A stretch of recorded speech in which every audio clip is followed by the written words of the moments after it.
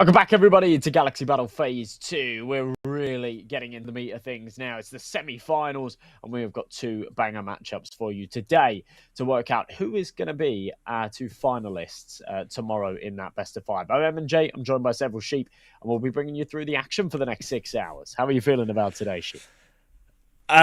Slightly surprised mostly about Iberian's Soul addition into sort of this spot in the bracket, but for PARIVISION, I was casting that game yesterday as they had a stormer of a match versus ENCE that went all the way, double overtime, only one round not played.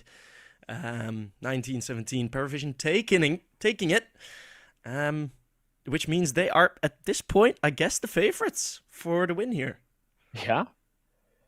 It's a really bizarre one. I'm in exactly the same boat when it comes to Iberian Soul. It feels a little bit toxic to criticize because actually they've been really fantastic recently, but they were in a little bit of a slump, I guess you can call it, towards the start of the year. There was some poor results and they sort of dropped down in the rankings a little bit, but it seems like the last 2 months for them have looked pretty good. And more importantly, their run here in this tournament has been fantastic, hasn't it? I mean, besting Spirit Academy in that first round of the playoffs. I think Spirit Academy were sort of teed up to be one of the favorites to go all the way. And then obviously 2-0ing Sashi as well in quite a convincing fashion there in the quarters. So they're going to be feeling fired up. They're going to be feeling like they can beat anybody that's left because they've had some real behemoths early on. Jamie's just staying really, really still. Don't worry. He's not frozen. Not the most charming pose, but... Yeah. Oh, God. Oh, no. We're putting him under the spotlight. But yeah, it's actually sort of loads of really surprising things about this Iberian Soul roster. The fact that Salsol has been the hardest hitter, who, he was actually the one that when they were under Koi, he was dropped from that roster. He was one of the weaker links. He's come back in and, really sort of proven himself as, you shouldn't have dropped me, guys. I'm back and I mean business. Coming back with something to prove, for sure. It's the veto on your screens right now. Inferno picked by Iberian Soul. PARIVISION heading into Ancient, and the Decider will be Train. So PARIVISION again having a Train Decider. Or actually, was that a Train Decider? No, it was Ancient actually. That was the third map in the previous match. I am stupid. But pretty comfortable veto, I'd say, for Iberian Soul, looking at all the past games. Yeah. Do you agree?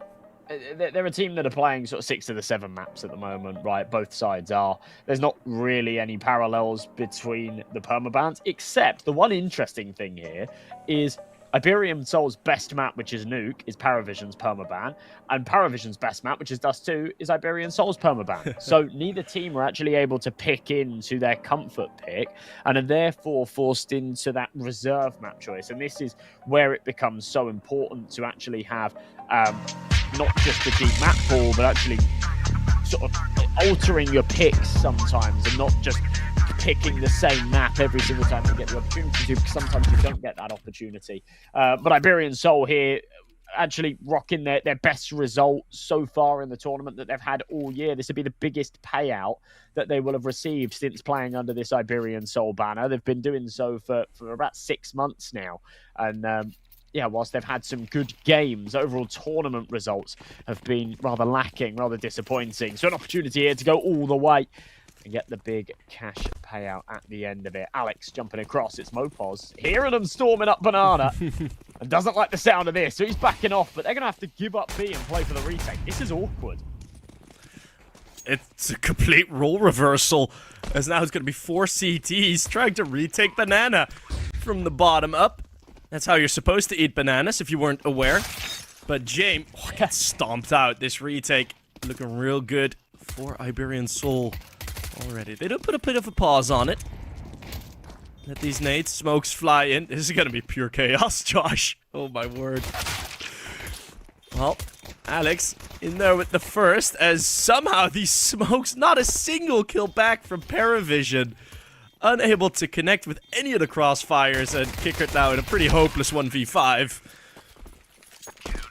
Okay, you know, Yeah, I actually wow. didn't really like the idea there with the whole playing the B retake setup, but it seems like it was well drilled. They knew what they were doing. They executed it perfectly. So, yeah, not bad at all. Not a bad start at all from Iberian Soul. What's kind of interesting here is this is actually the Iberian Soul map pick. PARIVISION got the choice of the sides, and they opted to start off on their T half. So, Iberian Soul are where they are kind of most comfortable here. You'd expect them to go for the CT pick if they had the choice. And yeah, it's little reasons like that. It's little pocket strats like that get it over the line for you. I'm just imagining you getting a banana, pulling off all the peel, taking it out and eating it from the bottom up. It's not a pretty sight. No, you're supposed to like peel it from the bottom. Like if you can't get the top part off, you get at the bottom you can just like squeeze it and you can peel it. I have never done that before in my It's how entire monkeys do it. It's how primates do it. No, it is. I believe you. I'll defend this with my life. Just been gaslit into eating bananas wrong your entire life. A primary school bully told you that's how you do it, and now.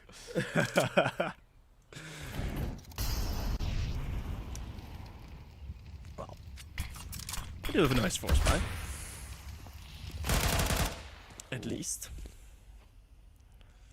Yeah, I mean, that's the one saving grace of that pistol round, wasn't it? Was that they actually managed to get the bomb down. That's what happens when your opponents are playing for retakes. So Iberian Soul very aware they're going to be against a force buy here. I like the setup that is sort of put up accordingly, especially with the 3 rifles in play, just prioritizing that firepower. Lacking on util though, 30 seconds. Here comes the execution. Very messy from the MP9.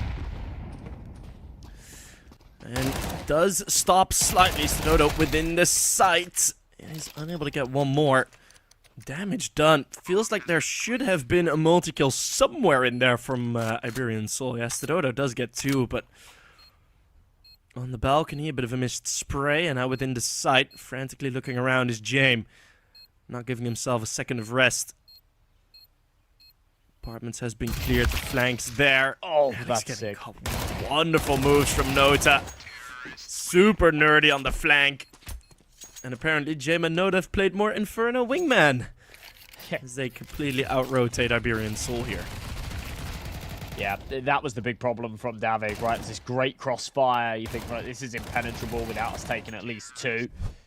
That obviously relies on you hitting your shots, and when the M4 goes down without much of a fight, and the MP9 is called to trade for both. It gets sloppy, it all falls apart. Really nice stuff from Nota there, though. With 20 HP, I was pretty convinced that he was just going to sort of tuck himself in a head angle on the site. Be a little bit stagnant about the whole thing, but yeah, recognizing, okay, well, I can either play a head angle or I can get behind them, and my low HP doesn't really matter if I shoot him in the back, so does exactly that. Works very nicely. Iberian Soul, it's a bit of a worst case scenario. Winning the pistol, losing the follow-up on the CT side. They're double eco. Still by pistols of their own. Stododo with a scout, no armor. This is a tall ask for them to win this round, but they'll give it a go. Minute 15 on the clock.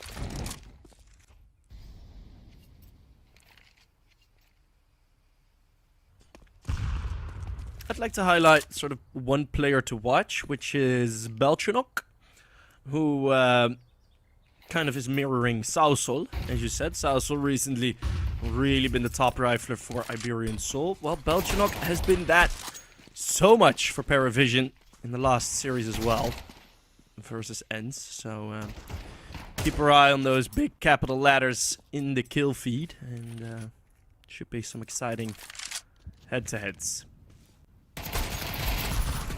So yeah, no major numbers posted by anybody just yet. Sausol down in the mini pit though. Holding down the line. Beautiful headshots. Mopos has found another. That's enough for PARIVISION to want to pull the plug on this. And it's a carbon copy of the last round. It's James and Nota, with Nota low HP. James finds the kill. Thinks they would have rotated. He's not going to expect a second man so close on the bomb site, but jumping up over the top. Oh, thought he might have seen the top of the head. Doesn't. And it's enough to bait them in to go for the plant, but clearing round the sides. Timing's brilliant. James does it all. That is so sick. And he just reads them like a book and picks them apart. A 3-piece to keep that one together. what awesome awareness there from James.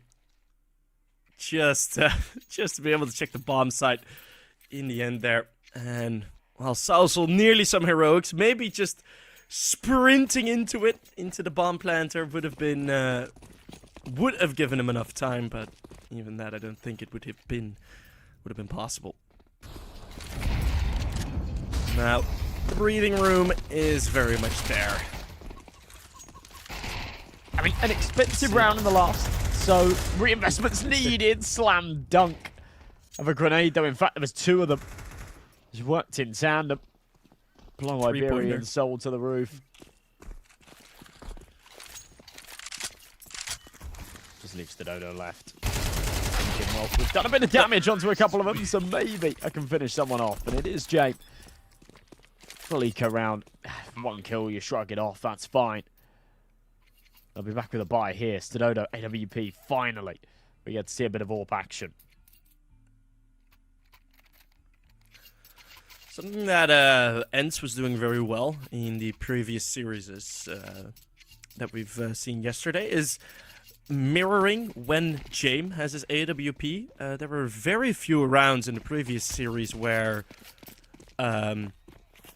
only one team had an AWP out.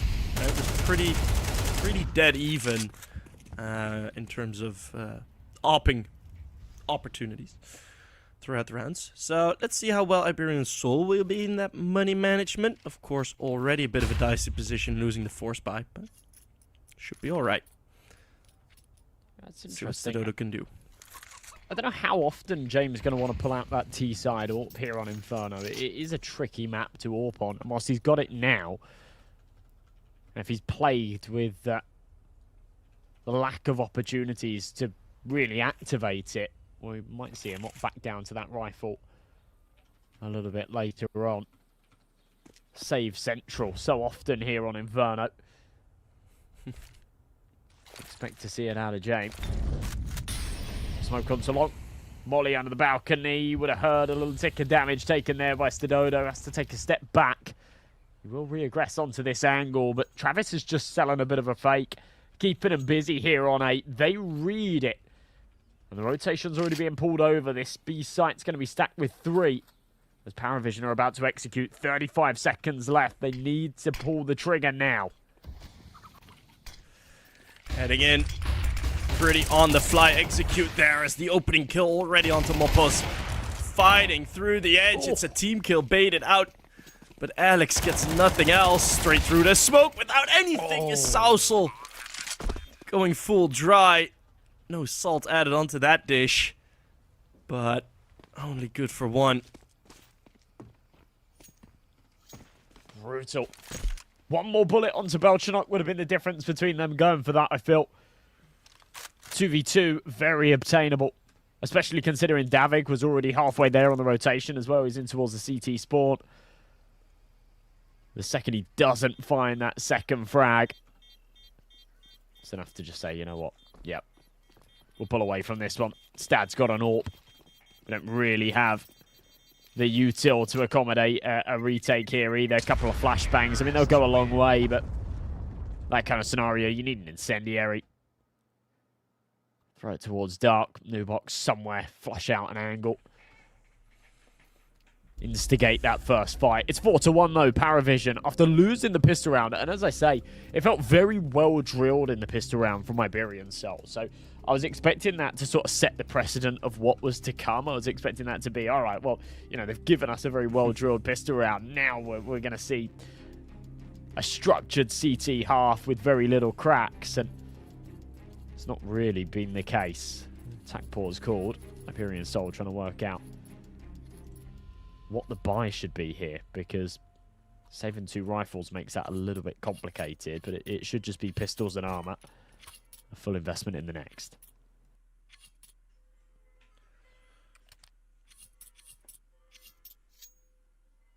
I actually didn't catch it yesterday. PARIVISION had played Partisan, and maybe fatigue does settle in after 4.5 hours of battling Ents. They lost the Partisan. 1 overtime. Well, actually, yeah, 1 overtime, 113-11 in there. Ooh. That's some great damage on the Stadodo already. Punishment for not having a helmet.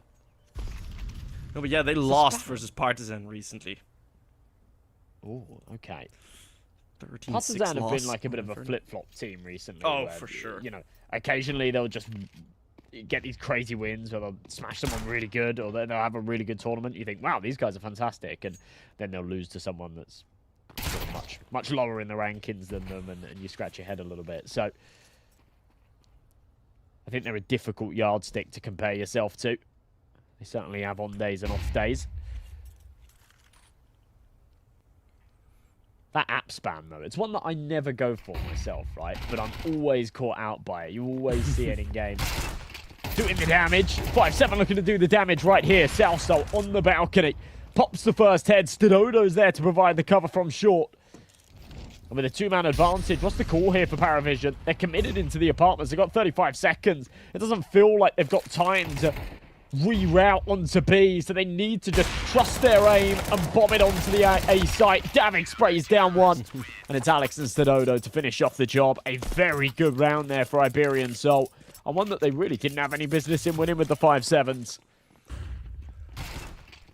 And same as in the pistol round, you called it this. Well, you mentioned that it was this sort of well-structured defense and all that, but I think for every single round, we've seen Iberian Soul start in a 4-1 setup. Every single round, we've seen them, even in the pistol round, and in the round earlier where South right as well, haven't they? Yeah. They've been losing their fights a lot, but their rotations and their stacks have been pretty on point. Yeah, it's been looking great. It's been looking real good for him. So they seem to have a very nice read on PARIVISION's T side, where it's going to end up at least. Now just the aim duels.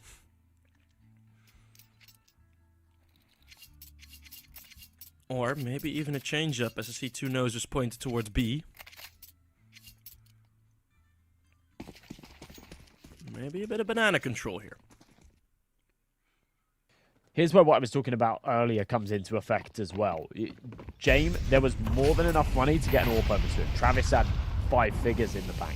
He doesn't want it. Last time he got that AWP out, even though they won the round, there was no opportunity with that sniper. So wants the versatility of the rifles, knows that Iberian Soul are playing these stack defenses, and you've got to be able to bounce between the bomb sites with a bit of pace.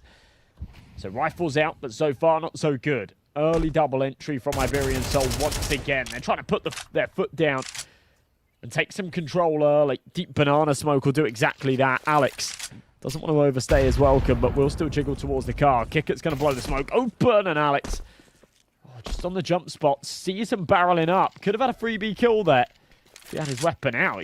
They're going all the way. The bomb's been left behind, though, so I really don't like this from PARIVISION. I was about to say, nice side take. No bomb, lol. At what point do they start to realize? They may have realized already, but they get mopped up. I just want to say, that is such a sick round from Iberian Soul. Every single gun round, they've been super passive, relying on passive rotations. They sent 2 players over towards B at the start, go for full banana control, whilst also silently taking the apartments. So, PARIVISION sees all the Shuto coming in on B, thinks, alright, that sounds cool. Let's just take over the apartments. And they get sat down by the advanced setup. I mean, that's just brilliant. That is legit brilliant work from Iberian Soul. Just falling, making PARIVISION fall right into their little trap. Yeah, smart stuff. Chips away at that economy as well. PARIVISION, the money's been thriving, but now certainly broken. Travis and Kicker will be down to pistols. The rest on the rifles. James on that AWP. Getting a little bit scrappy at the end of the last one, though, as we said, leaving the bomb behind.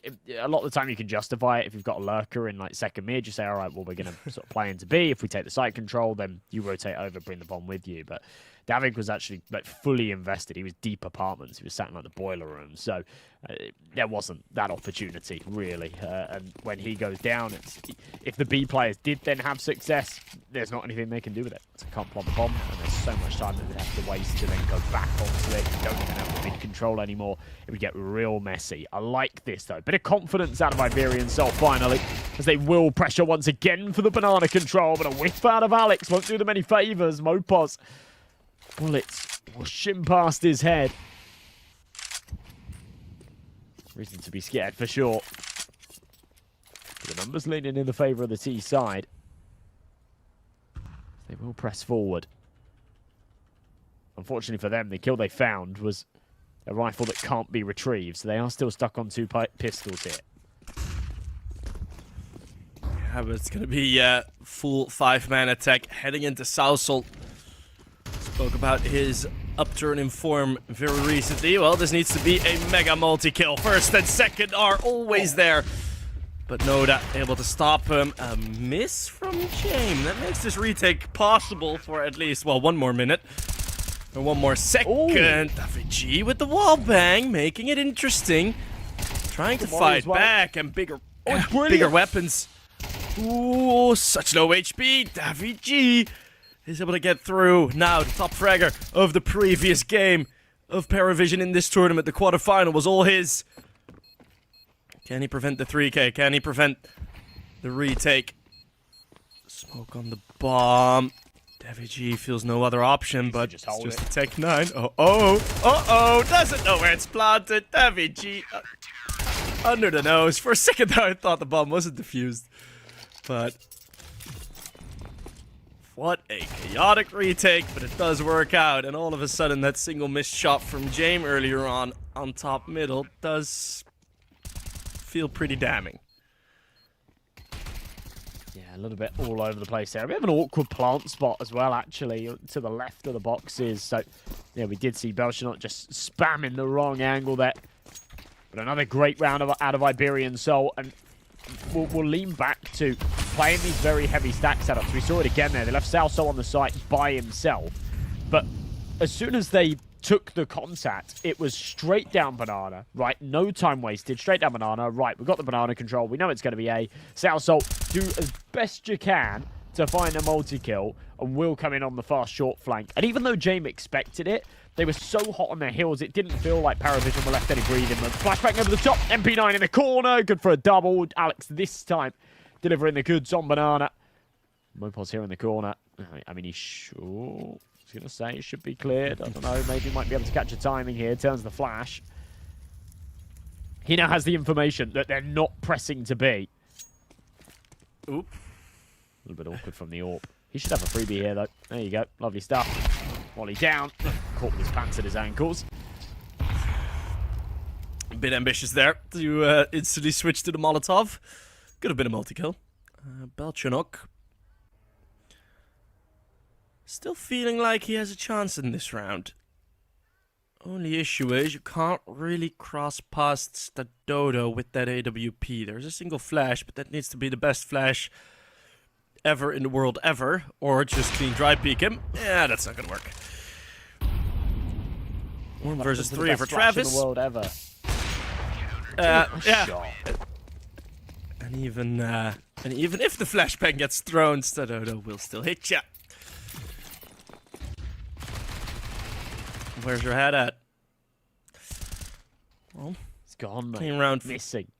Dodo owns it. Bang. Alrighty. Well, Iberian Soul, they've regained control. They're back in the lead for the first time since the pistol round. And, well, PARIVISION. You know, there's a bit of a... You can't call it an eco, but a half buy in the last. They had the luxury of having so much money in the bank that they could continue to force while still accumulating the loss bonus. Does allow them to not have to drop down to the Glocks at any point. Still giving up the rounds regardless, though. So it doesn't really matter here. Alex spamming away. Just narrowly missing Nota. A couple of inches too far to the left. But staying proactive. Again, putting the pressure on banana, deploying the util, then going for the rotations. Trying to stack up a site, faking it a little bit here. Him and Mopos actually sticking around.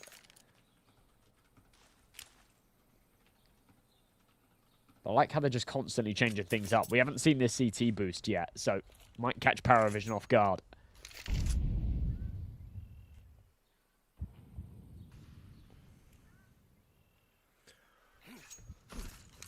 No retake util thrown in yet. Oh, there it is. Just that Malo, just to stop him from crossing that corner. I think that is going to be it for the defensive util. Mopos and Alex have got to do it with their guns now, and that looks very ugly from Alex, but so much more beautiful from Mopos. Making sure they enter the retake with the man up. James, oh, Jesus, that's ballsy, just turning your back to the CT angle. They don't want to face him just yet. Look at this, Southwell's gone past. They're so afraid of this James op. So afraid. There's 3 nades still available. They could just bombard the AWP. They're not going to, electing for dark. As now, Op Jesus is going to hit his shots. Travis there to support. Davy G. Sent running away. Difficult. The big side retake, always a little bit tricky.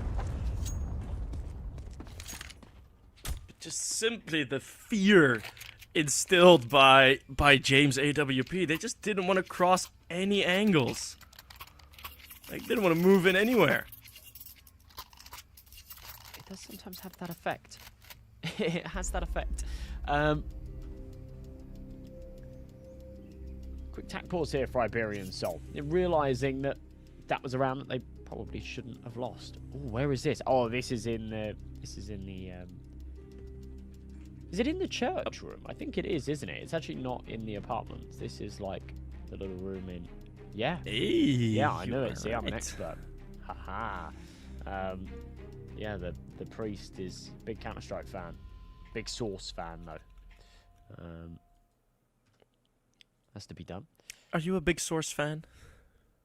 I actually am. I used to play Source. Yeah. Yeah, I like Source. You're an old school guy. I started playing in like 2015, I think. I have played some Source at least. Yeah, I'm sort of in the same boat. I wasn't like a big Source player. I would have been like 10 or something, so I wasn't like a big Source player. I properly started playing Counter-Strike in like 2014 as well. But yeah, I had played Source before that. And sort of, we'd always go back to Source for like B-Hop and stuff because it was better than B-Hop on CS:GO, especially in the early days. Like Source was good for like mini games and B-Hop and stuff, so we'd always go back and use it for that.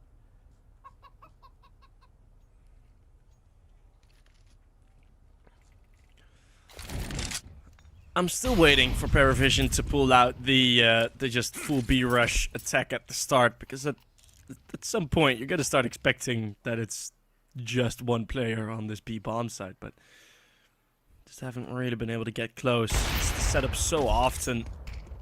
Nice swing. Ugh, Stadodo left bleeding.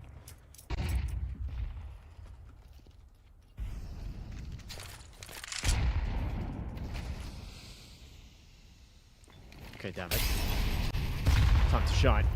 Him and Alex up close. Carbon copy buy on either side. Rifles on 3, AWP on 1, and an SMG there in the middle. First one caught out. It's Kicker. Just on the timing, trying to run back mid. That will ring the alarm bells that this is going to be a B execution. They were barreling their way back to Banana. Mopos comes and joins the party, but Stadodo so low on that AWP, knows he can't stick around for all too long. But the savior is Mopos in the smoke, ends up with a double, eventually traded out. But he's done his job, he's done it beautifully, bought time for the rotation, spams. Oh, very close. But no cigar. Stadodo looking for sightline just for the smoke. Blooms, there it is. Ooh. Sees an inch, but takes a mile. Travis wiped out, and of course, James is next on the chopping block. Alex on that slow lurk from behind. Easily upgrade into the rifle as well. It's going to be 6-5 here for Iberian Soul. It's been no walk in the park on their map pick. But I feel like they have looked like the slightly better side here on Inferno so far. I will totally agree with you there. This is the Iberian Soul that we'd hope show up today. Well, they have. Very clean, just heavy CT reads. Well, with Mopos, well, pretty exemplary of that on 2 occasions in this round. As I do want to highlight the a conversation our wonderful people in chat are having, that a couple are, quote-unquote, watching this game for the plot, seeing our Iberian Soul players shirtless. So, shout out to them, as one of the shirtless guys does get knocked down. Mopos stopped with the greediness on Banana. Yeah, shirtless gaming's been more and more prevalent recently, isn't it? Remember we saw it with the TNL guys as well. Their run last season. Sadly, couldn't make it the distance this time round. Love that little trade back though. That's kick it gone early, and a lot of damage dealt here too. Look at this call. This is kind of wild. It all just depends on whether, when they then re-clear top Banana, whether or not they commit to this B push, or they think, oh, it's all a little bit too quiet. Maybe they're stacked on the site. Oh, you can see them sort of inching away from it. Is that to set up nades, or is that to pull the plug and go elsewhere? I think it's just to set up nades. So yeah, they will still commit to B. But it's not as free as they think. They're taking too long here in Banana. Now Iberian Soul have got the fast flank. Oh, this is bold. This is bold. What a shot from Stad. That is outrageous. Taking that peek with the AWP, and James gets curious. Are they flanking Banana again? For sure they are. These flanks through middle, Iberian Soul have had no fear of any lurks. And it's a complete wipe within the bomb site once more. Shades of the pistol round. And the 7th on the board to complete the half. Iberian Soul playing so confident, man. I'm all here for it. Yeah, honestly, for me, it's just these rotations. They've got... Sorry, I accidentally muted my mic. These rotations, they've got it down to the T, haven't they? So often you see them sort of making these really bold calls where they're heavily stacking a bomb site. You think, oh, you know, this is the wrong call. They are hitting B. But they realise just at the right moment, they've got PARIVISION in the palm of their hand and around like that, where they know that even if they give them the B site for free, PARIVISION are going to take their time on it. And by the time they eventually do press in, Iberian Soul have realised that, yeah, he's a little too quiet. We'll push down mid. We've got that fast flank going. And just the confidence on Stadodo to go for that initial pick as well through the CT smoke. It's absolutely awesome. So, yeah, 7-5. Lovely stuff. It was Majvi Merdvia, I think, if I did pronounce that correctly. Winning the Deagle tilted in the giveaway. What a move from Stadodo. It's just such a sick play. And, I mean, we'll have Train as a decider. If we get there, and I think Ancient is kind of the same, where some quicker flanks, you know, pushes out of A main, can very much be a solution to a quote-unquote weaker B bomb site defense. And I'm wondering if Iberian Soul are going to continue this type of play throughout the series. I hope so, because I'm enjoying it. But, yeah, it's looking great. I'm starting to understand. It's the first game I think I've covered of Iberian Soul in this season so far. I'm starting to understand where their successes are coming from, because they do just seem very, very composed. I mean, Alex is, you know, a legendary IGL, so it doesn't surprise me that he's calling a very, very good game here. They've had so much of this just down to the T. Not sure how things are going to look on their team side. No, does see the elbow. Takes a little while to react. Ends up with a headshot. That's his second of the round, so he can go down and know that he's done his job nicely. The B site's still under siege. Travis needs to deliver. Kicker comes to help him, and it is a beautiful rotation flash to allow that player to play through the CT smoke. Kick it to arrive, and yeah, very, very good. That's a great pistol round from PARIVISION. Yeah, just everyone full blind. Sousel jumping into the wall there, not feeling, not seeing anything, probably feeling a lot of bullets to the back of the head. No force buy, no bomb plant, so Iberian Soul, if we end up in a scenario that they will not win this map, they're probably going to be looking at the starts of the halves with a bit of disdain. I mean, I would. Yeah.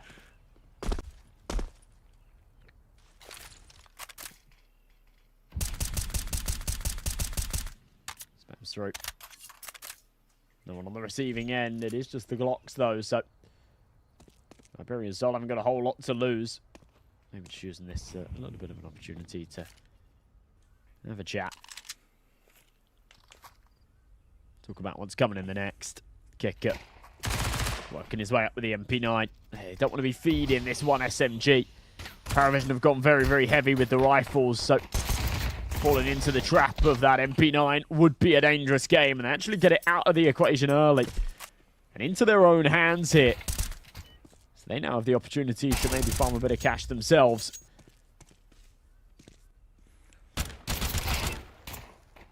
Oh.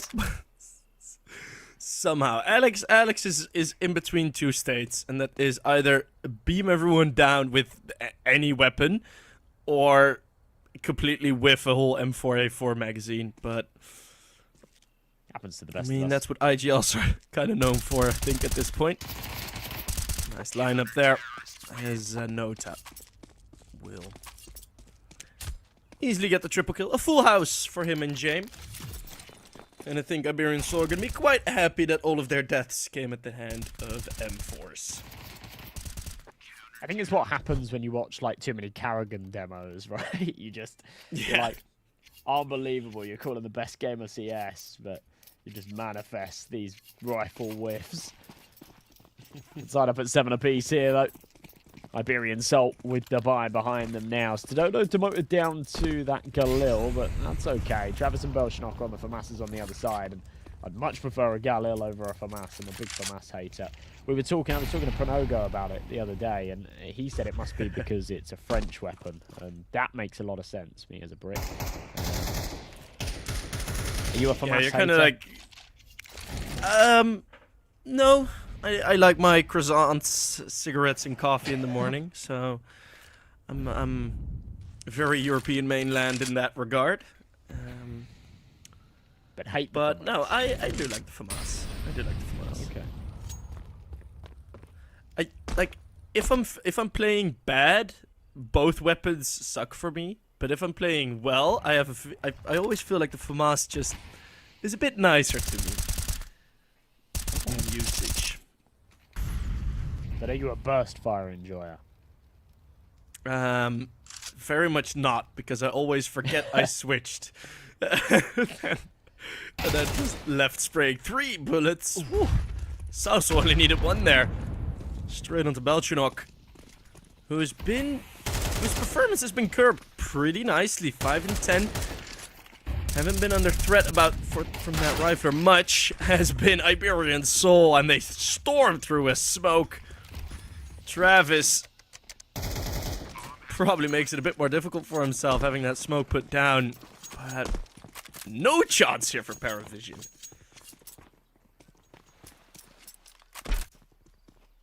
And I could kind of tell you why. It's going to be a bit of a rant, but screw it. The complexity already of like the sort of typical starting setup from Iberian Soul, with pretty much every single round starting in that 4-1 setup and then possibly rotating over later. Maybe it's because Iberian Soul play faster and PARIVISION don't have the luxury, but it is just these default setups. We see the 3-2, 3 on either side, whatever, how do you want to feel like it. And you see that as soon as one player falls, Travis had nothing to do there in the rest of the round. Smokes came in, you couldn't do anything. Whereas even if PARIVISION had taken the bomb side, there was always still something to do for Iberian Soul in the retake, which is a unique way of playing Inferno. But yeah, let's keep our eyes on the setups from this defense and see if it's worthy of beating Iberian Soul here on their map pick. Yeah. Sniper in hand. Great util damage. Look at that. Mopos and Alex limping within the first 10 seconds of the round. I like the idea of the boost up. Might still be able to catch Kicker. Flashbang's too good. Mopos can't drop off quick enough. So lovely little re-aggression there to take the advantage, but it doesn't last long. Davig lightning fast himself. And we're back into the 4-on-4. Look at this. They're keeping the tempo as well. Out of tempo. Also just not in time to be ahead of that smoke. And the util so threatening with the 2 players on low HP. Alex. Oh, he can't get the bomb with him though. But he can cut off rotations. They can escape. Oh, Alex, what a wonderful play. Oh, look at this. PARIVISION are looking around like, why is it all of a sudden so silent? Alex hearing 2 on the rotation. This is brilliant. They're not even considering this. Is Alex just not gonna move? No, he's just... He peeks now and whips everything. Oh, no. What a brilliant sequence there from Alex. No, I don't care about that. I don't care that you don't get a single kill. You're 16 HP. You can't really go for a wide swing. That is him shifting in about 1 meter or 5 out from long into arch that wins Iberian Soul the round. That is as nice as you can get it. That is IGL manifest.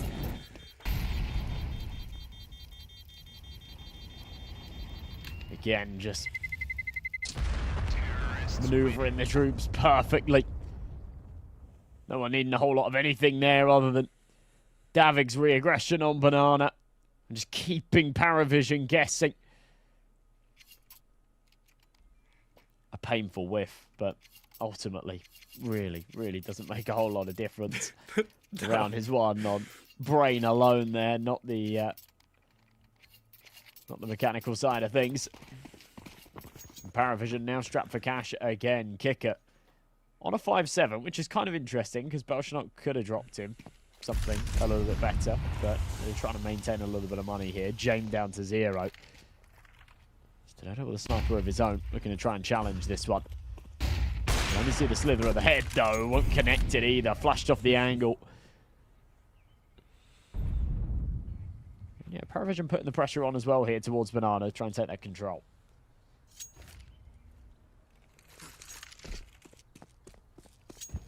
A real opportunity to extend that control, and the long smoke is going to be pretty much for nothing, as Belchanok is ahead of it anyways.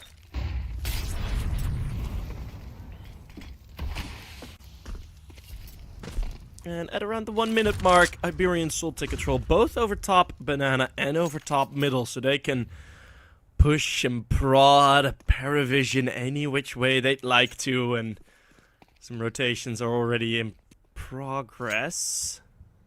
Uh-oh.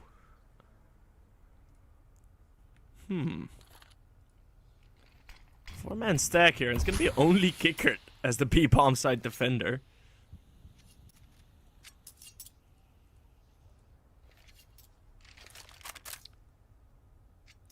Is this gonna be another reroute? No, they're gonna commit here, but not this. Oh, nasty angle. They do end up 1-for-1 though, which isn't too bad. Belchanok going to try and follow up with a little bit more as well. Yeah, they've just made the right call here. They've stacked the right site. We had Alex just sat in Banana trying to keep the B players busy. He has found himself the bomb and he'll tap it in just in the nick of time. No needs to stop it. So just got to barrel forward. Oh my god, not like this. Alex has found it. And now the 1v1 against the sniper. Low HP negated. James holds it. Repeat. Huge whiff. No, Alex. Oh, he had it right there. But here's the clicks as he's running out of bullets. And the spray goes wild. James ends up with it. But that is not a round that he should have been taking. Alex had played that to perfection.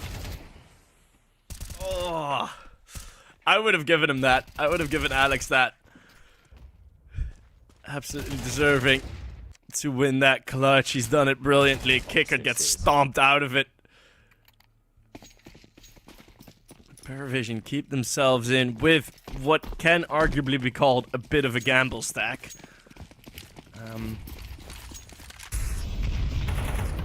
they now lose this round, he's going to be really kicking himself. Even though no one's expecting him to win a 1v3, that 1v1 was, you know, he's really whiffed that at the end. Kind of being handed the opportunity to take it back here, though. There you go. Freebie. Nota says, hey, there's a free early kill. A jump heat with an MP9.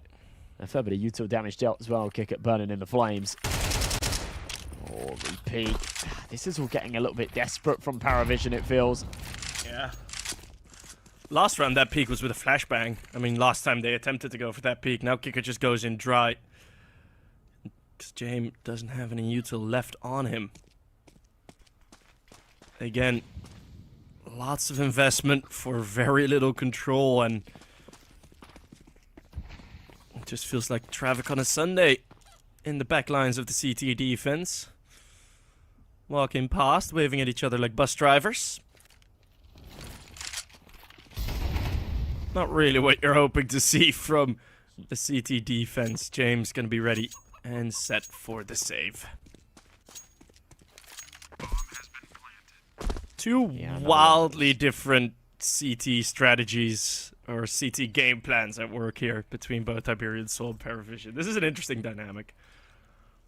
Yeah, it really is. It just shows the stark difference in the calling styles as well from James and Alex, right? James, a very passive IGL that sort of builds a defense around him having that AWP. And for Alex, it's, yeah, quite intuitive and quite versatile. They're constantly going for these fast rotations, constantly going for the stacks and things like that, especially on the CT half.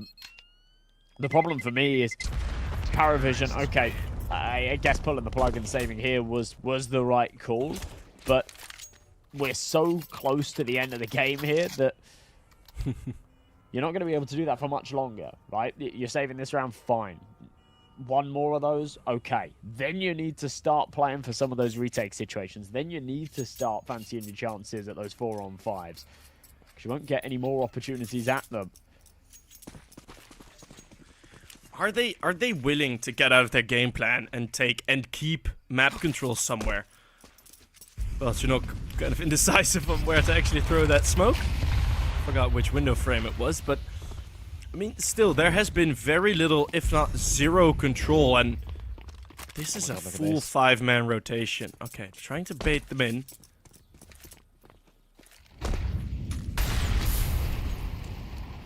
Huh, okay. Once, yeah. This just still feels like PARIVISION are on a bit of a coin flip, just trusting their intuition, which very often with these players is still the right call. Don't get me wrong. But like, it's not exactly a 50-50 relying on James's intuition, but it's close to it. So around this corner, they've re-smoked top banana. That, you know, Iberian Soul know that there's at least 2 here on B, because we saw those 2 incendiaries thrown. I mean, it could be one person with a little pile of util, sort of selling a bit of a fake, right? There's actually 3 waiting on the other side. One boosted up inside the smoke, kick it with 1, but Mopos doubling down. And a man advantage. I don't think they're going to expect Belchanok as that 3rd piece, so need to be careful. Stadodo's going to commit to this plant. James found another in the meantime. And there you go. Belchanok activated, instantly traded by Mopos. And a 2v2, Mopos low, but it still feels very winnable. They're gonna have to go for some of these retakes. M&J about 5 minutes ago. Pretty direct quote there. James and Travis are gonna have to cut in. James holding the back lines. Travis has the util for this. It's the only full HP player on Stadodo. And he swings right into that gunfight. James not even expecting him for the right side peek. And he's just gonna bait these shots. Oh, actually, that was a connection. Oh my word, didn't even see that. But Mopos, more than enough time to get away, save that AK. 11th on the board, Stadodo with some great moves in the Molotov. Mopos goes hunting. Okay, I loved from Mopos here. We can maybe see it in the replays. Okay, we're not missing the early round replays, but Mopos had been on the CT side, going through smokes, pushing. out of that CT smoke, whatever, going for all sorts of plays there. But on the attack, he is also the guy looking for it. He is there just middle of the site, holding the smokes, just waiting for someone for PARIVISION to pull off the same tricks he does. And he gets himself a triple kill with that. I mean, it's lovely awareness to go both ways with the smoke criminal plays. And this is the control that I was asking PARIVISION about. No kill just yet. Once again, as always, the priority is holding on to the sniper here for the CTs, but other than a nice exit frag from James at the end of that last round, we weren't able to see anything from it. Travis down to the FAMAS kicker on just a 5-7. Look how much space has been given up here. This lack of CT util as well means they can't really press for aggressive control. Davik almost finds a freebie. Travis ends up trading it. Belchanok. Oh, would have been massive if he takes both there instead. Flashbang obscures his vision a little bit. Mopos is already up long to catch out the rotate. And it's Jamin Kicker. 3v2. It's another one of those rounds where, look, I mean, James already pulled the plug on it. He sat in T-ramp, but what are you saving for? It'll be 12 in the next for Iberian Soul. Kicker's getting stuck in. He's about to get a freebie onto Mopos. This is a winnable 2v2 if James in position, but he's not. Now realizing he's the one with the kit, has to activate a little bit here. But a lot of time been wasted already. I think you need to just pull the plug now. Still going for this. What's the solution here? There's full HP on these players. James does get one shot, but yeah, there's absolutely zero time. Alex. Really half-assed, isn't it? It's like already making the call to save, then Kick-Up finds a kill and you say, okay, let's go for it, but there isn't really time. And you just run the risk of losing the weapons and also the impossibility of the round. Weird calls, but it's Iberian Soul onto 12. It's been pretty perfect from them. Well, speaking about if this defense was going to be worthy of winning the map, well, definitely doesn't look like it. A saved op on James for every single round, yet the impact we see from it is pretty much non-existent. No opening kills just yet. He peeks out wider as Salsa just destroys him. Belchanok activating. That's something PARIVISION have also been missing. He's a bit threatening, but just a dry swing out of smoke. Mopos switching positions to hold the defense. Belchanok not checking the corner. This is just outplaying PARIVISION. Iberian Soul looking for a one-man down situation to complete this up into 13.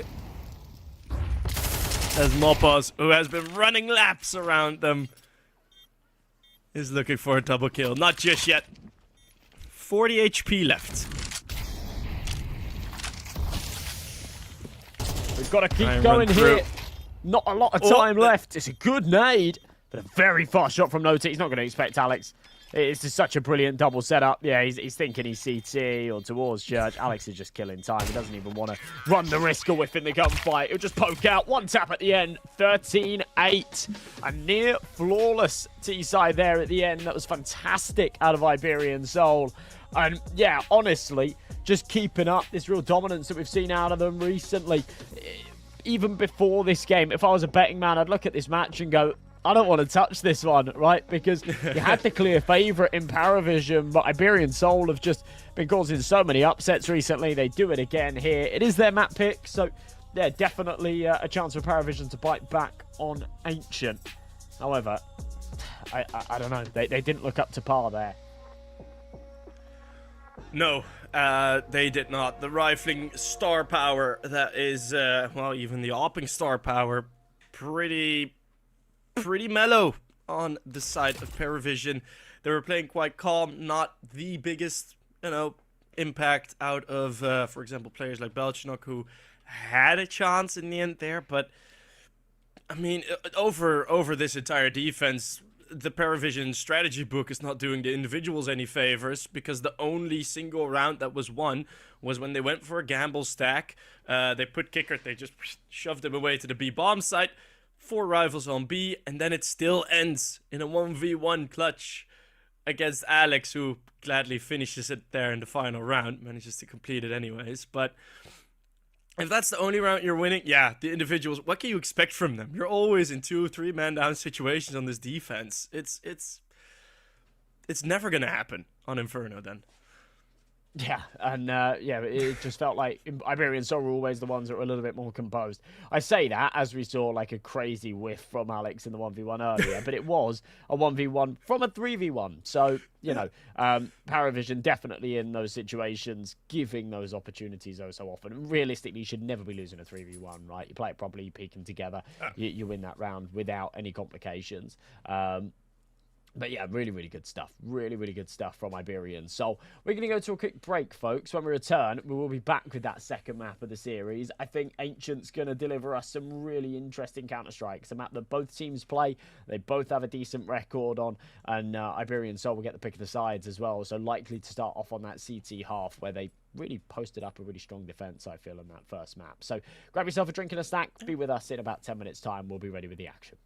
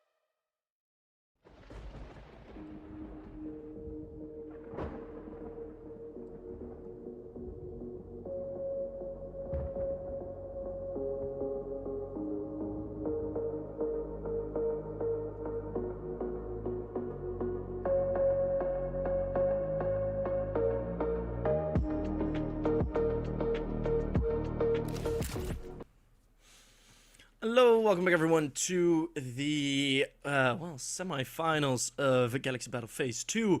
It is us, Emin Sheep, and several J's, and we are ready to give you guys the second map of today. It's going to be Ancient. And what are your expectations there, Josh? I don't know. I really don't know, actually. I think we've kind of got to wait and see until we get into the server. We'll watch like 4 or 5 rounds, and then I can start to get a feel for things. Because right here, like, Iberian Soul really impressed me on Inferno. They really, really did. But whether or not they actually have that longevity and the depth in their map pool to overcome a team, not just overcoming a team like PARIVISION, but a team like PARIVISION that are on boot camp. Yeah, they're on boot camp. They've been on good form. They are definitely the favourites in the series. It's difficult. So, yeah, we are going to have to sort of wait and see. But as I say, no predictions from me just yet. I kind of feel like we're going to a third map, but yeah, if Iberian soldiers come into Ancient and sort of, you know, put their foot down and give us the same kind of coordination, the same kind of composure that we saw out of them on Inferno, then maybe we have a different result ahead. One thing that PARIVISION are possibly looking forward to as well, as a result from this tournament win, looking at the Valve points that they're currently sitting on, it's 1 point away from 1100 to get to the Cologne play-ins. It would need to be top 24 if I remember correctly. It's going to be 113. Now, I don't know if winning this tournament will bring enough points for that. But it's close, maybe, isn't it? just maybe, they'll be able to get there, and otherwise they're going to be focusing on next season, but they'll be doing that from a wonderful position, as Iberian Soul not going to be sitting and waiting around. Double play into the A main area. Well, that area is going to be Belchinox to guard. Kicker coming in to help. He gets shut down quick. Whoa, Stadodo doing mega work. Has still kept the 3v3, but bombs under control for the Iberians. Yeah, hang on a minute. We've got a round on our hands. However, with the bomb dropped in main, things do get a little bit dicey. Stadodo just periodically jiggling, waiting for a head to poke over. He'll try and play whack-a-mole. Spots the arm instead. There's enough to deploy that molly. It's actually recovered as well, so it just does him some real favours. PARIVISION hand delivering the util needed to run down this clock and keep hold of this bomb. But eventually, he will have to give it up and let PARIVISION recover that C4. Can't just stay in main by himself forever. They'll grab it. They'll head over towards B. Fast rotation's already in, so Iberian Soul should be ready for this. Nota. First target. And looking at the bomb, this seems like a commitment. Stadodo, 3 kills before the goosh comes through. Travis unable with that suppressive fire to give him a bit more chip damage as the feetsies get shot at. Travis is going to stomp out Alex. It's going to be 7 HP for the ace of Stadodo. And that Glock bullet will pierce straight through the heart of the pistol round. First on the board for Barry. Not bad. A really good recovery, actually, after that very awkward start. Really nice shots being hit.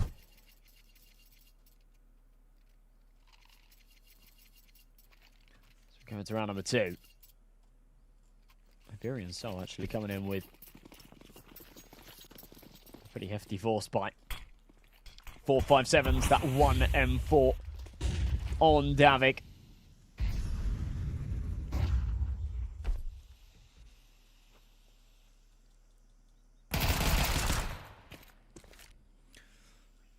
Those 5.7s, they did some good work for Iberian Soul on map number 1. Mopos does recover the Galil eventually, right under the noses of PARIVISION. And that little master plan has been revealed with the spray through double game setup. Potential here. Quick adjustment, the 5.7, just not enough stopping power on Stadodo. I have a feeling they're going to throw bodies at this problem. His HP is low on 2.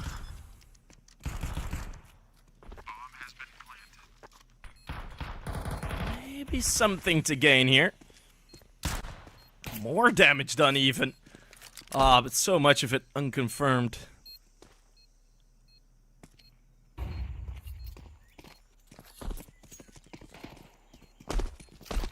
They're gonna try and attempt in the next round.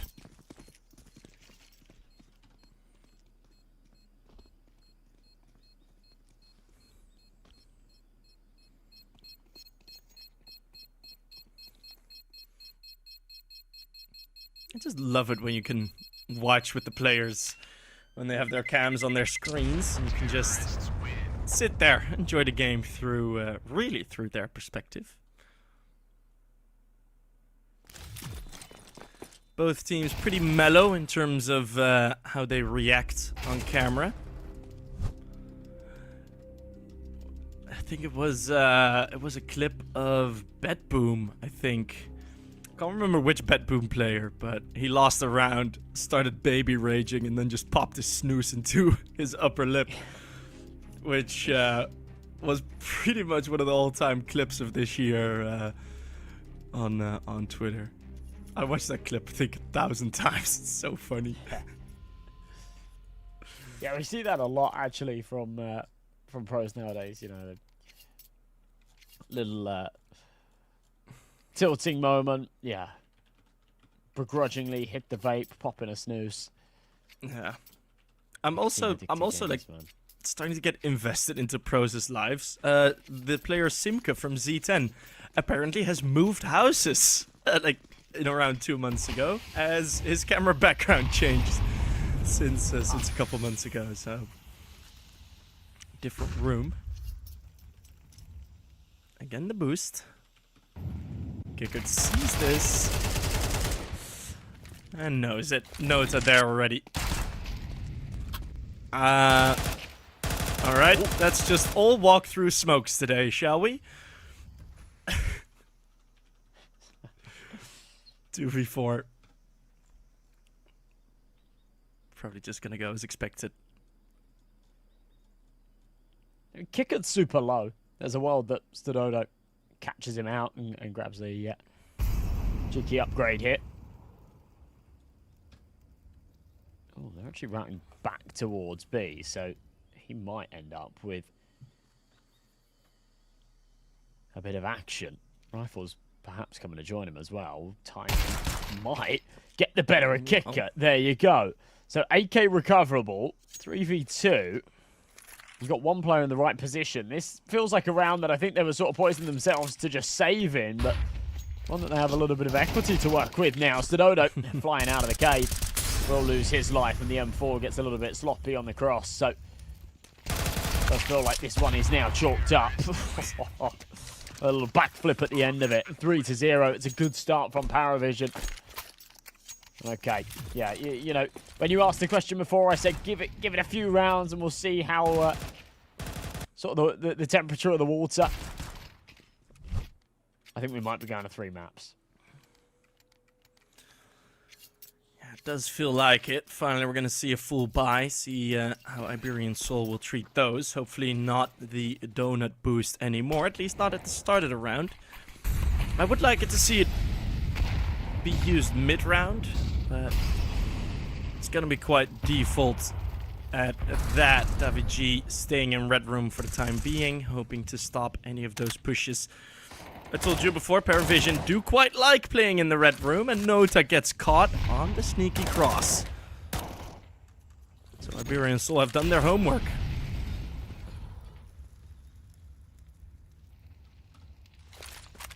Homework indeed. Mopos. Bang him. Alex just jiggling around the corner. HG's to come. Travis, love that entry. Doesn't actually commit through after that smoke blooms and into the site. Just says, I just want to pull the numbers back and then we can kind of work it from here. Fumbles the boost a little bit, but over the top. I like this. James going to get the sight line. This entire round kind of pivots on putting him in a strong position, even after the smoke's faded. They want that off angle, but won't stick around for too long. There's 40 seconds. They need to make a move. And so much control been taken elsewhere. You see Davig all the way down in elbow. Another brilliant entry. Oh, that's a big whiff from Stadodo. Balchinok double entry. Triple kill for him thus far in the round. David G tossed the clutch, just slowly chipping away at that B bomb site. The Spanish rock unable to hold. Gonna boost Jame up again. No defuse kit, which pretty much makes this round an impossibility for Davy G. And he knows it. Gets away with the op. That's a decent save for next time if Stadodo hits that shot, because that could have changed the entire round to still make it possible. But no. 4-0. Damn. How many more?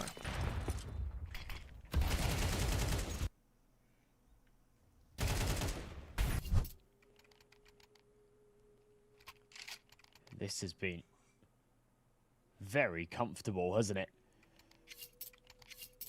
PARIVISION just hitting all of their shots. Iberian Soul seemingly missing theirs. I mean, it's going to be a bit of a weird point to make, but Inferno's a very flat map, right? Very flat map, but you know, you don't have to worry too much about elevation, crosshair placement, things like that. We saw Stadodo's AWP when he was holding that cross out onto the B site.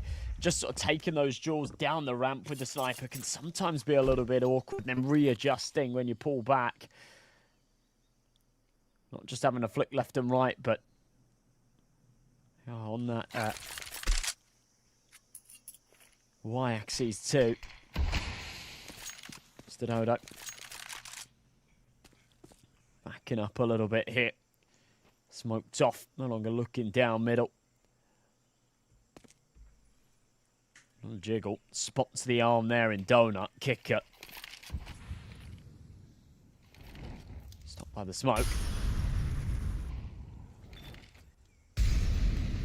Much slower round.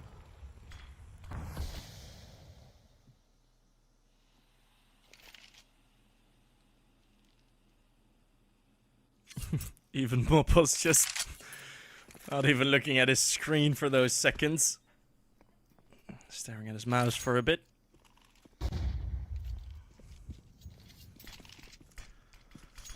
Side take's beginning now, but with an extra smoke thrown in, might be stopped. We're gonna have to go through this. Stadodo able to make things right from the last round. Doesn't really happen.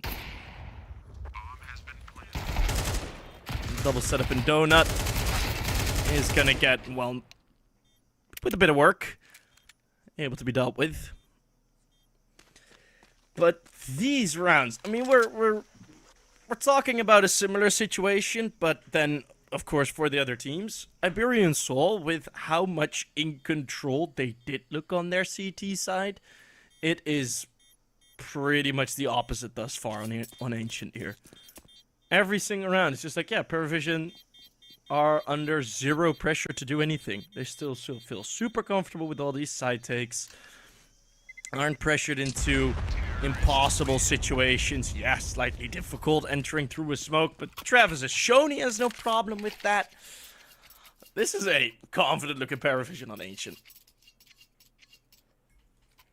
It so really your is. prediction that you made, yeah, for 3 maps, yeah. Probably gonna get on board. Yeah, with that. I don't know how much of a prediction you can really call it when I'm calling it after sort of 3 or 4 rounds into the map. But I think there's sort of something to be said for just testing the water a little bit and, you know, seeing how a team come into a map. You could see, even though Iberian Soul actually got off to a pretty poor start, right? They ended up going sort of, what, 4-1 down or something like that on in Inferno at the start. You could see by the way that they played that pistol round that they really meant business on Inferno, and were sort of willing to take risks and go for some of these stacks and things like that. And we saw that throughout the entire game, and it sort of what won it for them. It was very three-dimensional, and yeah, very nice Counter-Strike. Whereas here on Ancient, I'm not going to go as far as to say they're looking lost, but we're not seeing that same level of composure, I feel. 5-0 down. It's going to be tricky to recover. Seen it plenty of times in the past. Games of CS2 often swing back and forth. PARIVISION looking fired up. It's Travis once again to try and barrel it out with the entries. Look how much ground he's taken. This is just ridiculous. Oh my god. He's out here in the middle. Just getting out, at least for the time being. Jame, the one to catch him. Iberian Soul so conditioned to a slow take, they didn't really expect them to already have 2 players past long at that point in the round. Kicker just giggling at his screen that hit that shot.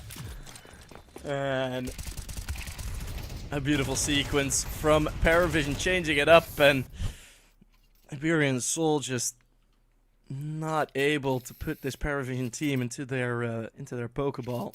No control. They keep wriggling out.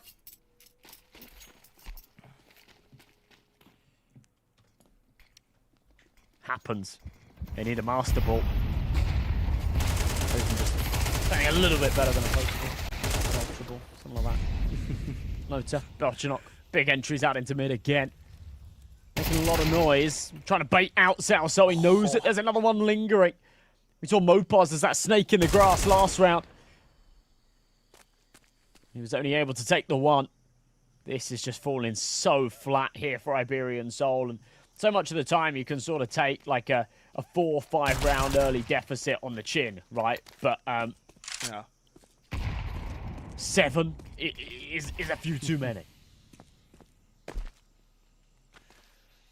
And the biggest worry is I haven't seen much yet that does believe me that it will stay at 7. I have a feeling this is just gonna be steamrolling on and on. Oh, we saw timeout in the last round already. Well, not really worth anything at that point. Or 1 round earlier it was, but I wouldn't be against another timeout. I mean, PARIVISION in the first half of Inferno, they called 2 timeouts within 2 rounds of each other. Maybe that's necessary here ahead of the upcoming full buy.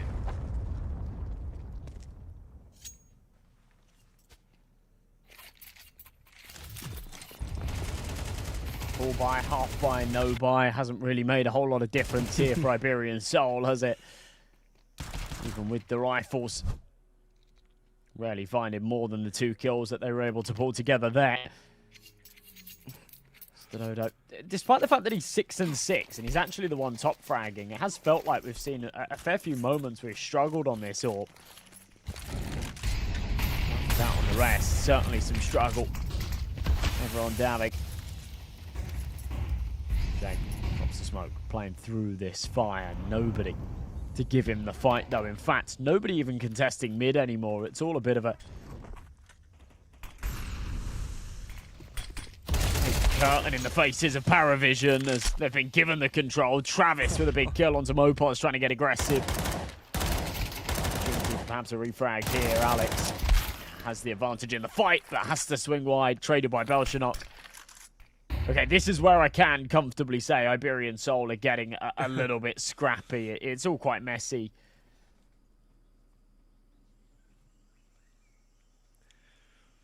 And I find it odd that we haven't seen them really go back to kind of what they know and what they did on Inferno. I mean, the strategies that they had on Inferno, going for those 4-1 stacks in the beginning, right? If you keep it passive, yeah, you're going to be very vulnerable to late round rotations in towards the A-bomb side, but you can still very much cheat over with 4 players and at least attempt for some control. Travis is going to let one go. He knows now the entire B-bomb side is cleared. And the outplays just continue. Bomb has been planted.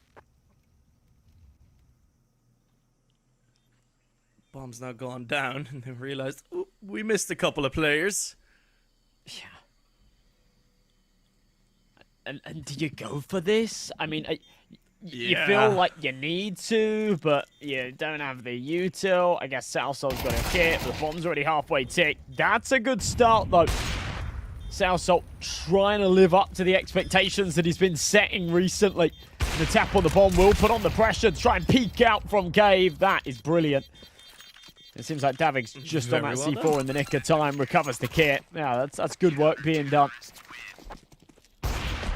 Strong retake, but it's only that first on the board. A long way left to go to recover this into a decent half.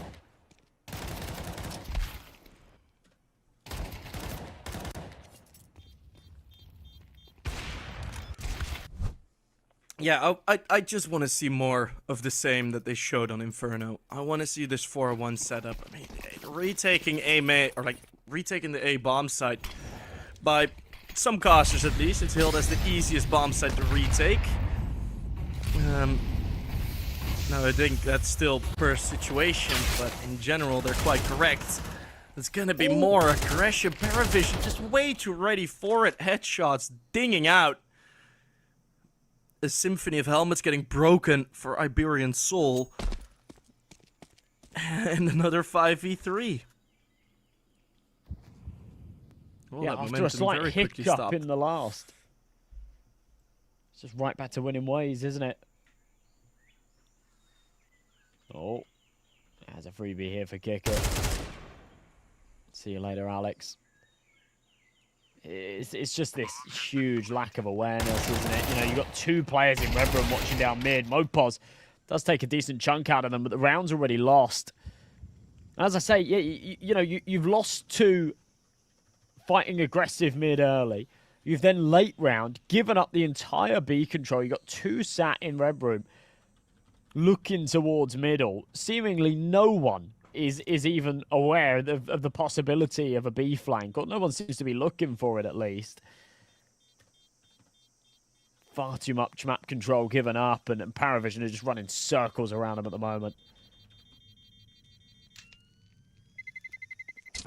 Terrorists win. Yeah, this is feeling like letting Stadodo save the AWP is just a bit of a pity handoff to him. Just like, oh yeah, you can keep that, guys. We'll win the round anyways. Yeah, it also looks like a whole different PARIVISION, seeing them in control, and that's, I think, something that they need to. Just hit something in my room. I still do think that is something that their game needs adjusting to, which is, well, adjustments. They did pretty well against ENCE with sort of adjusting on the fly, but keeping that very consistent. For example, we didn't see it much on Inferno in the previous map. So if they can spread those reads across out on all maps, I think then we have a really good contender for a new tier 2 team, and James can get back, well, James Kickert can get back to LAN environments. Straight through red room. They have gone, and ooh, 2 kills already. Alex only with 1 back. Daffy G doesn't know where to look, completely surrounded. Stadodo unable to move forward and help. No. Able to move backwards and help, though. Again, it's the space given up, isn't it? He's sort of caught desperately trying to rotate through CT. Stadodo's got... Oh, he sort of had the right idea. He's still bouncing between the two, thinking about it. AWP in hand. He was given the luxury of mercy in that last round, allowed to hold on to it. Right here. They might not give him that same blessing, to be honest. The round prior, despite the fact that PARIVISION had won so many rounds in a row, the cash was actually struggling a tiny bit. But going into the final couple of the half, you know, you got players like James, who's right on the cusp of 5 figures. You got Nota and Kicker around 5, 6k. Yeah, they can hunt. They can afford to do so. It won't matter. They'll be able to buy out for the rest of the half regardless. Stadodo hears him coming, but Belchanok starts walking the other way. It will only be the one fight onto Kicker, and he's handed that one for free. Kicker, knife out. So the AWP will survive, but it's going to be a 9th round here for PARIVISION. For me, this already feels too far gone. But I have seen 9-3 recoveries, and I have seen them go the other way plenty of times here in CS2. So I'll stay reserved for now. Yeah, this map even had a very famous 10-2 recovery. Back when Na'Vi was still making playoffs, they managed to destroy an inexperienced Mouse team. Still with Shui on the roster. That was a 10-2 scoreline. Similar halves, Mopos. Oh, yeah, it reeks of desperation, these types of plays, and They just completely go past one another. Kicker's going to infiltrate. This B defense starting to become weaker with every passing moment that Kicker gains space. Opening kill is there for the first time in a while. But how much can Kicker do here?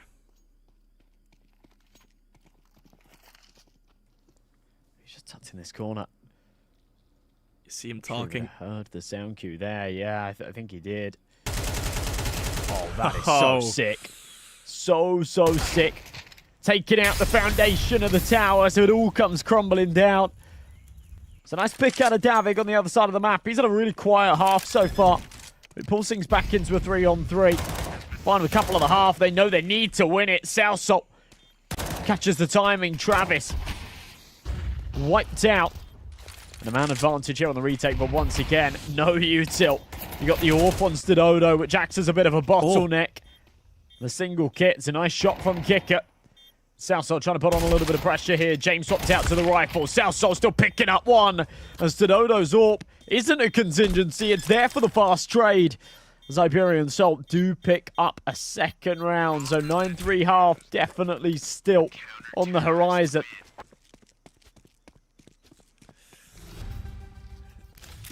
That's some recovery. That is on Southsol. As soon as that Molotov went down, he had sprinted through already, able to catch Travis. And then, yeah, you have that advantage to work with. Personally, I felt like James was a bit passive there on that bomb defense. You saw Kicker stepping left and right, throwing nades, swinging out, and James just kind of sat on default, waiting for something to happen. Would have liked to see some more cooperation between the two to maybe give us double digits in round 11. Still a possibility for the 12th.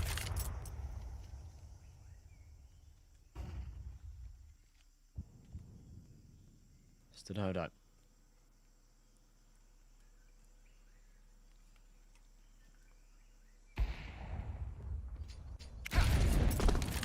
Stood up, Molly deployed. Of course, no problem with the cash going into this final round. Uh-oh. As anticipated. They did this against Ents as well. Again, this is ridiculous. Yep. We've seen PARIVISION do this the entire half where they just shift up. And Iberian Soul have left all of these cracks, even with all 5 players alive. It's excusable when, you know, you take an early disadvantage. There's 4 of you. But all 5 alive. Nope, nobody's holding main. They just walk up dry. Kill the donut prong. And that's that. Round should be signed, sealed, and delivered. The late half A push. It is a classic. Please go watch back or keep attention on every ancient demo you'll have available to you. Teams love to pull out this strat.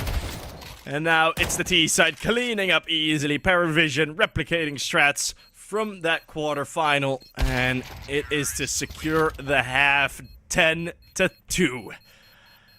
What a lovely performance from PARIVISION. Yeah, this has been really good. You can finally see some smiles on the faces there as well. We certainly didn't see them towards the tail end of Inferno. There's a half to be happy about. And then mopping the floor with Iberian Soul, who have gotten really, really quiet since map 1. Time to get loud here, though. We've got a skin to give away. Oh, it's a Tooth Fairy. That's okay. March, go. Congratulations. Got yourself a new shiny M4. Plenty more opportunities if you want to use your channel points. !Galaxy. Redeem a key. Oh no, it's actually not !Galaxy anymore, is it? You've got to do it with the channel points. Redeem a key. You click on the little channel point thing at the bottom. I've actually bought my first knife, if we're talking about skins anyways. Whatever. Yeah, my first knife ever. I have just bought it. Very recently. Congrats. It is a gut knife marble fade. Okay. Interesting choice. That Like doesn't it. sound enthusiastic at all. No, I'm not gonna spend a car on a knife. Okay, like, don't carry that kind of money. But no, I think I will cherish this knife for a very long time to come. Not as beautiful as the skins that we have, of course. In the server. Well, just some regular dualies for Nota to try and stop this first attack. Winning this pistol would be devastating for the opponents of Parry.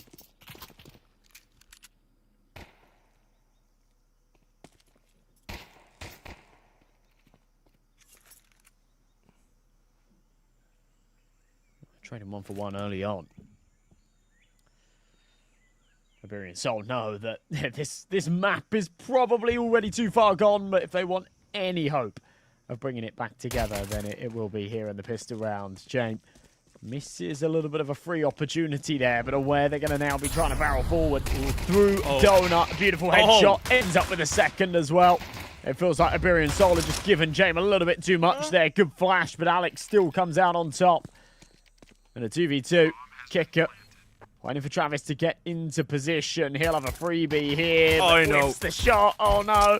It's all going wrong. The Jewellies have run out of bullets. Alex is frantically looking at the ground. Knife out. It's on to Davig. 2v1. Bomb's beeping away, but there's so much time left on it that he can't really use it to any leverage point here.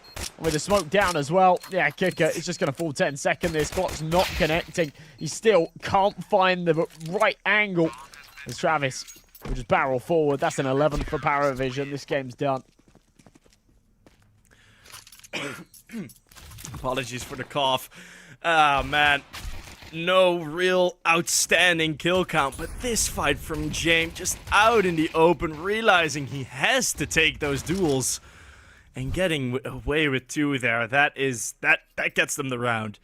That final clutch, you know, whiffed shots, whatever, yada yada yada. Everything goes wrong for Travis and Alex, but that fight from James, just taking that out in the open, I was wondering, is this gonna be... That was the do or die moment of the round. Brilliant stuff from the IGL.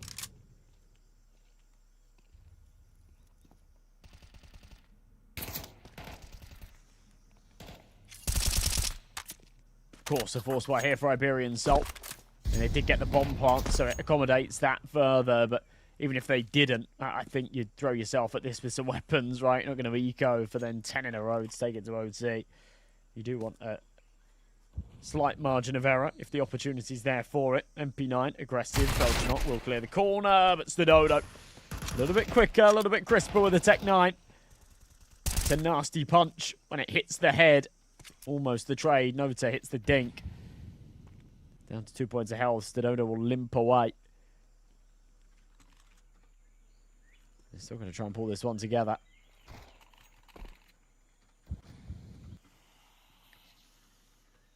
Right now, they've been given full control of A, but they won't realise it just yet. I'm wondering if this bomb goes down, if we're going to see any movement from PARIVISION. I think that will only be the case if we see Nota get 2 frags. It's going to be 0 util available. Well, 5 flashbangs in total, 3 to Iberian Soul. There is some movement. Is this really going to be a retake attempt? No way, right? Nah. Yeah, this is one of those PARIVISION rounds, isn't it? I mean, you kind of would like to see them have a little stab at it, but it doesn't make all too much sense. Iberian Soul will be allowed 3.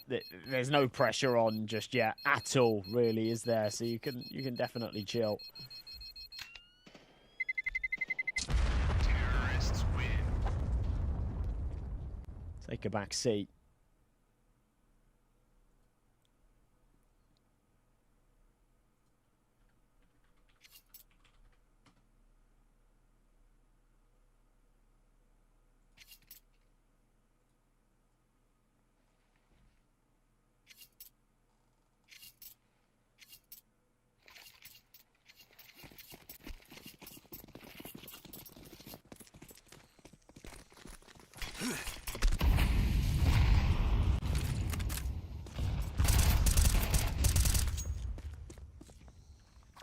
Bit of aggression earlier on.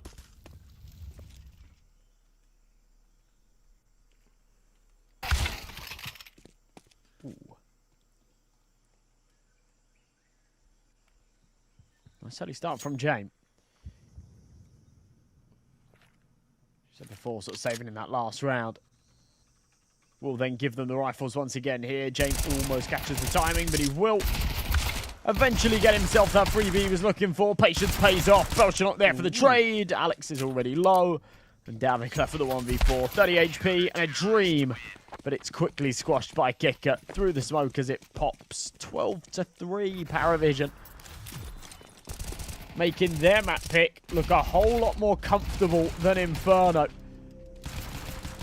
When it boils down to train, I don't know which way that pot's going to go. PARIVISION haven't looked great on train recently, to be honest. They've had a couple of recent losses, actually, in this tournament as well. They dropped a map against Ents to it. Closer game against Astrum. They got smoked by Sashi just a few days ago, and that was a 13-3. Oof. On the other side of the coin, I mean, Iberian Soul, they rarely play it. They rarely play it, but technically the results ever so slightly better in their camp. They've only played it once in the last month. They played against Leca. Portuguese side, 13-3. Times we've seen it come up in Galaxy Battle. 13-11, lost 16-14 OT. Yeah, I really don't know. Could be the final round of play here, though, for Ancient.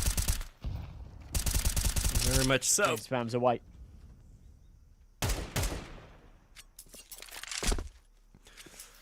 Another question is, are we going to see a stylish finish, or will it just be another full-out stomp?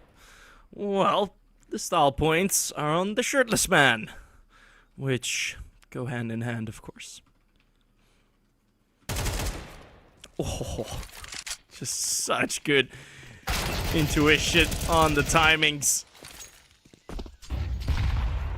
It's gonna need to be flashy, 3v5, to bring this one back. The flashes are good. Addicts and Stadodo able to hold off this push. Nota has the bomb.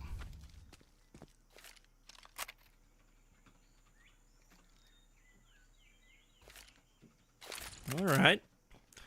Smoke reveals his position. The flank's gonna be coming in. Sausol cleans it up. Alright. A little bit of life in them. We're not looking at this as a plausible comeback just yet, but even if they're not looking at it as a plausible comeback just yet, just coming into these rounds and, you know, pulling back as much as you can. If they end up with, you know, like a 13-8, a 13-9, you feel a little bit better about it, right? You go into that third map. There's still another map to be played in the series, so you go into that third map with just a little bit more confidence. The morale's a tiny bit higher. You know that you got smoked in the last, but yeah, a few rounds recovered at the end there. Just sort of gets the aim warmed up again. Nice start. Belchenok aggressive into middle. Mopos did see Belchenok's head, didn't react to it. Knows that realistically it's likely there's one down below, but the poke back over. Belchenok pops it. Really, really tidy. Jim unable to escape there. Over towards the donut. Belchenok pressured, and Sausol, including some of the other riflers, starting to pick it back up again. It's Nota straight through the smoke. Traded just in time. Another clutch asked from the PARIVISION side. Kicker, first kill, not coming through. Alex holds it sharp. Full house for Sausol and Alex.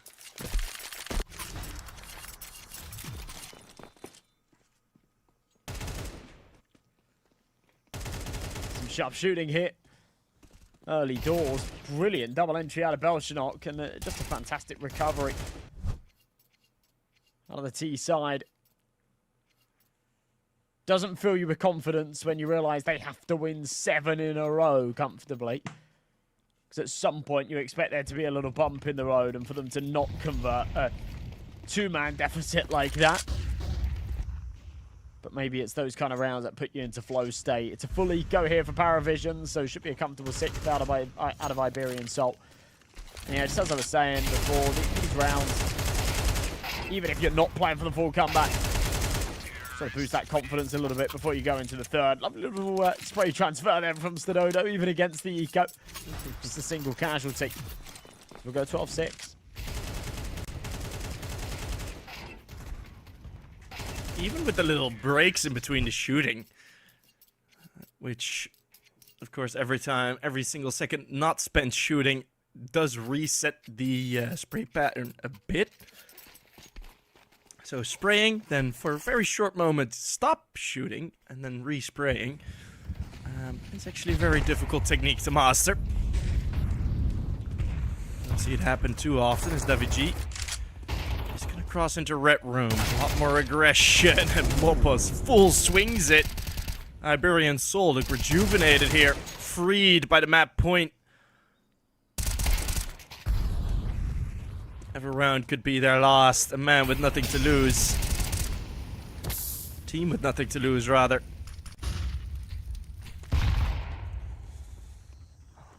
Look pretty damn good. They really are. It was on their... Yeah. It was on their game against ENCE as well, by the way, that PARIVISION didn't really have the best CT side. In their overtime, their 2 overtimes, there was only a single CT round won, and that was by PARIVISION. This is really where, right? If Iberian Soul had won the second half pistol, the scoreline would be 10-9 right now. You know, we really would have a game on our hands. So there was truly just so much weight behind that pistol round victory. Getting that freebie in the second. And it wasn't too much of a freebie. They were against the Force, but certainly still came with an advantage. Bit of attack pause here from PARIVISION, realizing that they are letting this one slip a little bit. As said, how many times can Iberian Soul convert with these early disadvantages and whatnot? And then backtracked, said, I don't know, maybe they only need to do it a couple of times, break that confidence of PARIVISION and build up their own. Then they can start having some of those convincing rounds with the early entries, with the beautiful shots connecting, the firepower to the maximum. And that's sort of what we saw in that one there, just bombing it into middle. Taking those aggressive fights, winning every single one that came their way. Just a half buy here out of PARIVISION. They've got the loss bonus, so they don't have to drop down to full USPs like last time, but it's not going to be much more than that. You do get through. Will it be one of these rounds? It so often is when the team is on 12. Not able to get any gun rounds. Just a bit of a half buy. Can get them over that threshold. It's already the opening pick, but an unrecovered AK occupying the stones there at the bottom of B. Travis getting showered by the spray.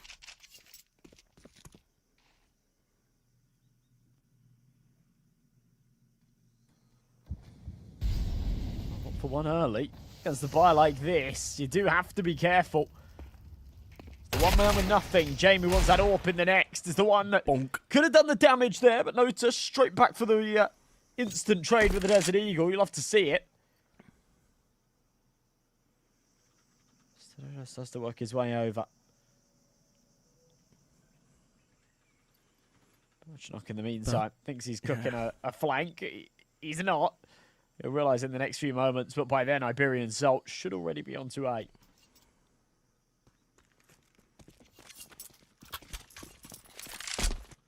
Still, though, they're going to head on to A with these 2 AKs and a very unaware Davy. Belchinok gets one more, and the AK's now looking to wide swing out the donuts. Stadodo in a dangerous fight. Alex, can he hold them off? His sprays haven't been perfect. They won't be now. And as foretold, it's always the force buys that do get you to 13. PARIVISION maybe slightly disappointed with letting Iberian Soul get a couple of rounds, but they bring it to Train. Yeah, you're bang on the money there. That's always the way, isn't it? Those awkward buys. A ridiculous round to win. And Iberian Soul, I mean, they're not going to be sort of too disappointed that they weren't able to pull it all the way back. I don't think the expectation was really there, but yeah, it's always a little bit harder losing to a force like that, isn't it? They definitely weren't themselves there on Ancient, that's for sure. But it's a shame because they were putting up a pretty strong T side, and I'd have liked to have seen more of that. It was just their defense that was majorly lacking. But third and final decider, map and train. I'm once again completely up in the air. I really don't know which way this is going to lean. I think PARIVISION were looking hot there on that second map, and you know, if they come and output that same kind of damage, then they might be able to pull it their way. Davik very quiet too, so unless he wakes up, then they will certainly have some problems. But no to your MVP for that map, well deserved. 17 kills, he was popping off. But it was kind of difficult to call your best player there on the PARIVISION side because they were all just doing the lifting. Yeah, and that's, even though it was a lost map, on the first map we saw that as well. No one really shooting upwards, no one really shooting downwards for the PARIVISION side. Yeah, train, I casted them yesterday. It was that 13 to 10 loss, which mostly happened on the CT side. ENCE had a 9-round CT side, so we're gonna have to look at the attacking quarters of PARIVISION to see if it will be able to hold the Iberian Soul defense. We're gonna see in around 15 minutes, map 3 of this semifinal coming up.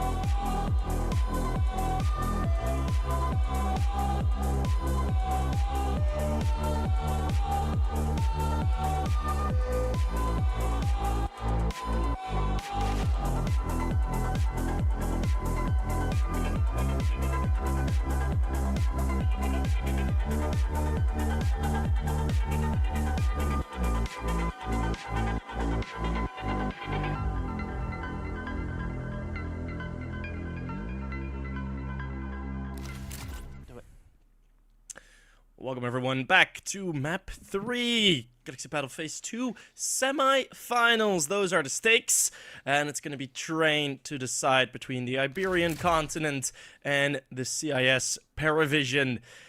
And, well, you already said before we headed off into the break, you have had absolutely zero predictions. You know, I have a feeling Iberian Soul will have a good shot in this map, because that T side from PARIVISION looked like it needed some work versus ENS yesterday. Absolutely, yeah. During the break, we were talking about Pokemon cards, and I've lost my notes. My desk's just covered in binders and cards and slabs. And, yeah, we're lost. You know, it's going to be a little bit of a coin toss going into train. I really do feel. I think that both teams have shown us that they're very, very good on their own disciplines. Now, that's kind of interesting. I think you see that more out of a lesser experienced team, where they're really, really good at their map pick, and then they kind of suck on everything else. these two sides have been getting a lot of reps in recently. You've got very tenured players with tons of experience. So it does surprise me a little bit that that's the way that the series has gone so far. But either way, proof in the pudding that they're fantastic on Inferno and Ancient respectively. Now Train does feel like it's up in the air. But the knife round to dictate the sides. I think both teams will want that CT start. The advantage that comes with it. So we won't see them just running in, full guns blazing. There will be maybe some tactics to this knife round.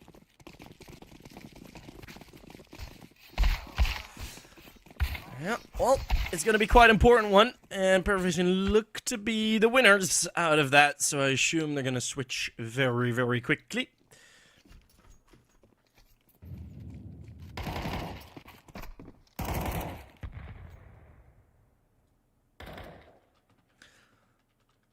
And we're still waiting on the actual switch. There it is, as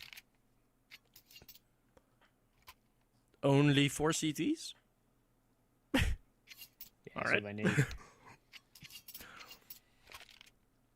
Hey, there's James. Welcome back, buddy.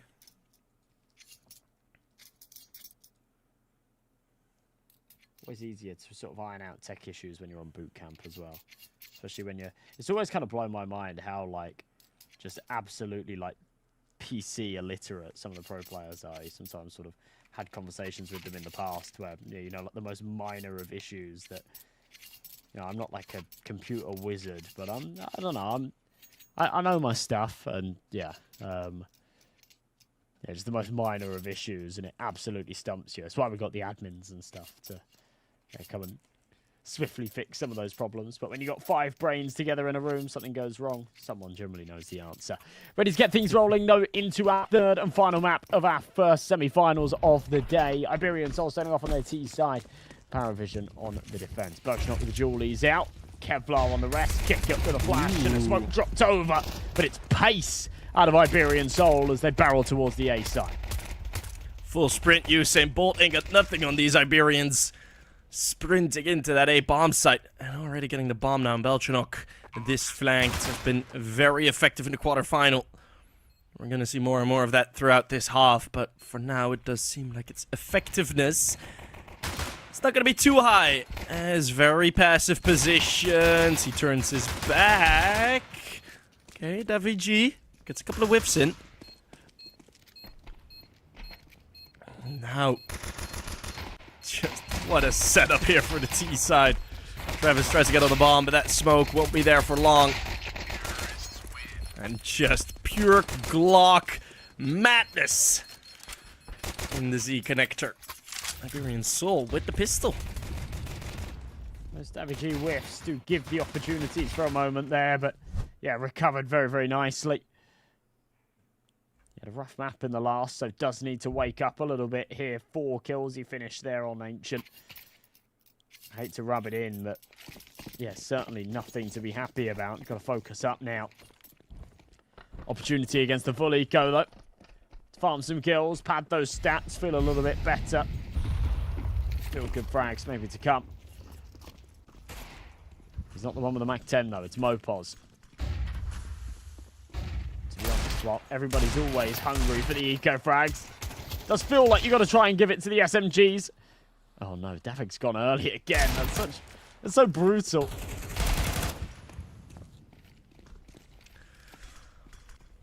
Use peas.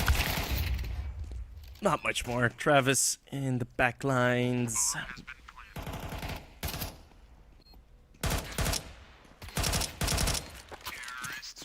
Take your time with the little salsa. Easy does it. Is there enough money for an AWP? Nope. Not the case for PARIVISION.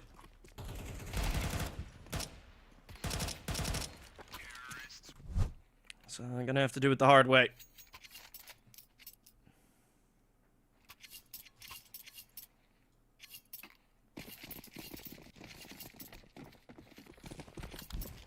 Hard ways. Without an on a map like Train, yeah, you do feel a little bit bare, a little bit naked without that sniper sometimes on the CT side. Fast pace from Davik. Does hit the dink, but doesn't find the kill. Travis a little too potent. There's a good flash from James as well to support it. Up on top of the E-box. It's a nice little off angle, but will be pre-fired if the repeat comes through. In the meantime, Kicker getting close to main. Alex still just jiggling hit. In Pop Dog takes a lot of damage from the spams. Those boxes, very spammable. Mopos in the meantime has found some room. Look at this. This is brilliant timing. Ooh. So what bomb site now is the approach, though? Because if they tuck in even further, this position, not effective, but no. Forced out by the Molotov. Very well played out. 4 Mopos kickered out in the open, and it's PARIVISION already bailing on this one. Or taking a reroute, actually. I just never feel like PARIVISION are gonna go for a retake, to be fair. Yeah, I'm with you. I mean, I was about to say they got a man advantage. They don't. Alex is just so low on health, you barely notice it. But yeah, in a 4v4, they should be playing in for this. It's a great boost. I love that initiative. James just saying, get me over the top of this smoke. It seems like everyone else is just poised for this save. It's a bit of a shame. You know, there's plenty of time on the clock. Okay, they don't really have the util. They've only got 1 kit, but that first kill comes in, if they had players in better positions, this is plausible. And especially now 4v2. It's similar to one of the rounds that we saw on Inferno, actually, where they kind of like half-assed the retake. They've won both the fights. It's very, very winnable, but they've not gone for it early enough, and the rest of the team are already sort of miles away. So 7 sort of pull the plug on that one a little bit. It's 3-0. It's a good start from Iberian Soul. And it does feel like they handed that round for free a little bit. It purely just came down to a good timing out of Ivy. And it was enough for PARIVISION to cower away.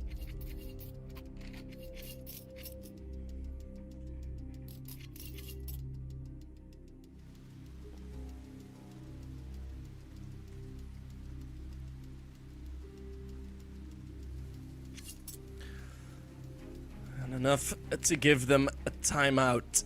Or let them pick a timeout, as PARIVISION know their T side hasn't been worth it. Nota staring at his hand there, cosplaying John Cena for a second. You can't see me. Well, apparently he can't see his opponents, as Nota is currently sitting 0-2, and that is a bit toxic. I realize now.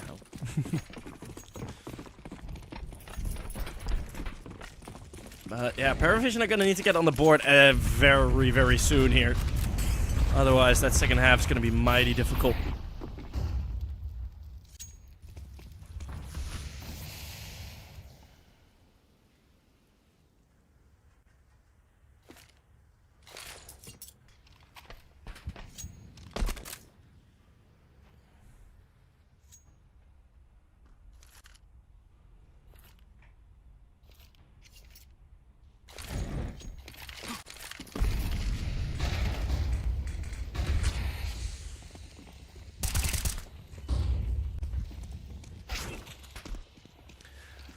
Dodgenog and James already with these opening picks. Sausul is able to respond with 1. The bomb site area of this inner site is taken over. Sausul with a magic spray.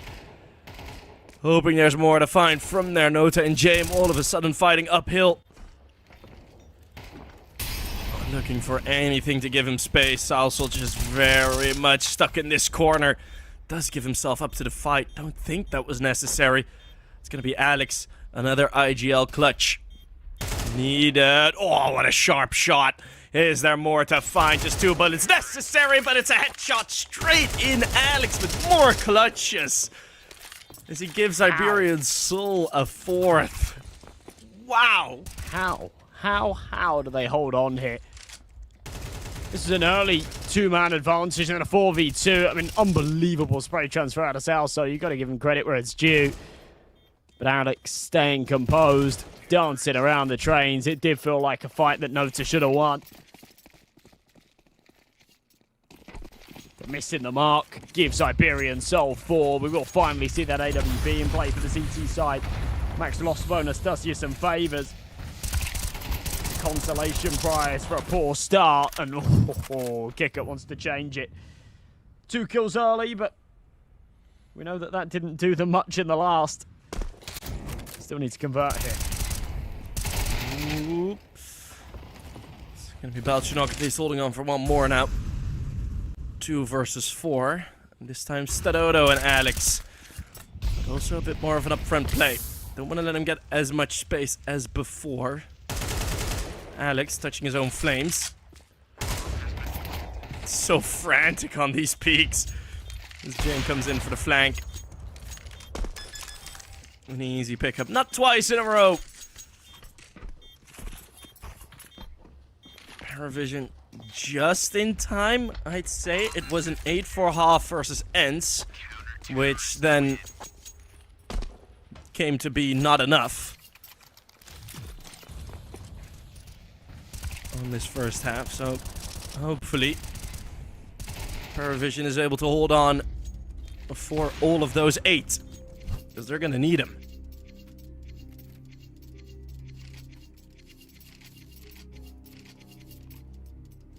Yeah, keep hold of that momentum while you've got it. It goes very quickly, as does the money.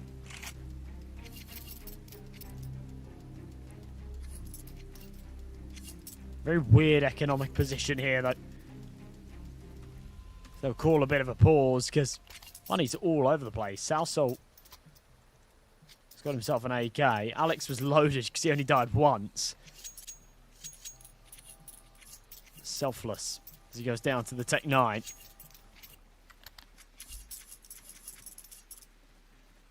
And yeah, very scrappy buy here to try and hold on to this lead that they've got. If they lose it, it'll be an eco in the next. It'll be PARIVISION likely onto 3 rounds before the next investment. And they will have well and truly closed this gap. Southsalt, little tick of damage at the start, but trying to put the pressure on the Brown Halls once again. Bonk. Nice shot onto Belchinok. James, oh, it's a bad whiff. Oh, Disappointment very visible on the camera there. On that first, knows the opportunity he had. Even then, if he gets that shot, it's a 4v4 with them still just bolting into the bomb site. I don't think he would have had much say, a hit shot or not, as his team was so far away.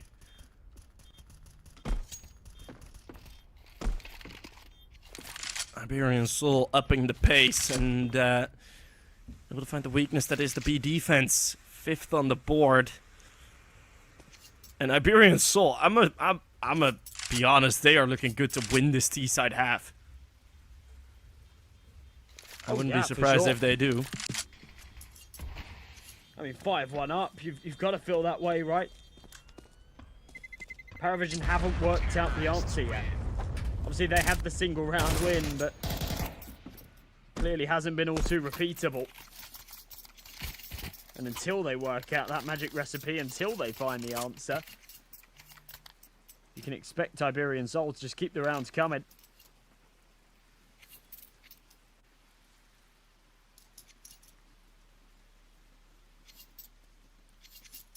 T-side victories come few and far between here on a map like Train. When they are delivered, you can definitely tee yourself up as the favourites, even if you only take it with a thin margin, 7-5 or even a 6-6 half. You're then the favourites to go the distance. We already teed these guys up as the slight underdogs here in this series. Strong, giving us a sick tournament run. It's a decent start, but just insta 1-for-1 there for Travis. The numbers will still lean against them.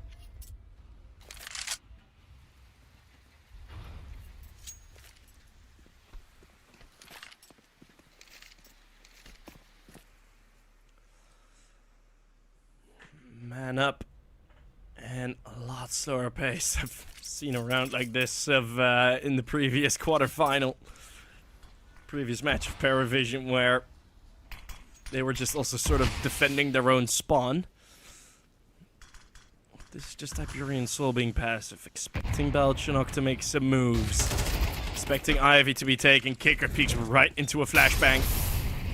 The nades not working out too great. Molly bouncing weird. There was a smoke left in spawn. that filled, but Kickert fails his peaks 3 times. Unable to get something. So looking for a highlight.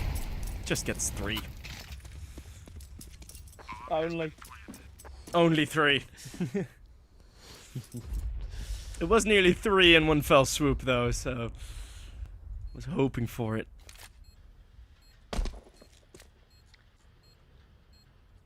This is actually the first time. Oh yeah, I was looking through the sort of recent like ever played games. This is actually the very first time a lot of these players are meeting in the server. Koi and Outsider / Virtus Pro have always kind of just not really met in the server. Terrorists win.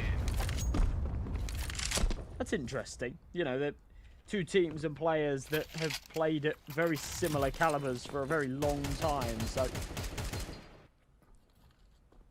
yeah, that is weird that we haven't really seen this matchup before.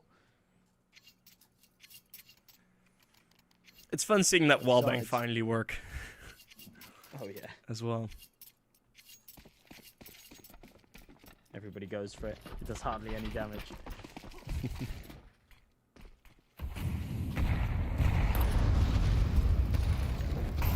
It works, it's huge. Rifles out again then, PARIVISION. Desperate for a second now. I said before, 6-6 halves already good for Iberian Salt. They've hit that benchmark very early, and they now have even more opportunity to deliver with it. A bit strange. Davig was spamming the smoke there, and it's Mopos on the other side, but...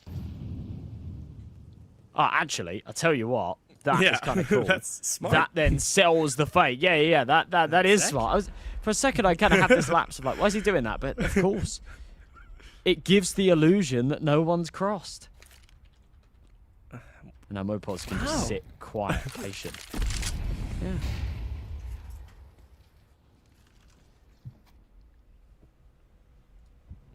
No one's holding for it anyways, so if Mopos gets out here, no one's gonna notice. And Upshot does get something, but yeah, Nota stopped quickly, and then the Util comes out for Iberian Soul, not a second too soon. And James forced into awkwardness. Belchinok talked about this flank before, how much impact it can have, and there it is, the first already. Needs more, doesn't get it, a barge through the smoke. 1v1. Kicker's just made a load of noise. Yeah. They know his position anyway, but...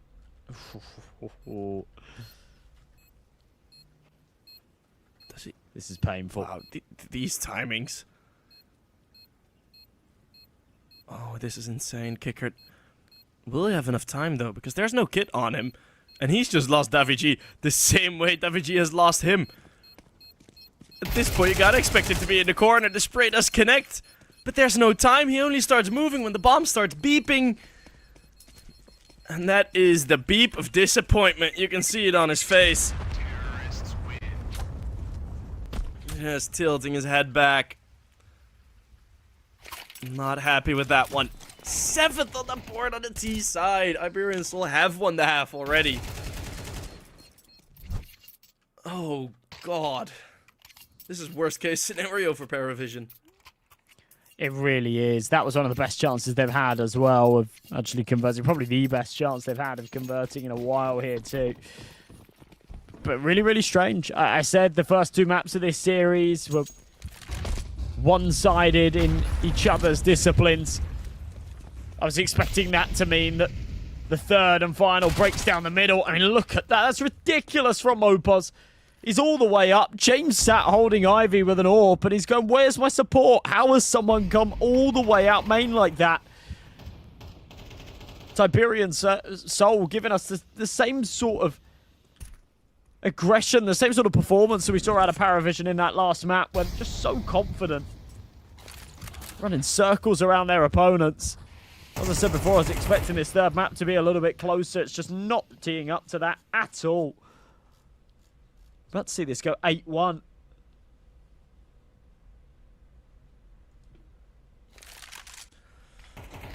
This AWP on Mopos now.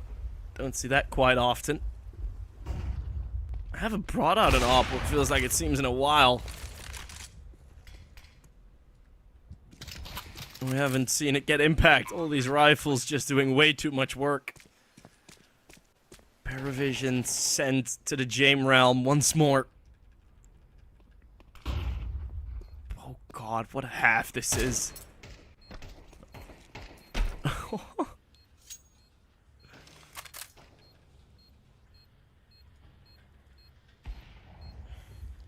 This has really been wild. Not the level that I was expecting to see out of Iberian Soul on a map that they don't really play and haven't had great results on. It's this 1-2 sucker punch, the first map going their way. A tough time on the second, but they maintain that confidence for the third. Oh, thought they managed to hunt down Travis, not quite. But they don't mind taking the economic damage of their own as they encroach the final couple of the half. It's 8-1. It's so ridiculous that a MAC-10 could just stroll through the bomb site. Oh, man. This is not going well at all. Iberian Soul focusing mostly on the inner bomb site for the first couple of rounds. They managed to get a 2v4. Attack it again. PARIVISION become wary of it.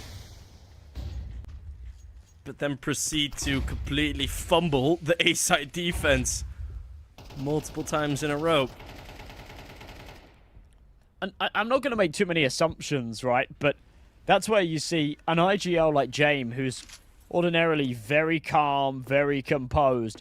Surely, when he gets picked off there by the MAC-10, that's where a little bit of tilt comes in. It's like, guys, what are you doing? Yeah, how has that been allowed to happen? And the information's not been relayed. No one's found the kill. Because that's the thing, right? Okay, he slips the net. No one finds the kill. It's whatever. But you need to relay that information that it's possible on some kind of timing that the MAC-10 is actually able to walk up to Ivy. Jame was just there none the wiser. Pants at his ankles.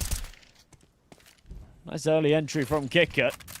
Ready with the smoke to be deployed. Almost gets caught with it in hand. But oh my god. His timing, his pathing, everything about the way he's playing this is perfect. And he escapes with his life and a 2-man advantage. Well, if that's what it takes, then PARIVISION at least will get something on the board again. Now looking for an 8 for a half, the wrong way around, but Iberian Soul will gladly just sit in spawn and wait for the next round. One thing that I'm critical of with PARIVISION, it's one adjustment that they made versus ENCE. Right, ENCE and Iberian Soul throwing the same standard utility, smoke and nade over towards Pop Dog to prevent the early push from the CTs. But in a lot of these rounds, maybe except for this one, Pop Dog has been pretty much at the center of attention for PARIVISION, meaning they can't fully focus on the rest of A main. What they did versus ENCE was at some point say, screw it, we need to push through this util to get some Pop Dog control back. And once they started doing that, they started winning rounds. That was yesterday. Today, I haven't seen them adjust anything on this CT side. They won the last round just because of Kicker's individuals. And that's what I talked about in the first game as well, in the first map. I was like, are PARIVISION gonna have enough adjustments ready today? Doesn't feel like it. I'm starting to get tilted a bit. Slightly. Yeah, it really doesn't feel like on the fly they're able to adapt and fix some of these issues.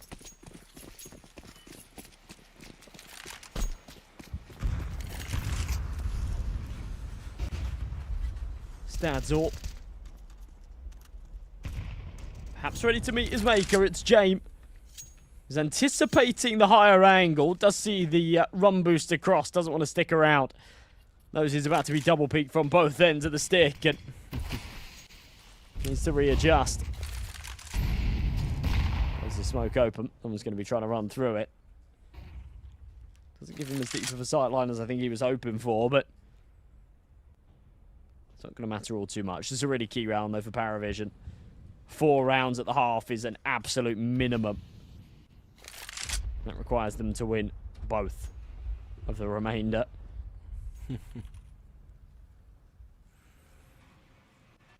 Iberian Souls sort of tap the brakes here a little bit. It's a slower one. I like it.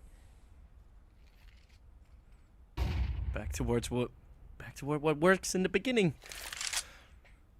That was that inner bomb side take. Just a full execute.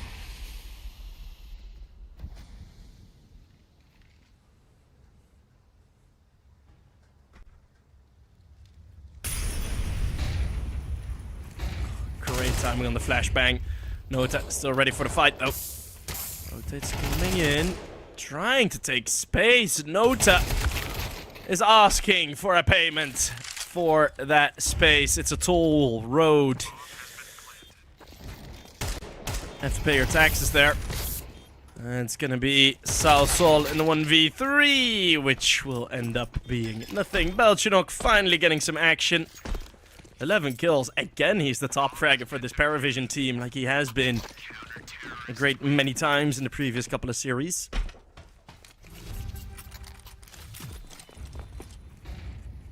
That looked a lot better. Yeah. Very nice shots being hit, and more importantly, yeah, Nota just sort of staying alive there, allowing for that sideline support to come in. Final round of the half then. Decent buy from both sides. Iberian Soul just about enough to pull out a strong investment. Mopos down to the mat 10, but that's not caused him any problems in the past. Remember how sneaky he was. We saw him creep all the way up to Ivy, get that kill onto James. Unsuspecting of the sniper. We'll change the tempo though here from PARIVISION. Some wind in their sails after the victory in the last. Kicker trying to get aggressive into main. Drops the nade. No pause the recipient of it. Belchinok down on B. Seems like Iberian Soul have sort of met a bit of a brick wall when they've tried to hit this defense. And once again here, it's Belchinok delivering on all fronts. So sharp on that AK. It was a mistake delivering it to him. Still though, such low HP on the remainders. Belchinok with the nade, martyrdom. Able to get a kill anyways, but Travis put in the clutch, and he is doing something. I actually am not sure what the attempt is here. Is this to out-rotate an A play? Possible? Possibly? I've no clue. But he's not Iberian saving, Soul, is he? yeah. So I think No. that's the play, right? But yeah, it is weird. Iberian Soul have taken a very long time to recover this bomb, though. They're still very convinced that Travis is sticking around. Wow. His sort of confusion there actually creates a nice timing. And now the bomb is still yet to be picked up. Mopos is going to be pressured already. Travis very close in behind. Apparently I'm just too level 8 to understand this level of play. As Travis is looking to complete it, get that fourth on the board, reveals himself a bit too early, a bit of a pre-jack. But Mopos, shirtless, looking for it, not getting anything, staring at every angle, and the swing is there. 9 rounds on a T-side of train, all sponsored, brought to you by Sausel's 16 frags. Executed horribly there by Travis at the end in that 1 versus 1. You see him catching the timing, and then he steps because he's thinking he might be able to catch Mopos as he's coming off of the bomb. That gives up his position. Then he goes back around and you're thinking, all right, yeah, he's got the freebie here, and then he pulls the trigger too early. It's just painful to watch. Moneyway, congratulations. Got yourself an M4A4 in living colour. Thanks for participating in the giveaway. We are... we've got a maximum of, well, I mean, there's no maximum, is there? Because if we go to OTs, then yeah, there's more to give away, but not too many more to give away as we hit the end of the tournament. So yeah, do make sure you redeem those channel points with those keys. Get in on these giveaways. It's been impressive stuff here though for Iberian Soul. A 9-3 half on the final of this series. So I'm going to try and bag themselves a grand final spot. I hadn't really talked about it until now in the series, but The prize money difference between third, fourth, and first, second is pretty monumental. They bow out here, it's $4,000. They make it to the grand finals, it's $11,000 for second, $25,000 for that top prize. Alongside the VRS points and the glory that goes with it, they will be hungry for the chunk of change and a good little payday. Mopos challenged, but, well, beautiful shot. Falling off, though. It's Spelchenok that does get a response. It's going to be this flank. Sausal never ready for it. James very wise to the tricks of Iberian Soul. Notice fighting on his own, though. It's James all of a sudden left standing solo. A 1 versus 3 asked of him. Is able to take down his other half, his Alex. But, oh no, another headshot. Bomb hasn't gone down yet. For a second there, I thought bomb had already been planted, but David G, he has a lot of time to play with this and to try and avoid James. But how long can you avoid James? He's go looking for the hunt, looking on the prowl. 4 kills. Necessary. And there it is. Up Jesus does get the 4th, and that was so necessary. Swig of coffee to celebrate. Just about holding on there. You definitely favour the Glock in that kind of fight, but ridiculous that they feed him this, to be perfectly honest. This was a very bad round from PARIVISION. Made the right call to barrel into B, but the bomb's just lost. It's not priority. He's run all the way to the other side of the train, lost the gunfight, the bomb's launched forwards, and then it becomes really tricky to actually recover it and get it planted. So they have to just play for the gunfights. Lucky for them, James saves the day, but he's not going to be there to do it every time. 9-4 though, PARIVISION with a must-win round converted. We'll be up against the force here, and as Alex gets aggressive into A main, we will then start to understand that it's likely that the scales are perhaps tipping over towards the other side. They're right not to rotate, though. They actually seem to have the right idea here. I have a feeling David G is going to be looking for an opportunity to push aggressive here, but for now, not there yet.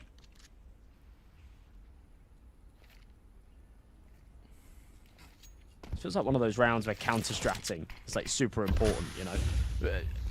For me, if I'm pushing into A main and there's absolutely no contact, no pressure, you're assuming it's a B hit. These guys saying, okay, well, this may be this specific setup that we saw them do the other day. And it is going to be a late round A execution. That's exactly what we see. Alex left all by himself, though, in the chaos of the trading.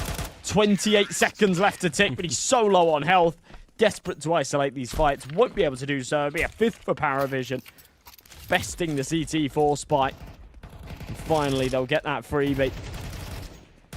A decent little stab at it with the weaker weaponry, but just about not enough.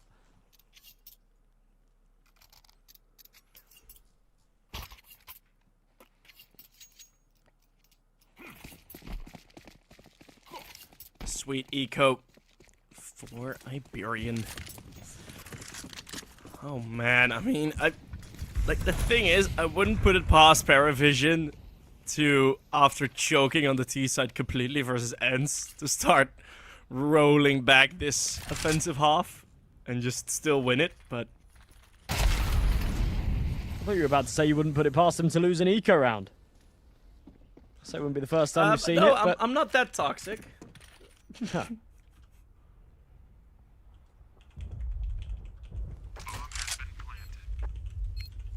Seems like the priority is just holding on to Mopoz's AK now. Does make the most sense.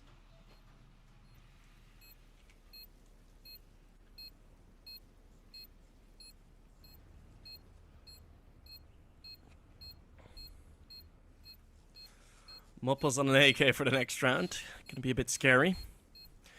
I am expecting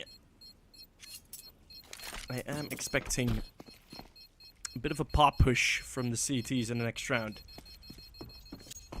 As I've just been called the rudest caster by the chat. Oh. Am I being too mean? Maybe. No. No. I don't think so. I can be a bit toxic at some points, but you know, always trying to do it with a smile and a wink. And sometimes you just gotta say it how it is. Come on, fellas.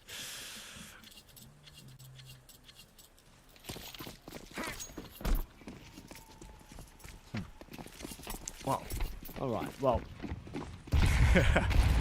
let's get into the meat and potatoes, shall we? No pop push that gets prevented by the util. As a very early default setup for PARIVISION, already setting up for that B-bomb site. this is a major swing round as well. It's at 9-6 yeah. right now after the 9-3 half. And if PARIVISION are able to convert here, we should see this go 9-8. And then it once again becomes anybody's game. In fact, arguably, you maybe don't necessarily lean in their favour considering they're on the T side, but the momentum definitely does. They're stacked up in the brown halls. Davik periodically just bouncing between the two angles, looking to provide that support to Mopos, but knows that he doesn't want to overcommit. Flashbang will be enough for him to make that call, and it's correct. Smoke goes down, but he's executed instantly.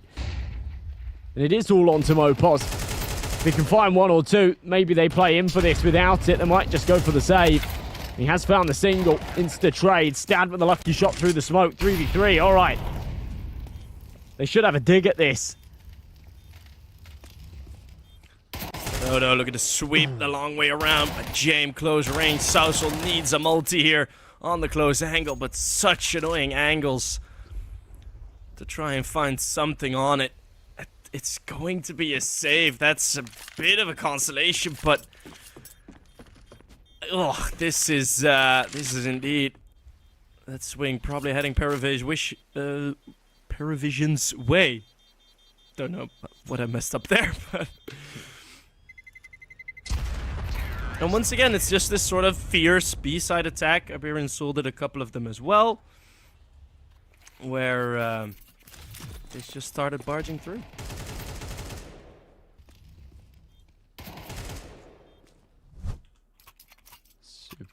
Super work again, done by PARIVISION.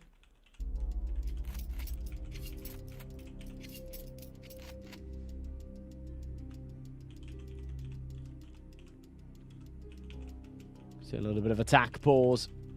Talk things over. What the hell is going wrong? We've lost the last 4 in a row. We need to wake up here, guys. Grand finals on the line. So many of these games, you know, the stakes aren't too high in the Swiss stage. You can afford to drop rounds, to drop maps, to drop series sometimes. I wouldn't advise it, but Swiss stage can be quite forgiving. Single elim playoffs, especially here in the semi-finals, third and final map as well. Yeah, not forgiving. Not forgiving at all. Need to give it your everything.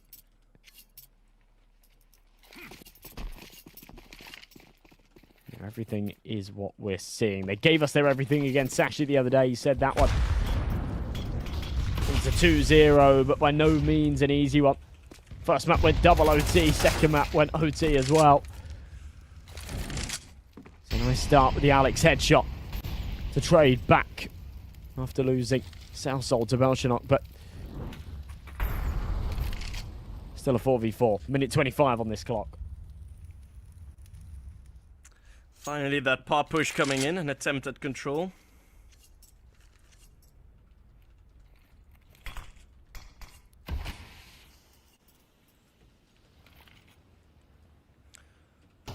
Bit of control, at least, taken. And you see that has absolutely been the call.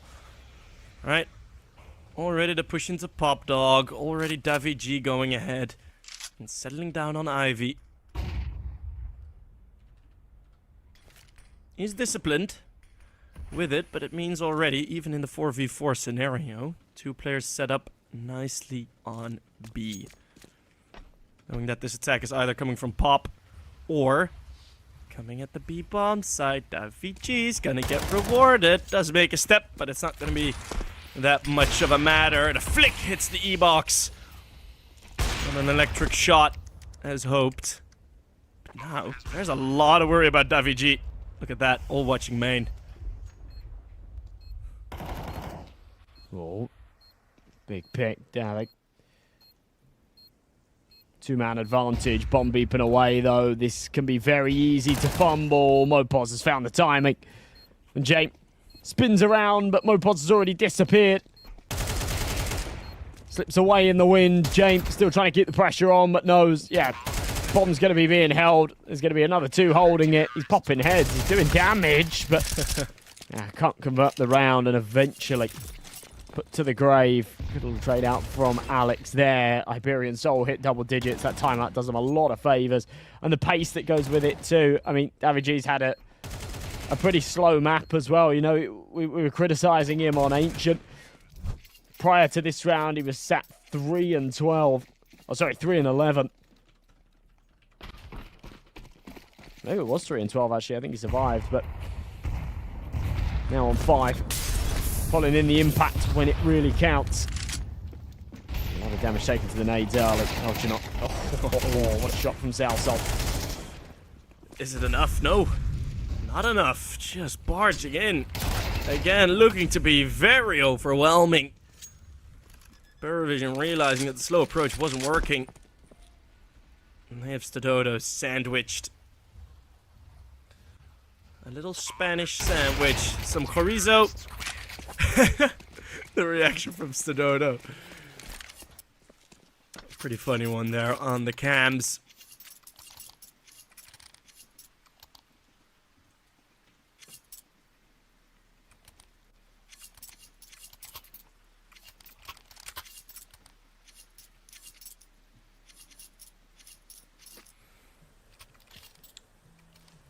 Still 2 rounds down. We have been talking, and I mean, it's been feeling like PARIVISION have been in control for this entire half. And we're looking to for that to continue once more. Pop Dog pushed. And not being held that tightly. It's gonna be a full Brown Hall's attack. Ooh, but Balchinok, the Taco Bell to these Brown Halls, complete destruction of the force buy. Well, half buy, actually. Iberian, Stododo, and Southside sent back to the toilets. Sent back to the bathroom. Had a little bit of success. Incredibly short-lived. But it prolongs things tying up, doesn't it, winning that last? Otherwise, this would have been 9-9. PARIVISION taking the lead. 4 players staying alive, though. And they'll be looking for that opportunity to do so in the next and the follow-up with it. Very clean stuff. Iberian Soul back onto a strong investment of their own. They don't know with that. Oh, rifles on the rest. No helmets. They know they're against the AKs. Only the single kits. When you peel back the layers, it's not a perfect buy, but util should suffice. And they know they need to make this work.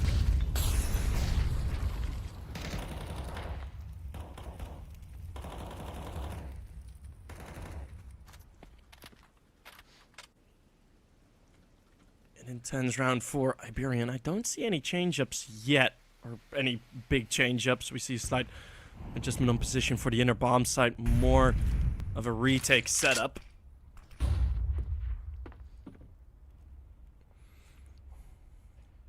A pretty default on outer as well.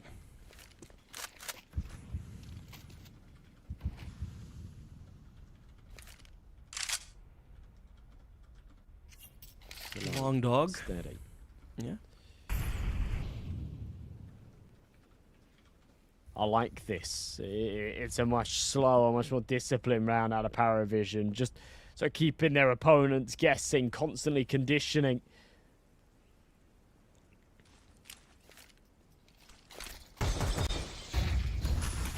Makes it all the more potent when they pull out a faster pace round. The util comes over, instant response out of Iberian Soul. They'll drop smokes and mollies of their own, but they're now not left with anything. They need to win the gunfights. It's 1-for-1s galore. Alex needs to hold on and get a double. He misses this opportunity. Mopos and David G say, all right, no, not touching that one anymore. We're going to go 10-10 here, Sheep. Things are heating up. Oof. Barely surviving the hunt attempt, but there's more where that came from. James with the saved op. Picked it up out of the dead hands of Stadodo. They line up for Nota. Oh, 10-10. This is... Oh, God. I don't know, man. This is not how Train is supposed to go. This ain't the script. This ain't the Train script. Train script is 10-2 on all CT halves. Not 9 threes on the T side. This is not how it's supposed to go, yet we are still here. We're seeing Kickert get ahead of things. Is gonna give up a first death. No kills for Mopos. That should settle into another round. The lead now fully there for Perry.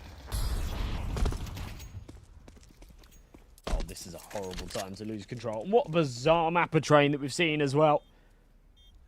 You know, when Iberian Soul were looking much better on that T side, it was like, okay, well, this should just seal the deal, right? A 9-3 half on the T side of train. Finished. No. Both of these sides finding the same level of form on their attack. The AK is so heavily favoured. We have seen in CS2 more and more maps lean over towards that T side at a professional level. Assault. His kill. His kill. The 600 bucks gets robbed by the bomb. He does find the AK though, so happy days. Should be enough, but I don't see another passive round from Iberian Soul working. PARIVISION now have more than enough money that util towards Pop Dog is being used pretty consistently. If it's another slow round, pushing into Ivy is never going to be an option for the CTs. They are either going to have to go for a massive gamble or some real big risks.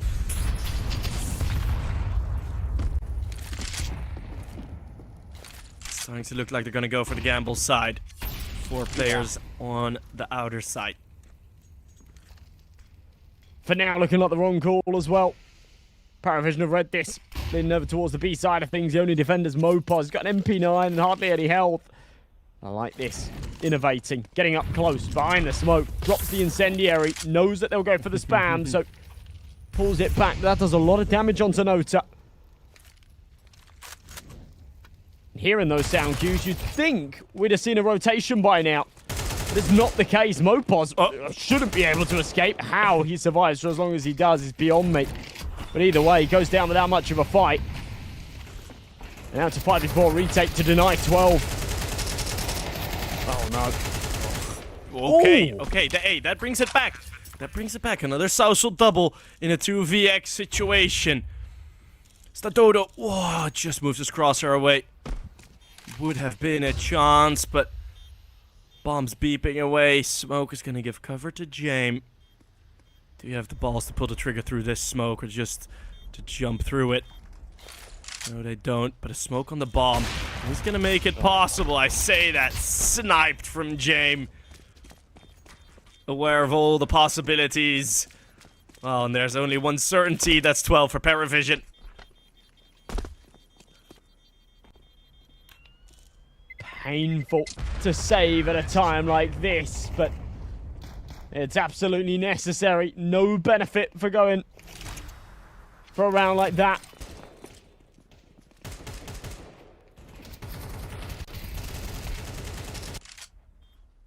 It just feels like the early round calls are off there from Iberian Soul. We were commending them on their ability to pull off those rotations. In that first map of Inferno, they just had such a great read of the game.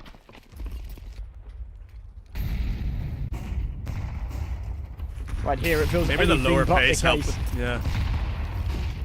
Maybe the lower pace of Inferno helped with that as well. Of course, rotates a lot faster here on train.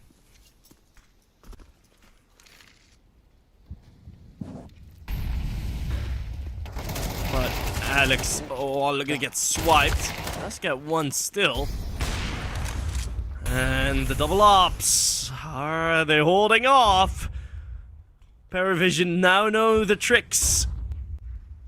Now know what cards Iberian Soul have in their deck.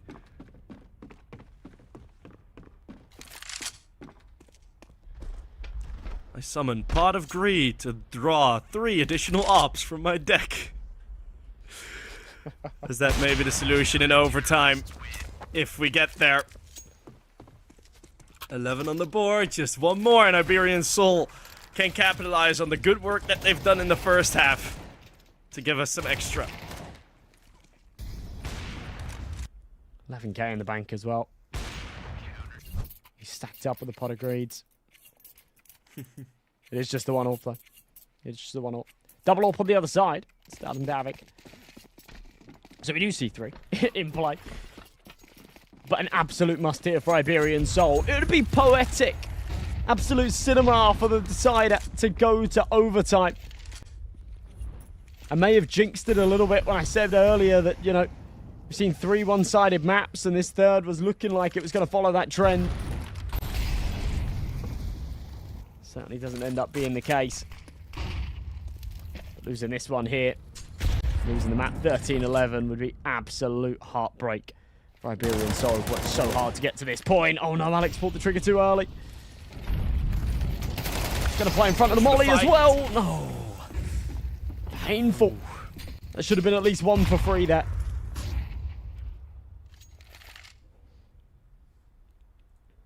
Or this was a very convoluted way to get James off the AWP. Who knows? Alex's big brain might be working like that. Mopuz looking at Sausol's screen, hoping to find something.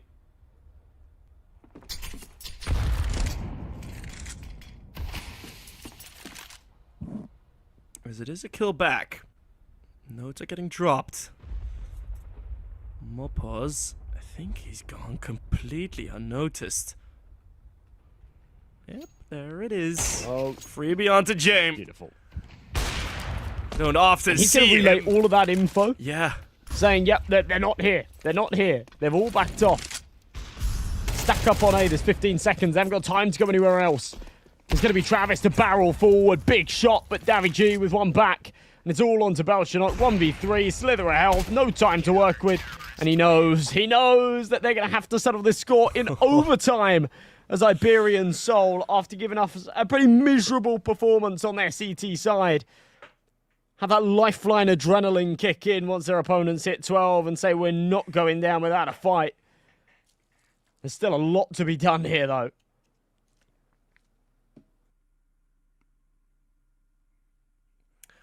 Another third map overtime. PARIVISION far from taking it easy on themselves.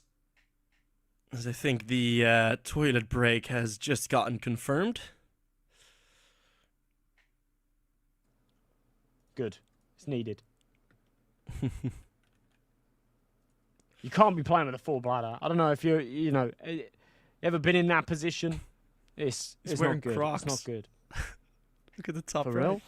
Sausel's wearing Crocs. Oh, I love Sausel, the Croc murderer. 24 kills on him. New favorite player.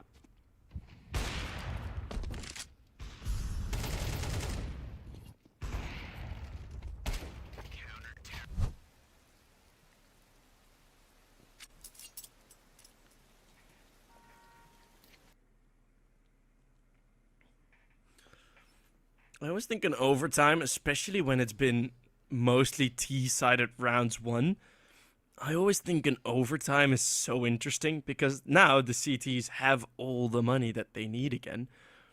Probably going to see a return to the double op setup, although on the other side, that is a big investment. If you lose everything, you're going to be broke.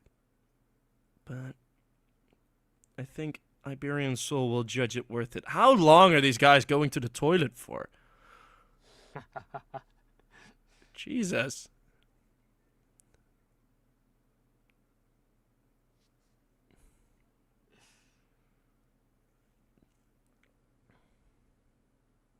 Yeah, painful.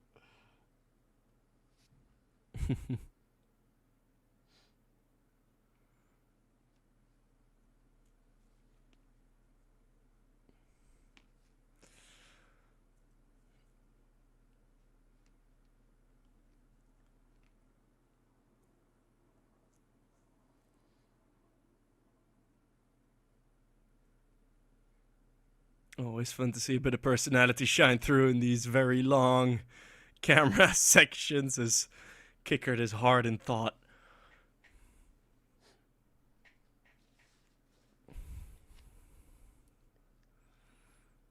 Nota looking at us. I always love this. Yeah, I like the insight provided by the cameras. I mean, sometimes we see a little bit too much, don't we? But Jesus, I'm sure you saw my tweet, but I can't remember if you were on the game with me with the notorious Toper in his underwear. That was a day where we saw a little bit too much. Yeah. More and more shirts and pants even coming off. Hopefully we don't go one step further. Just go I show meat style, you know. That's a reference. I know. Well, I remember it. It is indeed. Double ops.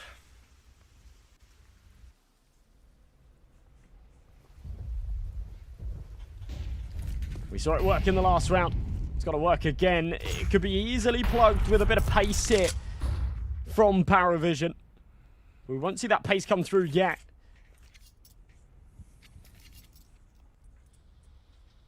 A minute on this clock. A bursty play is what they need.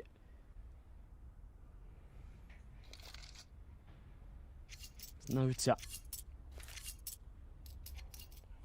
Holding on strong. The information on Mupples has become false. They're gonna wide swing that angle. He's not gonna be there, but that opportunity that opened up for Davi G is gone. He misses a single chance, not a big one, but one that, especially in a round like this, you do need to hit. And that is a very quick round.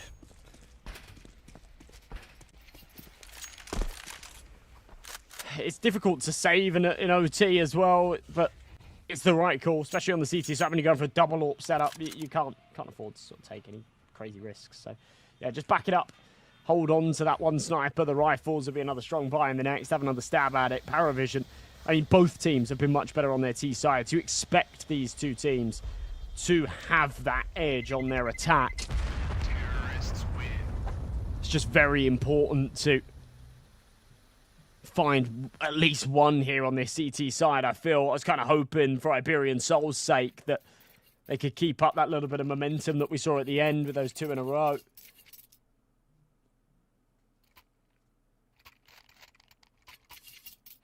Didn't end up happening.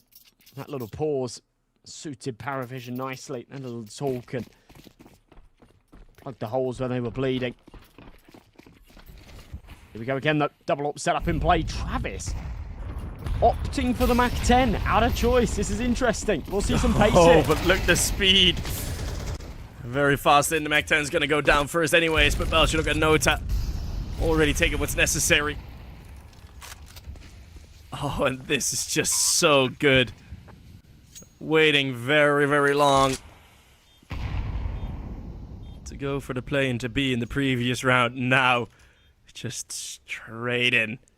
And same scenario, 2 kills and we're done here.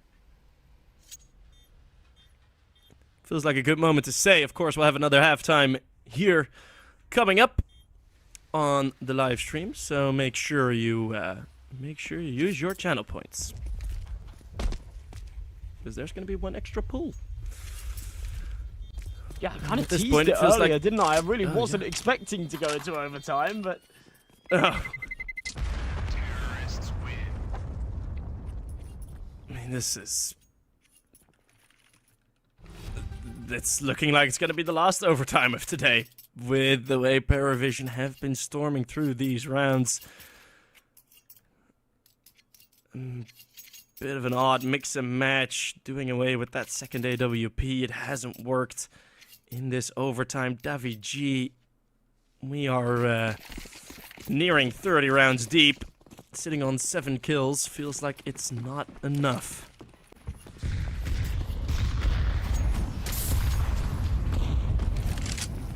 Wally Barnett, dodge a knock. Bit of trouble.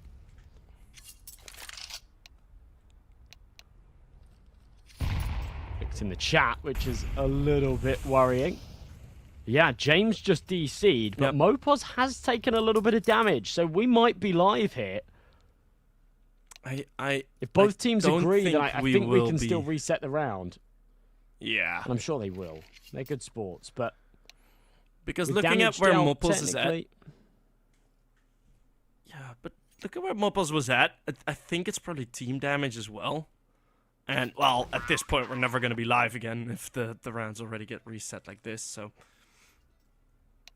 Alright, bit of extra tension. As if there wasn't enough already.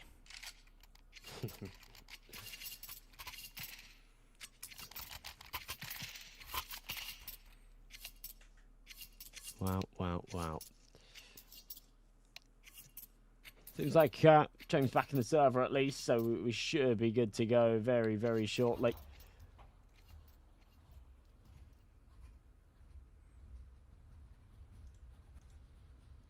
There we go, back underway.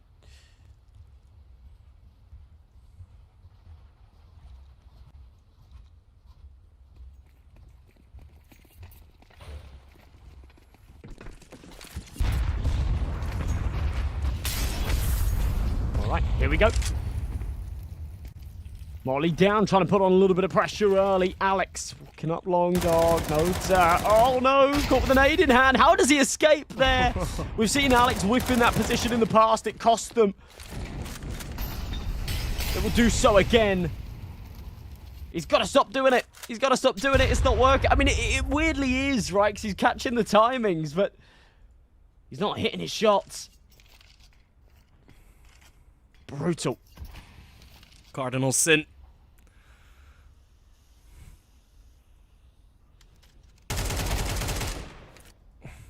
And Southall desperate for a reformation of this advantage, but no, it gets doubled up. Kick it there with it. Finally, some response. Davi G, another point of aggression. Are they going to be expecting this? No, but Balchinok trades in time. Oh god, this is weird. What is going on? PARIVISION rotating right into the jaws of Iberian Soul. Right before we head into another reset as Nota has a great flank onto Mopos. Oh. Well, time to go back towards A. This round's just truly been a mess, hasn't it? It's the Dodo. Swaps out his AWP, try and grab a rifle, ends up finding another AWP at his feet with 10 seconds left. He's got the right idea, but he's making a lot of noise. They're both low. And there's the first. He's got full util here as well. Incendiary to flush out the second. He's up on top of the train. Dodo delivers when needed. And a mega clutch. It leans in his favor, that's for sure, but beautiful work being done as he carves the path into the victory. And I said one round. One round is what the CT sides are looking for. It's wild for a map like Train, but with how things have been going, with how potent both of these two teams' T sides have really looked, one should suffice. And they will be wiping sweat off their foreheads. I'm very, very happy that they're able to get that. Alrighty, another skin to give away, folks.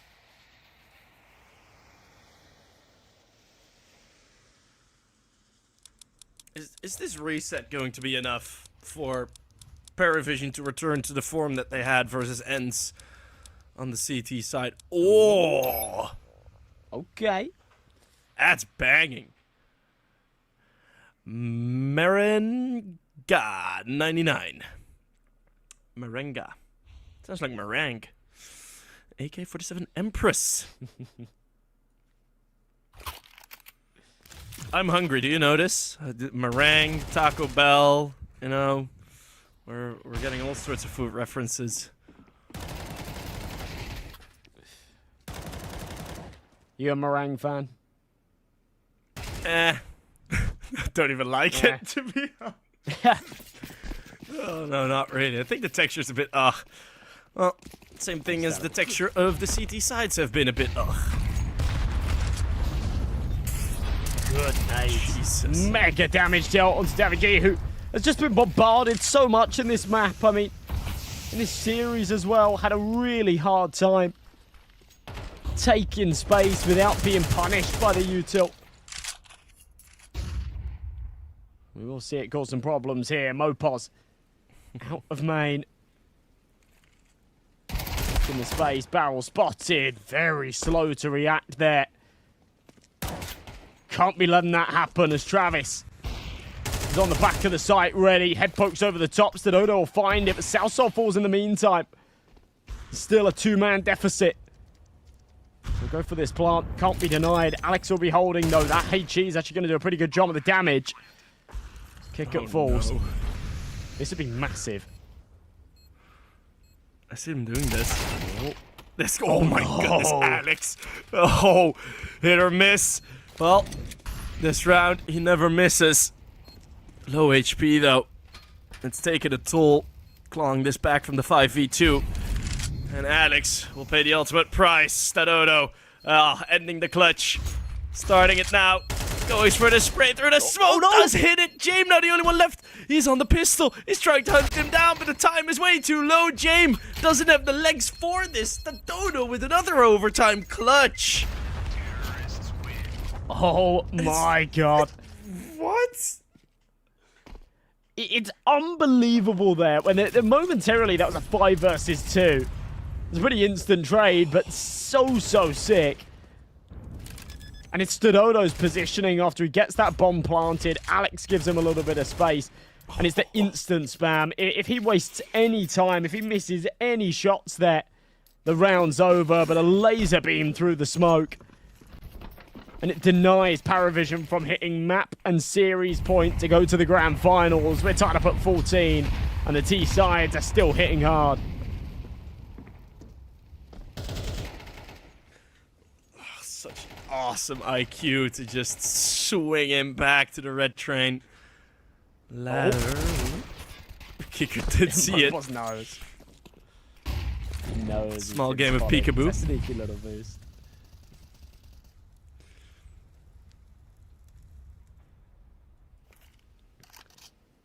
All right. Really all or nothing here. Round like this. Yeah. We go one or two ways. Either both teams. All right, sorry, either team take 2 rounds and it's game over, or they take 1 apiece and we go to overtime. I wouldn't be surprised if the latter comes to fruition, but it's Kicker to try and make this happen for his side. Tiny little gap in the boxes. Jay does see the cross, but of course I can't hit the shot. Wishful thinking with 45. Still to tick.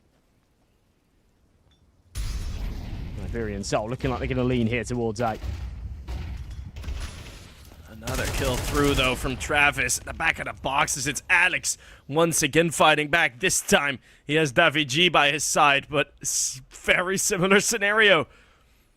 Although now, a bit less time on the bomb, and Kicker knew what the solution had to be in the previous. And that was the flank through A main. That would have been able to take them. Take the last round. Now, though, Alex, is he going to look to die before the time ends? Are they going to give him that satisfaction? Yes, for now, but PARIVISION survived both. Probably having to buy into FAMASas and get that first map point. Well, their third map point, to be completely correct.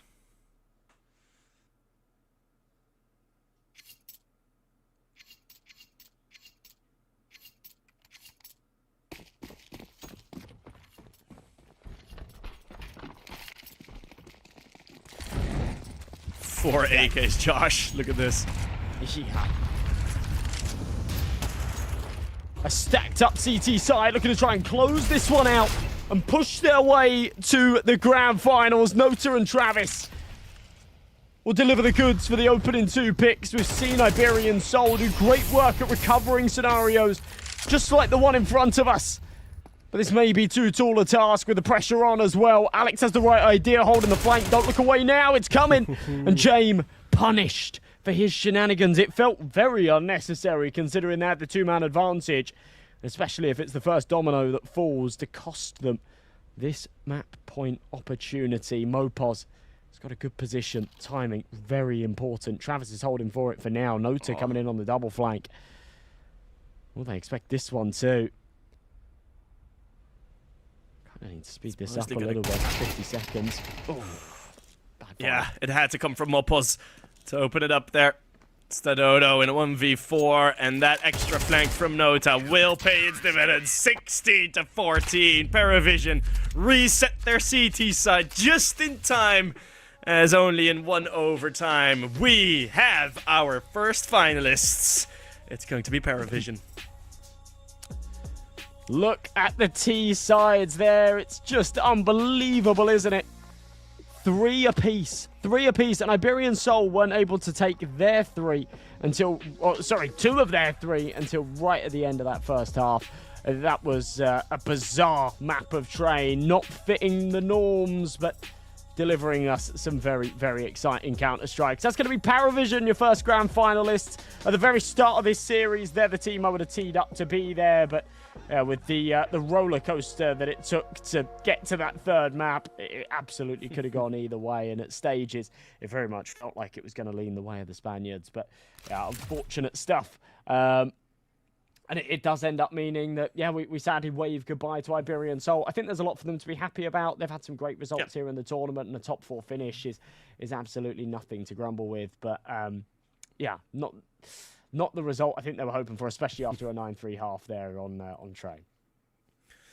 I have a feeling if the sort of overtime CT side that we've seen from PARIVISION got alive a bit earlier, well, at the time, at least we were expecting it, I think this would have been a lot different of a 3rd map. It would have been closed out a lot earlier, but Iberian Soul were able to hold on a massive T side, but you see, as soon as PARIVISION got back into their mojo and onto that CT side, every single round at some point was a 2v5. That's not really what you want to go for. Oh. No, absolutely not. Absolutely not. Heartbreaker, and one that runs us over schedule a little bit. So we're going to jump over to a short break, folks. When we return, we'll be back with our final series of the day. It's the 2nd semi-final, Nexus versus Sinners, to see who we're going to be seeing in that grand final tomorrow, playing against PARIVISION to lift the trophy. Don't go anywhere. We'll be back in about 10 minutes.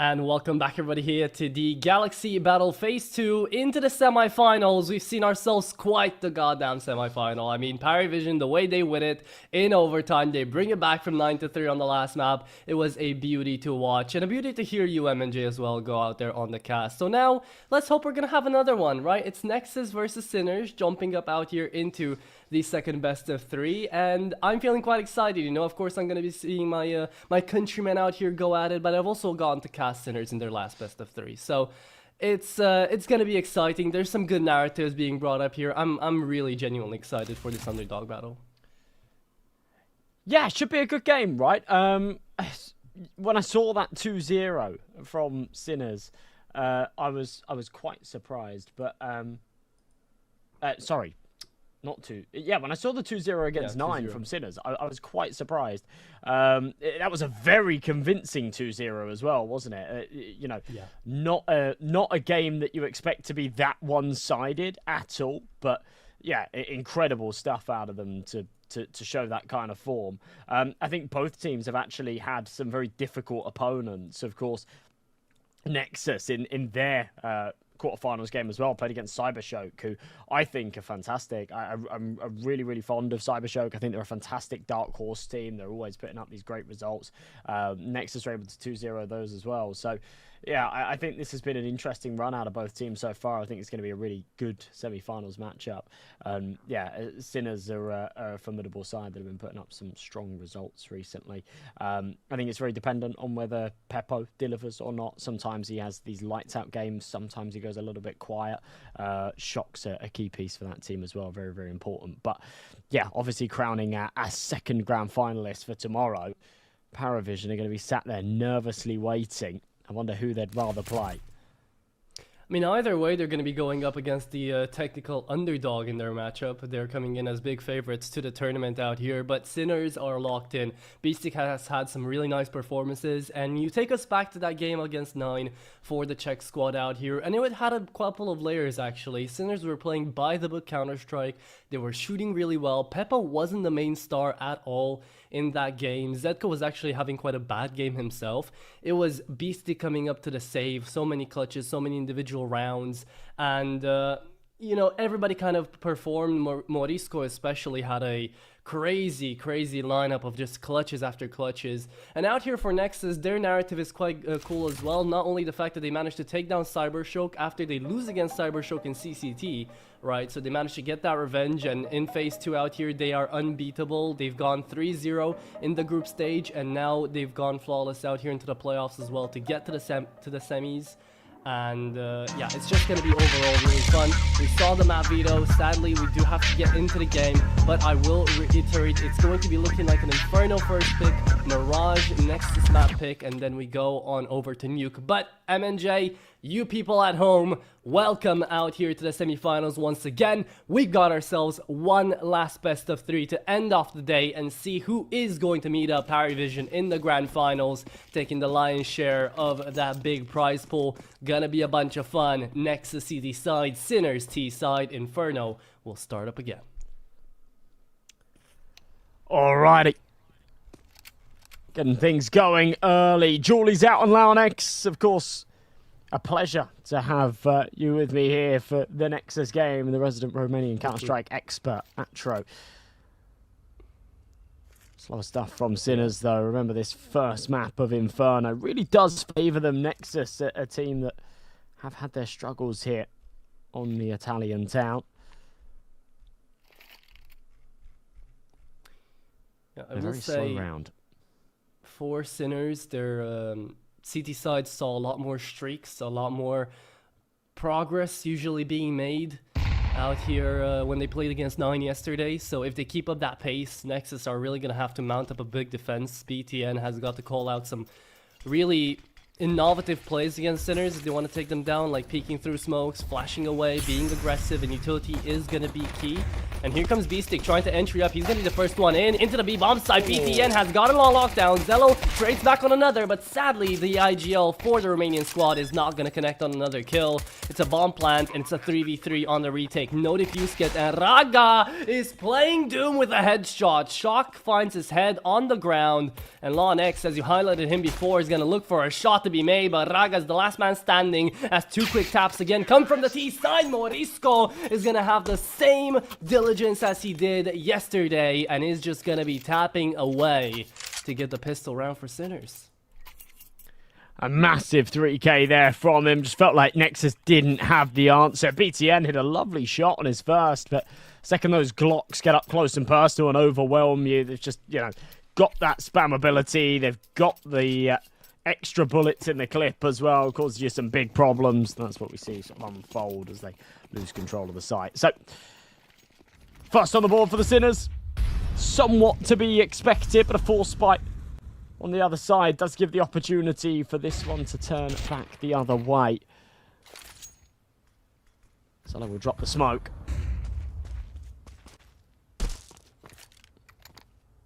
I will say, it's already looking even better for Sinners to start off on this Inferno. Yesterday, they didn't win a single pistol round against 9. So, the fact that they take this one away and are ready for the force buy to come through, they've picked up the AKs, they've picked up the Galils, they're not MAC 10s only, trying to get into these Deagles and MP9s. they've made the right call, and now they're ready to actually move on ahead to the A bomb side, which they've hit right on the head, right? It was the 50-50, you either go B or A, and this time you're going to the less defended bomb side with Zello out here on a Deagle to just try to make wonders by himself. So overall, Sinners have started out the map quite well. Gonna be interesting to see if Nexus can actually stabilize and bounce back up on their feet in this first half. Should be pretty straightforward here though. Zello.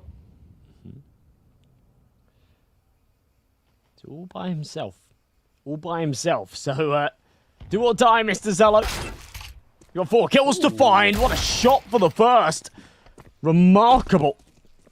Crosshair just holding this tiny little pixel angle. Pops the head even at range. But 1 for 1. Shouldn't make the cut. I think they will just sort of pull the plug. Saving this round. Recognize that, yeah, these weapons will be certainly more potent in the next rather than the full eco than any shot that they'll really have at a retake. So it'll be 2-0 here for Sinners. Somewhat untested here in this round. All that was required was finding that instant trade onto Zello, which was a walk in the park. What is Raga cooking? These megs. Frying up some rounds. Perchance, perchance. He even He's washed like his me, hand. just dumps all the dirty pots and pans in the sink as well. My girlfriend hates it. We'll clean it Wash the pans when eventually you're done. at some Nope. point. It's the excuse of saying I'm leaving them to soak. Yeah. That's I put the water in golden them. one. What do It's, you yeah. mean? Yeah, exactly. Put water in them, they're going to soak, and then I'll wash them some other time. I won't. Don't you worry. Yeah, she'll get around to it first and then say, "Oh, why'd you do that? I was supposed to do it." It's fine. Okay. Exactly. Atro knows all the tricks as well, guys. Okay, this is interesting again. VTN is gonna call out the exact same round, knowing that they're not gonna invest. They're keeping up the same buy, just another rebranded 5-7 being bought and out here by Zello. Dropped on over, he was given a deagle, and he's kept himself up at 2.8k. As Nexus are gonna have another 4-man B stack. Again, the idea is correct, but it's the fact that they're not going to be taking any space, especially with the pistols out here. Trying to be a little bit aggressive and catch them off guard might actually go a long way. Which Sinners, even for that, they're fully prepared for. That's the thing I love about Sinners too. They play such by-the-book Counter-Strike. You know, you don't get to see them to make too many macro mistakes. And that was something we didn't get to see as much of when Oscar was still playing, because there was that clash of experience between him and B-Stick. Now that Peppo's taken in the reins, again, we've been having this talk for months, but we really do have to drive it home. B-Stick is allowed to really play his own individual macro game, and the team is definitely having prosperity because of it. Gives you that freedom. It does a lot at this kind of level. Focus on calling perfect CS, especially at the level that these guys have been playing at. Mac 10, easy for the early fight. MP9 around the corner though, could cause some problems, and it will. Raga doubling up. His teammates, of course, can't output that same kind of damage, so they will still end up at the deficit. Zello spamming away, praying that the Deagle can connect. She'll blow the smoke open, give him a little bit of a sight line, but it doesn't last long. And the bullets won't connect either. This round definitely dead in the water, but he's just hoping for some exit damage. Even a third kill here would be worth it, especially seeing as what the buy was jumping into this round. They didn't invest absolutely anything. They held everything away from round number 2. Sinners with a 3-0 start. We're finally going to get to see a full buy coming through from Nexus. Zello does not connect on that third kill, sadly for the Romanians, but either way, they're going to have their buy. They're going to be looking towards the future. Sinners patting themselves on the back for a good start here. Once went A, twice out here on B. What's going to be the call up next? We've seen some quite quick plays coming out of B-Stick so far. He's been at the forefront of a lot of these calls. And Morisco has cleaned up house, as to say. Now it's Zello on the op. What is going to be that call?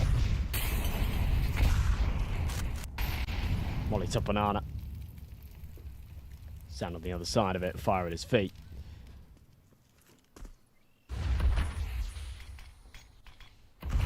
K's will start to barrel in. Zello. Oh. Connects the shot, not lethal. Morisco lucky to still be alive, but he'll limp away. The Nexus should know that they've done some damage. But still a 5v5 as we encroach the minute mark on the clock. But look, Zello has rotated back to the B bomb site to help out Sound, so now there's no defuse kit on B if Sinners do decide to get in there. BT and Raga, the old guard, moved back out to A. And Shock and Morisco right now, they're just peeking and prodding out on apartments. Trying to catch a glimpse of someone. B-Stick opening up, takes out the head of Zello, looks for Sound. Could have found him as well if he hadn't jumped. We're left on 4v4 where the main force is going to be out here on A. Here comes the smoke, and that should signal for Lau that he has to get ready for an intake. The waterfall should come in at any second. In from short is going to be an absolute rampage, 25 seconds. And that's a magic number because Sinners are starting to thin out the time. See the flash, runs away from it, connects on one. Ah, there it is. Morisco is going to get taken out by his own teammate. Left out in a 1v2. Time is running away, and BTN connects with a sidearm. Wow. Alrighty. Yeah, find the recipe there. To be honest, I feel like that round comes more off of the back of Sinner's mistakes than Nexus's successes, other than making the right call to just stay passive. It can be quite tempting when there's 20 seconds left to try and make a little bit of an info play so that you can get those earlier rotates in, especially on a map like Inferno. But to make the read of, yeah, you know what? We're confident that they're going to go for this late A execution, and we're just going to stay put, hold these crossfires, and yeah, works really, really nicely for them actually. So solid stuff, 3-1. Still a buyout for Sinners, but depleting the cash. They're down to 0. Ooh. A good start for B-Stick. Yeah, Zello's gonna fall down as well, so Lau's the only man on the bomb side here, but the XM does connect on one, and he's gonna be playing this box. Oh, he fights 2! Oh, he fights 3! Laudex, what have you done? It's a shotgun master in his close quarters combat. Better watch out, because one shell's coming right at you, and Laudex is gonna find 4 of those. Beautiful out here from the young gun. Oh my lord, what a round, what kills, and what a way to bump up that cash as well from 0 in the bank up to 5.6k. Look at those clean headshots with the XM. They don't call it the auto sniper for nothing. Wow. Brilliant position for it as well. You don't see the shotguns come out on a map like Inferno all too often. It works beautifully. Racks up the cash as well. Look how much money they've got behind them. Zello, Zorp. Pop in the early head. That's B-Stick. It's just pistols here for Sinners, who will more than likely see this scoreline tie up. Damage control important for the Romanian side. Do not lose players. Do not throw away guns for no reason. Again, Zello, a bit cursed today. Not fully connecting the shots, but Raga is definitely going to clean up, and that is a great kill from Shock. Again, damage control, you mentioned it. It's important here to try to get as much as we can. Zello, a bit eager today on the trigger, don't you think? Woo! Another one from Shock. USP brought out. Shock flies 3. Oh, if Flow and X could give them a round, Sinners are ready to get one of their own. A1S is picked up, but I have a feeling Shock will want to stay on that Eagle. Yeah, he does. 2 bullets left with 2 headshots still yet to be gained. Flow, it's up to him again. Doesn't know about the second player. Heard the steps. Peppo left in a 1v2, waiting for Sound to peek around the corner. Lau and X still alive, Deagle in hand, but it is going to be the round here for Nexus. Either way, beautiful 3k out there from Shock. Unbelievable shots being hit there by Shock. It's a shame that his teammates aren't able to do much with that round, because he really does make that plausible. We're tied up at 3 apiece either way. And they've come in streaks, bursts, Sinners looking to try and break that cycle. Round victory here, and a much needed one at that. AK's out. Couple of Galils in play, though. Finances are far from perfect. Nades raining over the top, but they're going a little bit deep here into Banana. So while Zedko will take a bit of damage, the close player is relatively unfazed. Good flash. Sound able to capitalise and get that trade. Fire at the feet of Beestick forces him forwards. Oh, Sound swings too wide. There's mistakes being made here. It's costing fights. Wow. Oh, what a shot back. Yeah, Regress coming through from Raga, hoping he's able to actually hold on to Banana, not lose the space as he's the only man left on B. But on the other side of the map, Shock was just lurking, finds a free frag out there onto the apartments player. Now Lonex left in the 1v3. Doesn't even know that there's a player that can hear him right now into Rat. We'll just pop out and take care of him really quickly. Oh, he does know something. He does have some sort of information. But as he's gonna back away, gonna get headshotted too. Shock is a menace when it comes down to these headshots.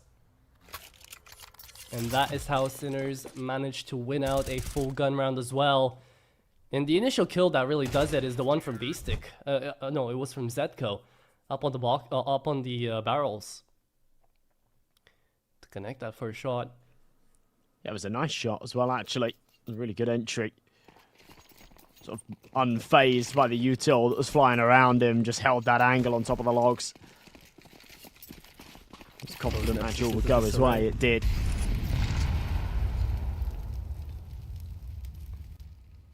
Look at the CT buy here. It's all over the place. Yeah. You get to see the shell shock as well from that previous round. No, Nexus definitely holding their nerves when it comes into passiveness. They're going to be playing way further back into the bomb sites, knowing that Sinners have utility and they don't. One too many times Nexus have lost Inferno due to getting double naded out here into car. Losing out a player into apartments because they shouldn't have. Reoccurring mistakes that still can't get fixed. Sound forced to hold on his own out here for the B-bomb site, and he's got quite a load to deal with.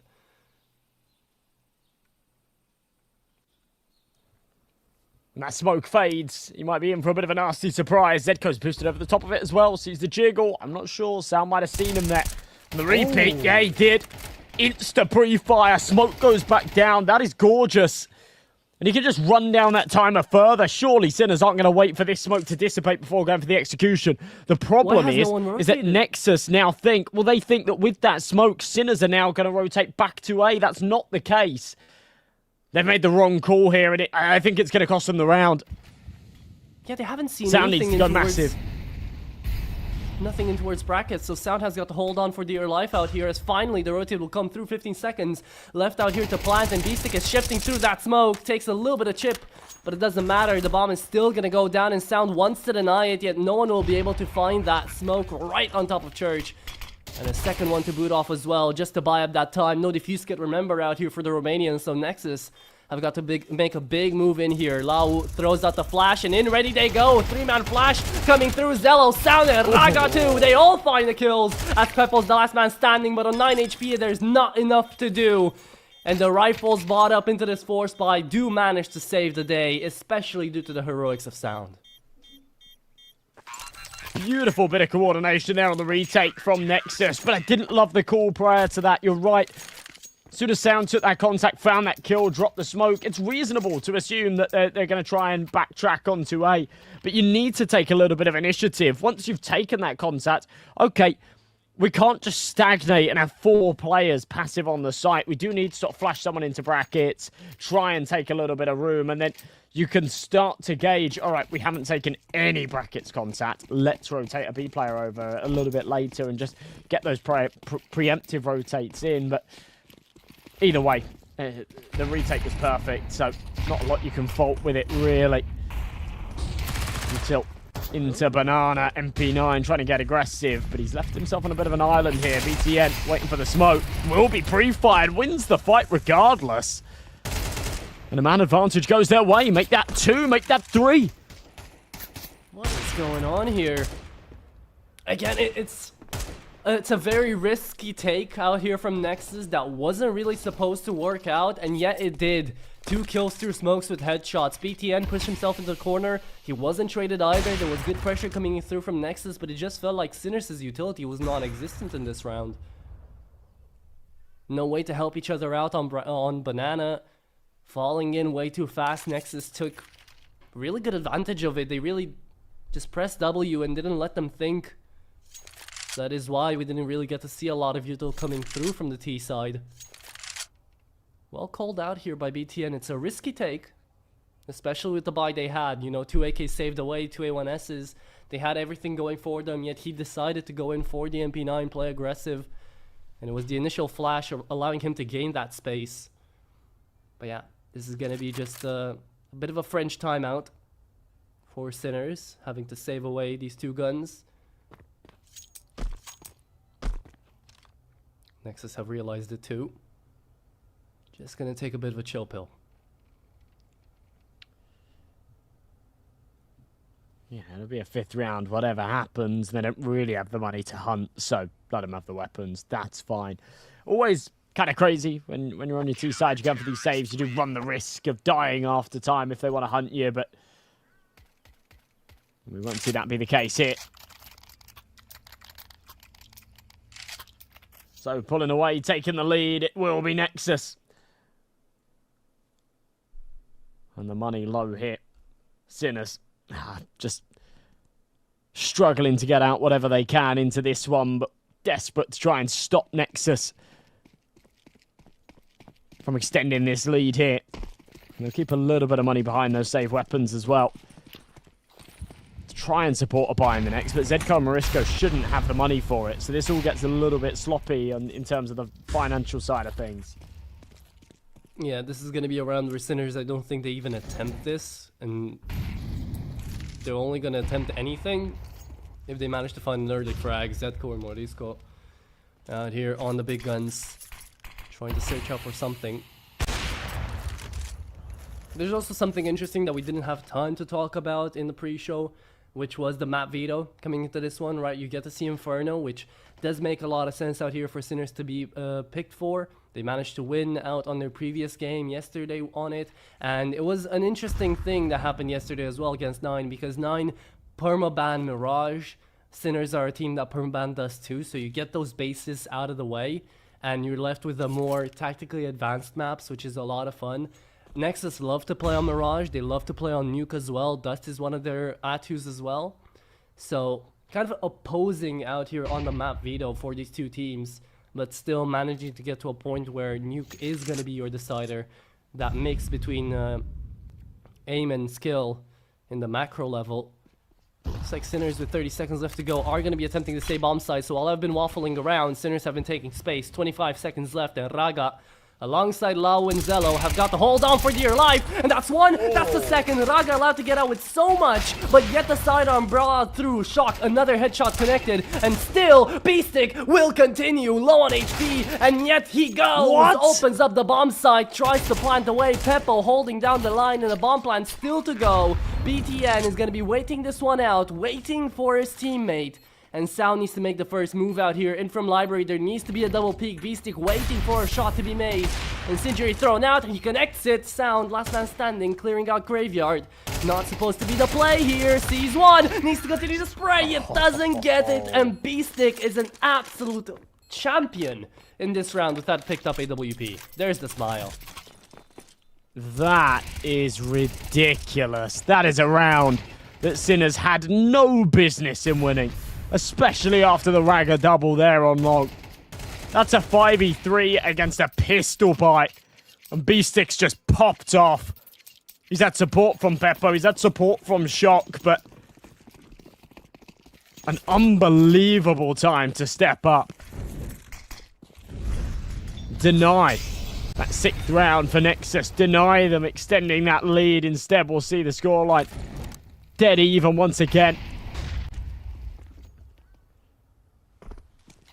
Shotgun out for Launex. Oh. Last time it did big work. This time it's caught with a smoke in hand. Nice shot from Shock. Shock is just hitting doozies today. I think every single one of his kills have been headshots. Beautiful shot from That's what he Pepper as does. well, blowing up the smoke. Good coordination. Sinners on a roll right now.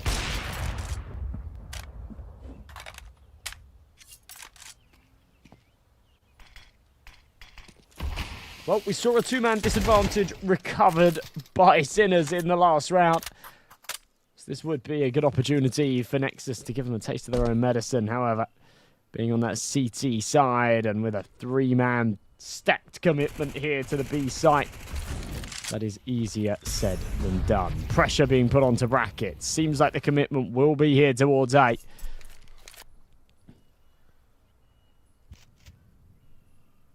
And as soon as that bomb goes down, Nexus won't touch this. It'll be a hard save call. You know, they've rolled the dice here. They've played the 50-50. They've guessed incorrectly. It will just be about prioritizing those weapons, trying to hold on to them for the next. It's not like it's the bad call either. This is the correct call to make. You gotta take the risk. Go into one of the bomb sites. You don't have any information. In a 3v5, at least you get to save your guns for the last round of the first half. Sinners taking the advantage out here when Nexus were up 2 rounds. Definitely looking very nice. And again, it's Beastic to save them. These are the clutches that saved the day for them yesterday up against 9 to make it that one-sided.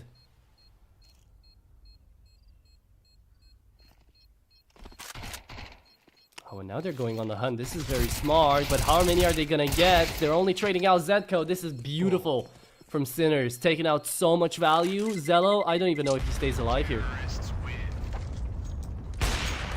Oh my god, Oh, no, he doesn't. Ah, painful. Painful to watch. I think the flank would have caught him there anyway, but just rubbing salt in the wound there, isn't it? Not even being able to connect that shot. He hits the leg through the edge of the wood. Third time that It's happens, difficult. by the way. For Zello. Oh, and look at the buy. Yeah, you're right, actually. He keeps either pulling the trigger too early or over-flicking a little bit when somebody peeks and sort of catching him through the corner of the wall, doesn't he? Yeah. And it's really unfortunate because that's what gets you tilted, right? You should have had that kill. And you don't at the end of the day. Shock, is he going to find the Mag 7 to the face? Nope, he's going to find a free frag. Okay. Well, there it is. He keeps up the headshot only mode. Finds an easy free one there. Let's see if he can find it on Zello too. Sinners should have no business in losing this round. Should be a clean 7-5 out here on the half.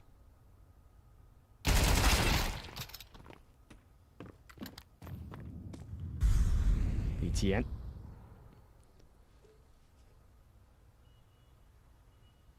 Nice early pick to 5-7, keeping things interesting in the round. It's actually going to route them onto the A site as Raga picks up one, little jiggle peek. We'll confirm there's 3 trying to barrel up mid. That's going to pull the rotations back over. Sinners will then head elsewhere. It's just a guessing game. So fluid, so easy for the T's to bounce between the 2 sites. For the defense, it's a marathon they have to run. If they don't clear sandbags with this bait and switch, then it's going to allow Sound to swarm around, pop 2 heads. It's clinical from the Deagles in round number 12. And Nexus finally do deliver that taste of the Sinner's medicine and convert with a low buy like that. That was awesome. I think someone called in for the sanitation unit because goddamn that was clean. And here I was, you know, I jinxed them. I'm sorry, Sinners. No businesses in losing the round, my ass. There you go.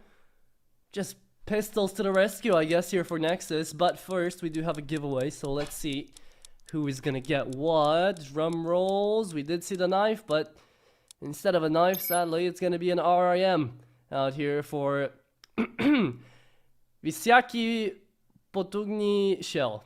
Yes. Hope I did him justice. There you go. Congrats for that. Still though, 6-6 split out here.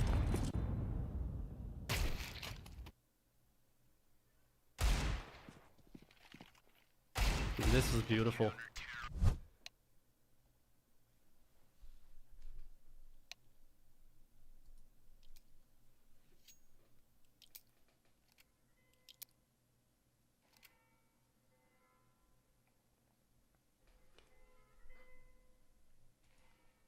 Not too big of a tech pause either. We are good to go for the second half. So how are we going to be feeling now? It's essentially we've played for nothing. It's even Steven 6-6. It's down to Sinner CT side and Nexus T side to see who's going to take this Inferno away.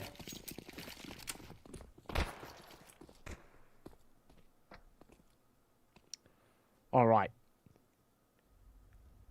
Bit of a stack up over towards the CT side on this A site. Joel is in play for Morisco, the rest. The starter pistols, Kevlar behind it, B-Stick ball a flash, and then got the smoke over to Zedco as well. Nexus seemingly set on hitting this B site. They're stuck behind a smoke for now.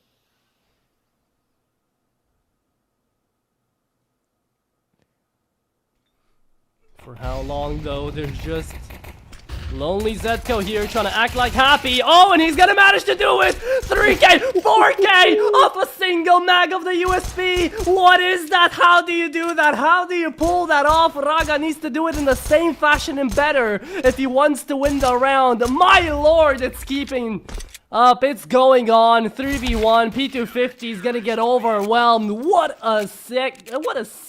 What a sequence here from Zedco. Yeah. Oh my god. Unreal. A single mag. Zedco. 12 bullets. Single-handedly. Yeah. Making things happen. Making waves on the B site.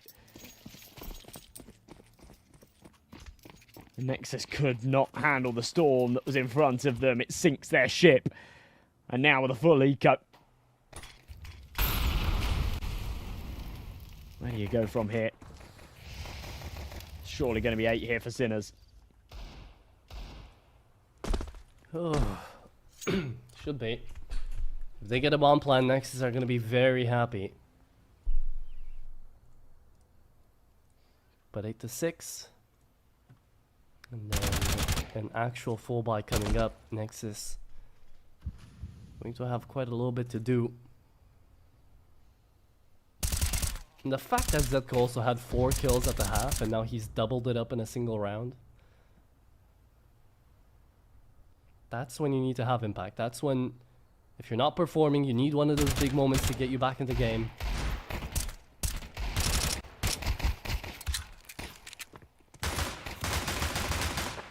And there you go.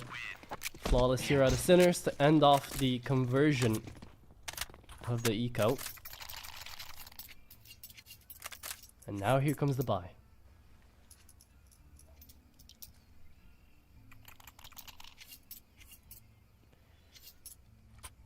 Okay, well, a nice little buffer, a nice little lead to work with here. They will go in with...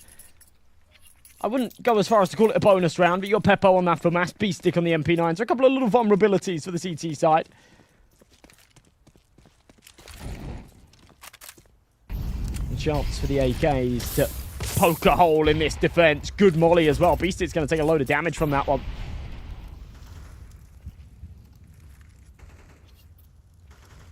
They're actually going to take a lot of space here in the apartments too.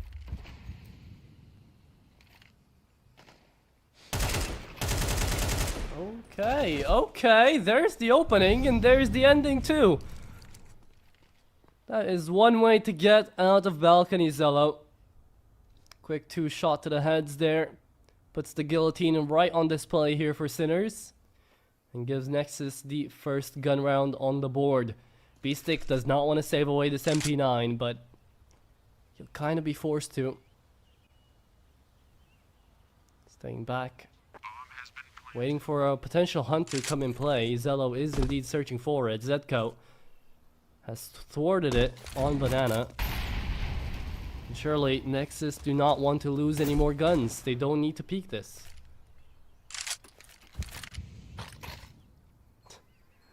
Lonex dropping his utility to try to go for a last peek.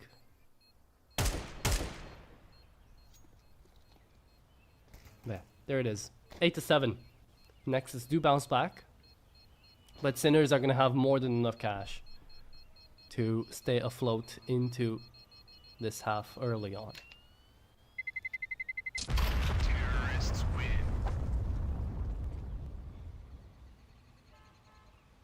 Four players staying alive as well, so yeah, it just allows you to build up those finances a little bit early as well, which is always a big plus.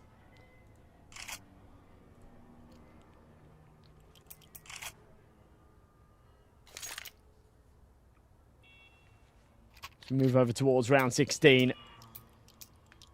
Second MP9 comes into play. There is still a Mac 10 on the other side, though, Launix. Knows that there's certainly a use for it, as he'll be the first one to barrel in towards Banana. This SMG looking to try and create some space. Zedko behind the sandbags and fire at his feet. Needs to get mobile. And Launix is staring him down, but he's fully blinded. It's Sound that has to find the kill, and they'll trade even 1-for-1 and back away. Now, this could be the lay down foundation for a great fake out, but BTN is not going to call that. With 15 HP, he is trying to straddle about brackets right now. Look around for a way into A. Sinners, they have made the rotate. They do have B-Stick here with the MP9. Peppo as well. And mainly it's going to come down to Shock to try to find a lot of people down on short. Here comes the bomb on the rotate. With a minute left on the clock, Nexus can go wherever they want in the map. Not struggling due to time restraints. I'm just waiting for Sinners to make a move. Beastic spotted. And look, I love this, right? BTN is taking space. He's realizing car is fully clear. Nexus have got another way into this round. Going to try to fake it. A single Molotov. BTN. This injury down CT. No one rotated yet. Next steps. It wasn't enough. No one to rotate this, of course. Sinners realize it. And here comes the push. 17 seconds left to plant that bomb. And Launix had it on his back and has been blown off. 13 seconds now. Time still running away. Was your friend once. Now it's your enemy. Raga looking for a headshot. Finds it. But V6 still on the bomb side. Drops it. And finds the 9th round here on the board for Sinners. There you have it. Advantage still on the deck here. Still on the board for the CT side, as Nexus will now have to force invest to try to keep themselves afloat.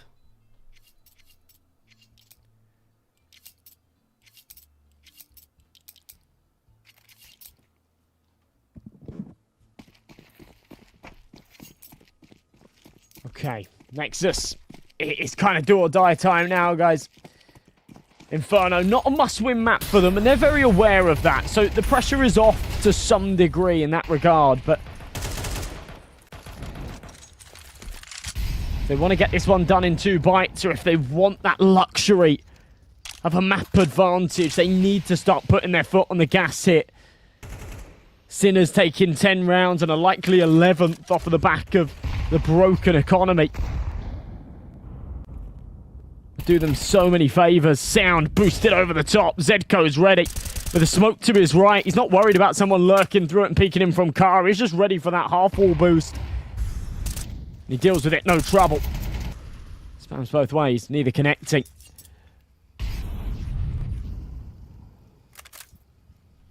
Like in that car peek, where's the flash? Where's the double peek in from the smoke, as you say?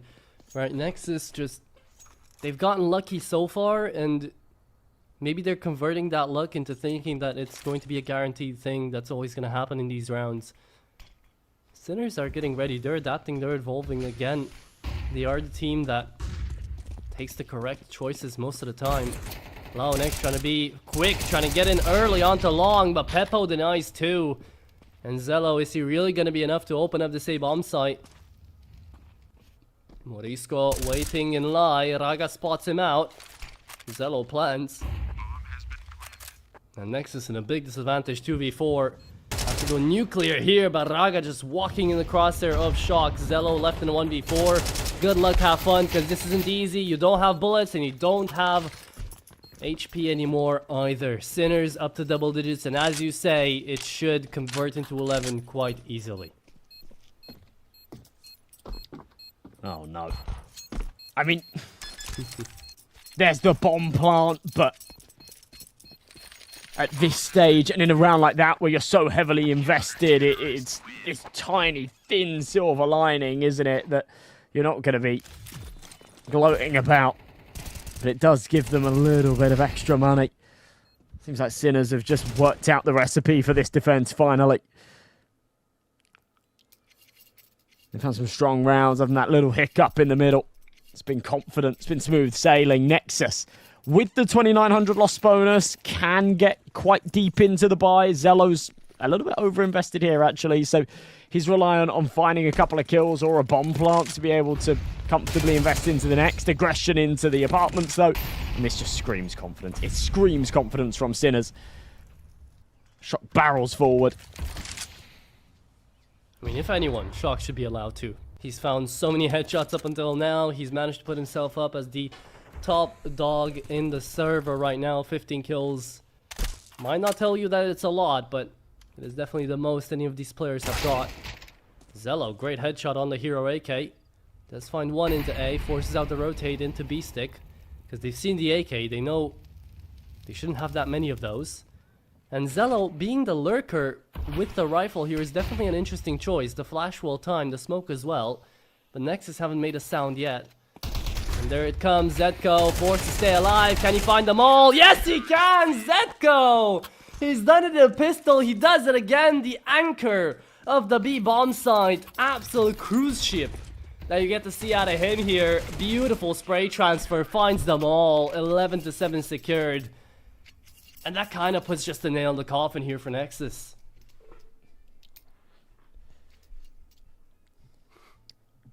I think it does, to be honest. And you just see this desperation out of their buys as well, don't you? You know,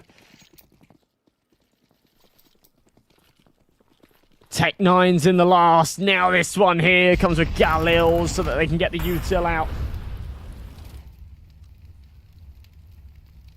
Peppo posted on his sniper in their pursuit for 12. Knows how important this is. There to be no complications. Rounds can swoop away and games can go with it. Beautiful little 1-2 sucker punch from him and B-Stick there. And again, an early two-man advantage just like that.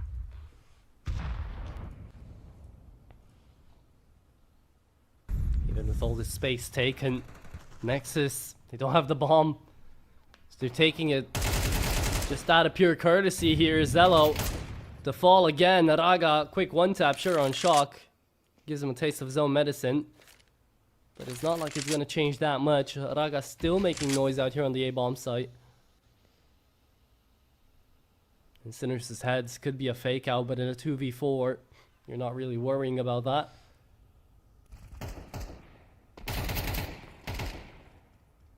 Yeah, Raga's just gonna die here, right? B-Stick. He's waiting to spam. Lau is gonna fall. Raga, sure, he keeps it up for one more, but that is map point here for Sinners on their own map pick. Inferno might just be around the way from being over.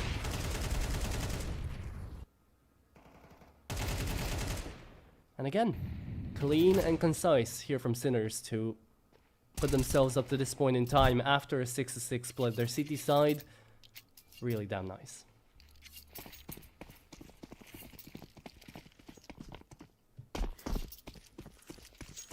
Alright, 5 chances to close this one out then. Inferno's been a bit of a walk in the park for Sinners. You somewhat expect that to be the case with it being their buy round, their map pick, but still. Semi-finals, both teams have been on good form recently. Nexus, I know they haven't had the best results here on Inferno, but we have seen some successes so far on this map. There's been very few of them. Zedko, looking for the timing, lovely stuff. Doesn't hit the initial headshot, but is even given the room to re-peek and deliver on the second. Spams away, a little bit of damage, nothing too substantial. There's the bomb plant for Nexus, and a chance to hold on. Prolonged play here.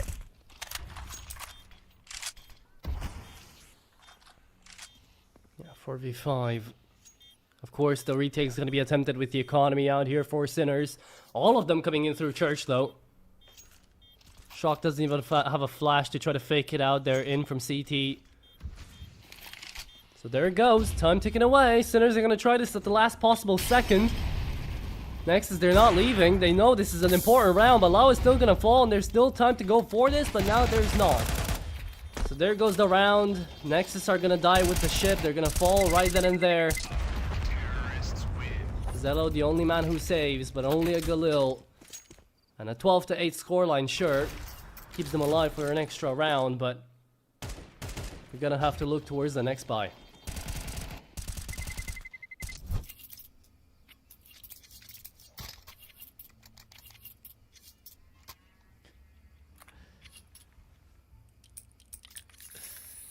Twelve to 8 then.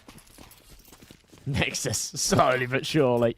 After they took that initial loss in the firefights there, top banana, I really did think that round was chalked up.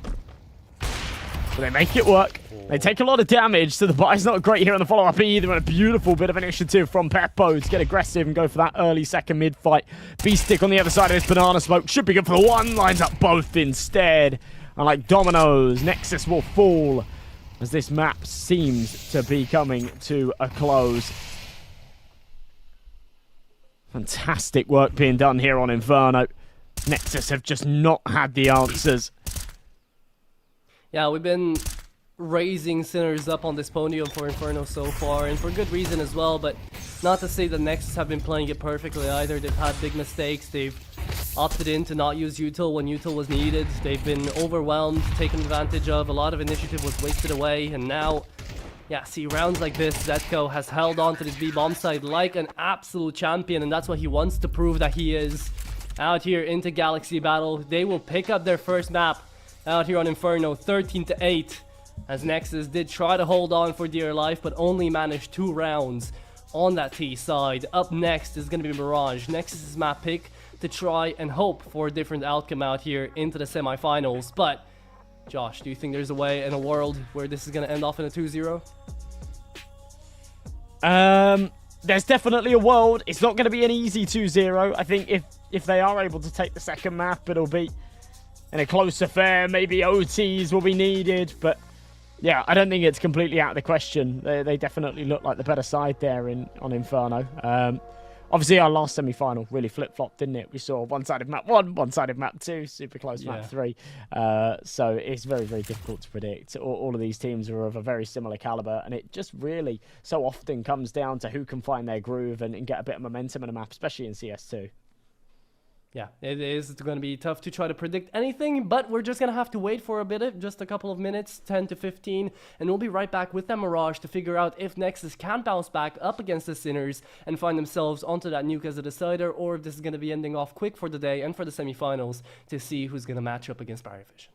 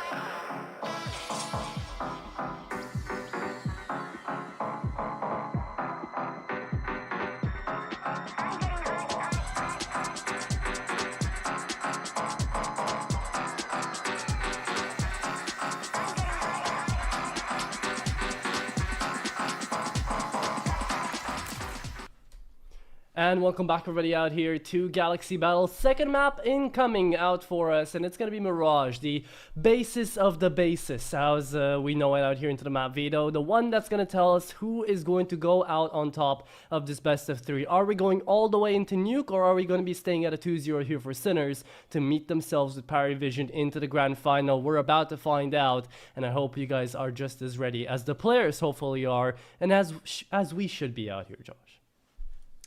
Yeah, absolutely. Bizarrely, Mirage is actually a map that Nexus do not pick ever. In the last 3 months, I think they've picked it once. So, yeah, it's not a map that comes up. I mean, it's a map that they play, but it's not one that comes up as their choice very often. And I think sort of being forced into a Mirage pick like this does make things a little bit tricky, on the basis that I think they'd have liked to pick into Dust 2. That's the Sinners permaban. Mirage is turf that, you know, both teams play a fair bit of, both teams are comfortable with. And whilst in that first map, the first half was very close, the second, Sinners just ran away with it, and we ended up with somewhat of a superficially one-sided scoreline. I don't think that it necessarily does the entire match justice, but it definitely leaned in Sinners' favour quite heavily, and I wouldn't be surprised if they give us a good showing here on map 2 as well. But without further ado, folks, we're into the second and potentially final map of the day here for our semi-finals. We've got Wonder on the cams, who will not miss any of the action. I'll be making sure that you guys have a smooth sailing experience. Me and Atro on the mics as we move into the pistol round. Shock with the util and the kit. Over on the other side of things, Kevlar on 4, BTN with those nades. And Morisco trying to get quite aggressive early on here. Oh, might come to bite him. Morisco already falling down to 12. Good thing he's on the CT side, though. The USP is able to pull off a one-tap. The Glock may not at that range. Falls down to 12, takes down the head of the IGL. Molotov missed away, sends back to his own teammates out there, Zello. Forced to run in through connector out here. Nexus already whiffing a couple of bullets here, but Raga trading it back. Good for 2, looking for more, but now he's got to find them all, because Zetko again is going nuclear on the pistol.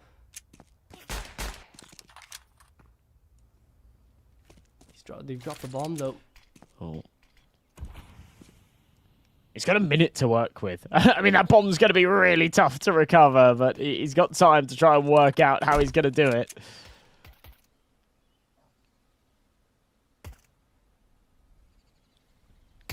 This is not easy. He wants to steal it.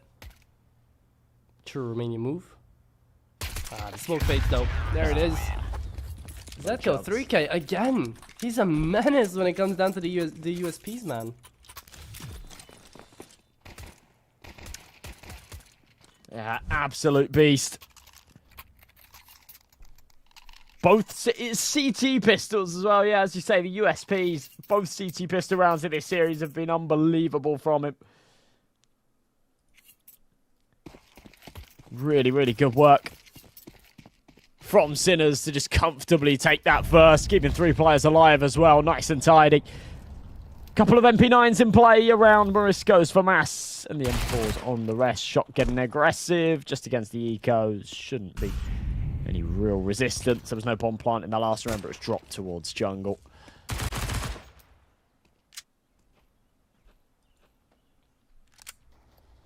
Very comfortable stuff. Yeah. The thing in this round is to figure out how many kills the MP9s are going to get compared to everyone else. Nexus have decided to go against some tiny bit of damage control, you know, with no bomb plant, nothing. No one's going to invest into a deagle, a flash, anything. Oh, maybe they don't need to. Sound even on long range is going to be able to take down Peppo. That was 2 or 3 Glocks to the head. That was 3. Watching that from Peppo's POV was ridiculous. It was dink, dink, dink. Oh my. That's something quite special. Taking a little bit of time to react there, but yeah, I don't see that every day. Top mid, single-handedly with a Glock. Beautiful work being done. Either way, 2-0. I'd like to see that Glock play on the replay. There you go. Bam, bam, bam. Jesus. Wouldn't want to be on the receiving end of that. And yeah, he was. I don't think Peppo will mind it, though. Yeah, sure, he goes down. The MP9 saved the way, though. Sinners happy with the cash they've amounted to right now. Still sticking to the CT side, want to have as much of an advantage as possible before swapping halves. Nexus, first gun round here. And we remember back from Inferno that the first gun round was where it's at here for Nexus. Let's see if that's going to be the case here as well. Wow, Nex about to taste a nade for breakfast. Oh, maybe not.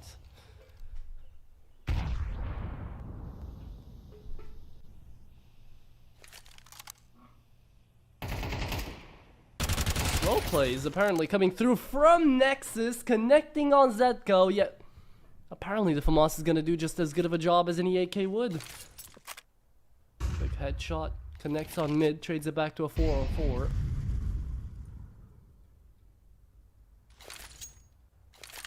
And leaves us at a bit of an impasse.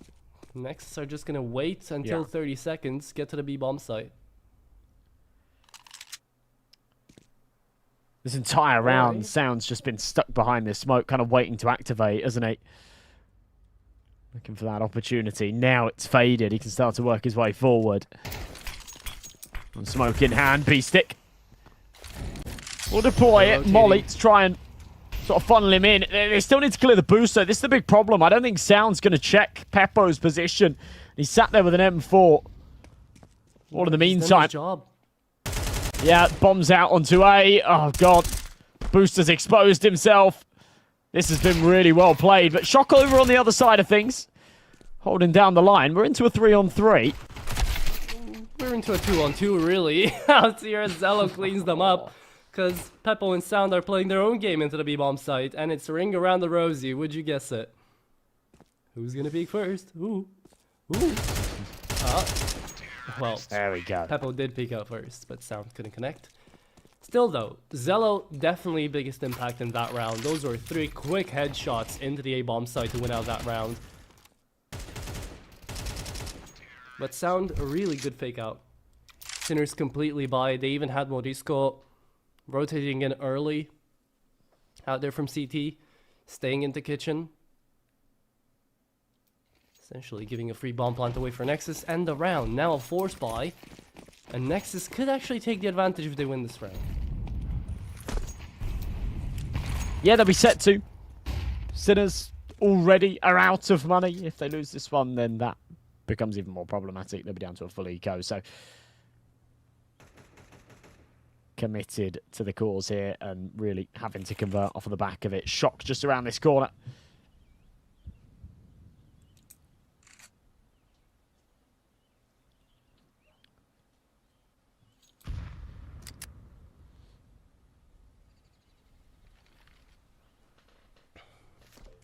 Very interesting to see how Nexus start operating in these gun rounds. They vie up for mid control. They play a very slow early game, peeking out and prodding for util here and there. And it looks like Sound wants to go for another fake out again. It's not a bad idea. It's not a bad call at all. But how many times is it really going to work? This time, though, it's not a fake. They're setting up in towards B. And there's only Morisco here to deal with them. I think he spots out something. There it is, but BTN finds him anyways. First kill connected, round converted. Everybody from Sinners trying to stay alive. As Nexus punching in those digits. They're going to be punching in their way to success and to 2-2.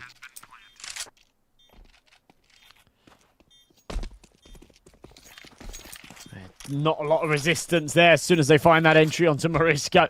Sinners just want to save. We mentioned before, they'll be on an eco in this next if they're not able to convert. So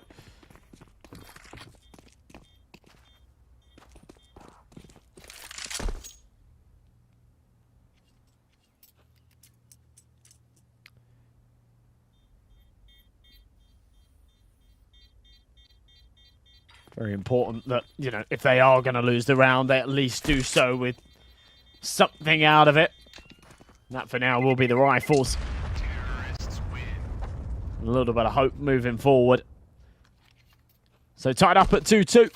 Nexus still showing us a bit of life here in the series after a disappointing end to Inferno. Trying to take the reins here on Mirage. They should be able to take the lead. Should be, should be. However, nothing converted yet. Fully. Here for neither side, a bonus buy, technically you could say. Here for Sinners from what they saved away in the previous, and Nexus happily holding out to their cash.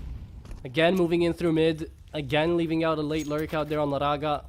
Just holding down the line for any potential pushes. A double ladder room push out here by Sinners. Trying to take up early space. You don't get to see this too often. This time might as well be attempted. They're never gonna expect two people from there. Zetka already finds one. Drops down. Oh, and the fire doesn't get the B-stick! No. Incendiaries! Volvo, please fix, man. Come on. B-stick should have never been allowed to stay alive in there. Or at least not take any damage. Gets Nexus down to a 3v4. The 5-7 on shock. Not that much, but it can still bring damage. B-stick very vocal. You can see it on the webcam. He's setting up for the execute. BTN is trying to figure something out as well. And yet he's seen nothing so far. Zetka wants to peek on the timing here. BTN playing 4x3 though. Oh no. They're not aware. They're not ready. B-stick is here on short as well. And Zetko in the back of the bomb side looking for a shot. Raga is in there already, but two quick headshots looking for Zetko now. Oh, how they've turned around the tables. Nexus.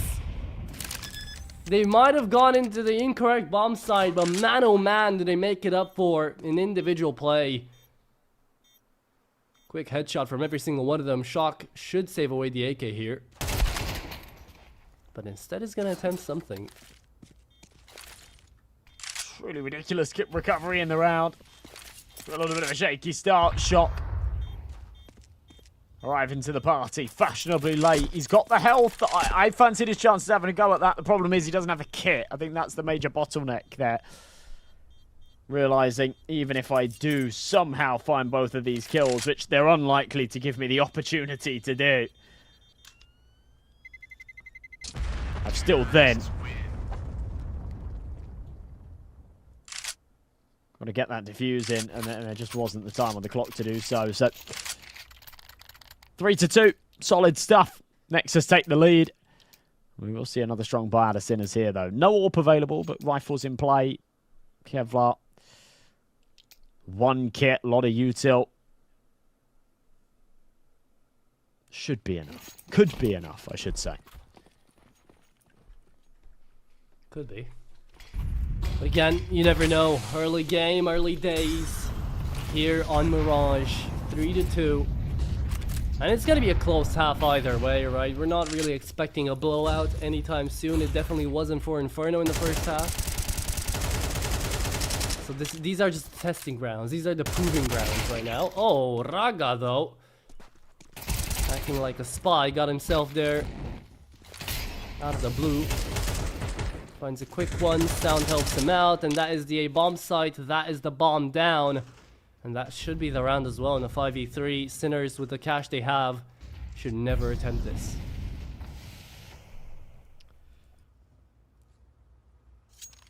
Yeah, as that bomb gets planted, Morisco says, I'm going to come off this angle just in case somebody tries to go hunting. And it is BTN who's going to be doing exactly that. Might be able to catch him on a timing as he falls back. Yeah, definitely saw the arm there. Oh, not quite a freebie. Now has to work for his meal. Does end up with a 1, but an instant trade.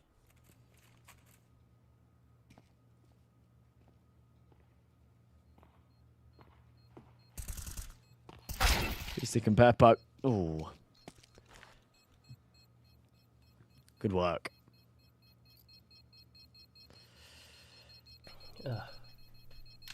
Okay.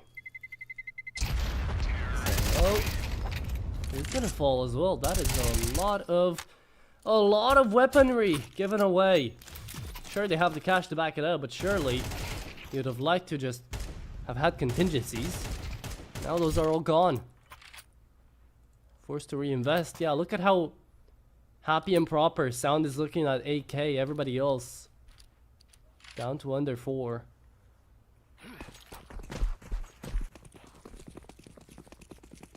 It's It's a full buy though from Sinners. Forced one out, if you will. 3 defuse kits looking nice. Peppo on the op as well, but where is he gonna go with it? As he's currently staying in CT, and half the action has always been in middle. And look at it go! Zetko traded out! And Peppo does manage to make his voice heard. As another trade happens, we're now left in a 2v2. It's all going by so quickly. But the trades have favored Nexus. Beastic makes noise. BTN knows about it. So now, good luck getting through this one. Raga on the op, and it's the old guard versus the veteran. Beastic. The mind of the operation. The entry fragger that can guide the impact around him. And BTN, the iron guard that is right behind. 5-2. Nexus take the advantage. And I was talking about how we're not going to get to see any blowouts here in the first half. There is still a slight possibility that we could get one, but I do very much doubt it. I think Sinners, the moment they're going to get an actual buy going, they're not going to flop over that easily. Yeah, I'm in the same boat. These guys are not a team that just, you know, cower from a fight and keel over and lose.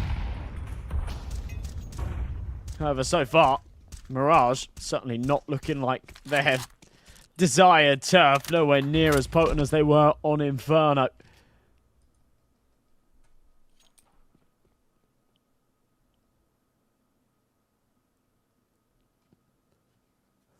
Hungry for a 6th right now. Sinners, once again, just on one of these kind of scrappy force buys. In the meantime, they've been building up that economy a little bit in the form of the lost bonus, but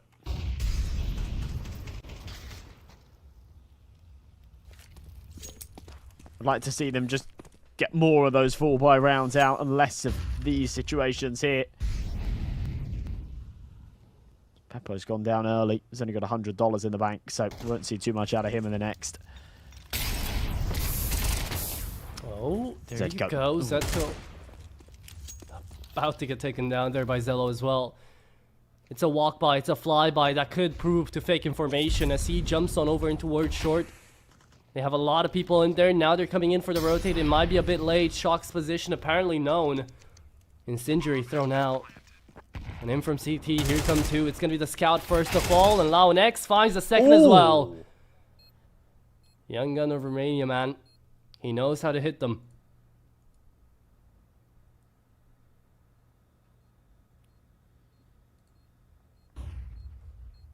But another round here, 6-2. Sinners, I want to see that full buy, because so far, hasn't been enough.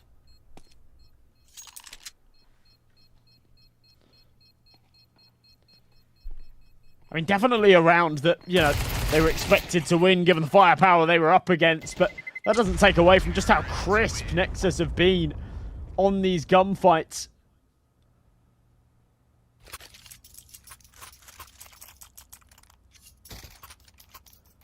Every single duel felt like an instant headshot. They had all the answers.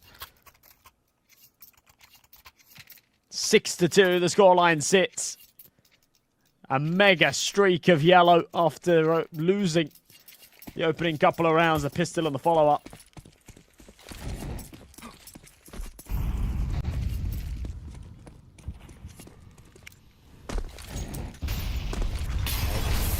Here comes another round though, one that we can look forward to. Peppo takes a lot of early damage into middle, but has taken up space. Information gained, and no one down on under, no one up in mid. So Nexus surely gonna go for an extremity, and quite quickly at that. Beastic takes damage, doesn't throw out the smoke yet. Morisco helps him out though, and that's 2 for Morisco. Denies the entry up first, but the waterfall's still here, and it's huge. quickly found by the IGL as well. Nexus kinda messed the pooch with this one. They certainly have.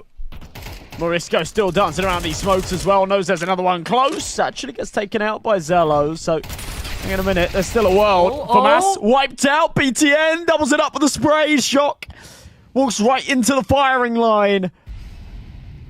And is shown why that is so dangerous. Gotta wear your safety goggles, Peppo. Left to try and recover this sinking ship. It's BTN and Zello on the site with the bomb beeping away. Time pressure now added to this whole ordeal. He's got no kit, he's got no util, and he's got a weapon that gives up his location if he unscopes. As soon as he works his way forward, Zello will catch the timing. Nexus recover a ridiculous round. And you love to see it. My lord, 2v5 in that scenario. Screw the pooch. Again, I cursed them, sinners. Second time I've done this in the best of 3. At this point, it's conspiracy for my Romanians, isn't it? But conspiracy. But there you go. 7-2. Should turn 8 as well. 2 MP9s, a scout, and upgraded pistols. It is an eco, but definitely not a heavy one here for sinners. But this time, look, a change of approach. Nice change of pace. They know that Nexus have taken mid so far, so they're going to reach the extremities and they're going to push up. Taking up that space. Getting a little bit of information. BTN calls a slower bit of a round. That's going to culminate into the A-bomb site. Let's see the Deagle for Morisco here. Can it connect? Aiming at the body there. Might not be allowing you to find a headshot yet. Launex is going to find one anyways. Oh. Still scared of getting in there.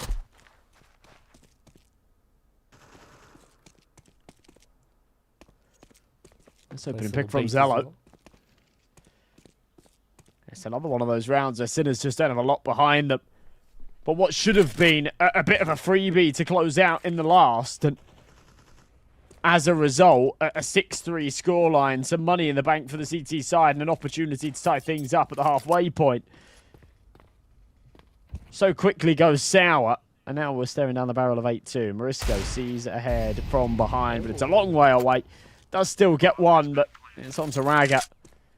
Opportunity to upgrade into a rifle, but best case scenario really should be a save here. As he catches the one, he fancies his chances at this clutch. But he hasn't got a kit, he hasn't got any util.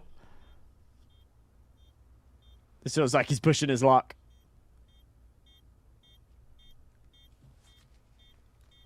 I mean, he is, because at this point he knows there's going to be a buy up next anyways.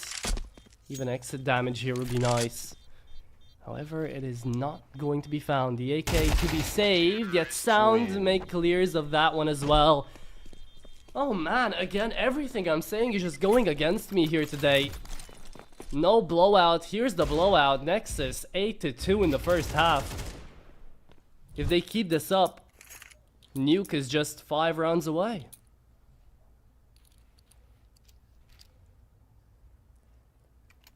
Yeah, it really is. It's just super, super crisp on these entries. Time and time again. They've been absolutely perfect. And once again with the rifles, not overcomplicating things. They don't want that AWP out on Zello, who's been crisp with the rifle.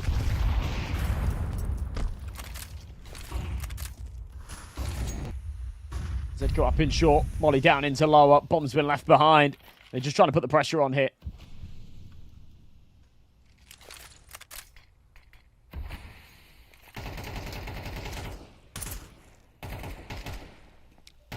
Not a move made yet, though. In reality, they're just spamming smokes, waiting for something to happen, and there's a something that happens. Zetko spots out one inside a connector, but if he holds his trigger too much, he might not even find that kill. Oh, there it is. Exactly what I was saying. Zetko could have attempted the hit. If he didn't even find the kill, could have backed away, stayed alive. Now, man advantage for Nexus. And another one to boot. Zello just taking the position and doing it better. Finally gets traded. Peppo takes 2 down though. And sadly, we don't get to see his POV of the flick. But we're left in the 2v2 here as Launex is also going to fall shock. Back to his shenanigans from Inferno. Connecting on a lot of kills, but it's back down to the BTN. It's back down to the big dog here to try to find this. And apparently, again, gets alerted by his own teammates that he actually spotted the enemy. He couldn't see them at the beginning. And it's IGL versus IGL. 1v1, mano y mano. And Beastix just holding the line as the crosshair placement's dead perfect.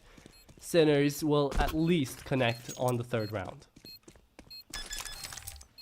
Finally, it's felt like it's been a long time coming, hasn't it? But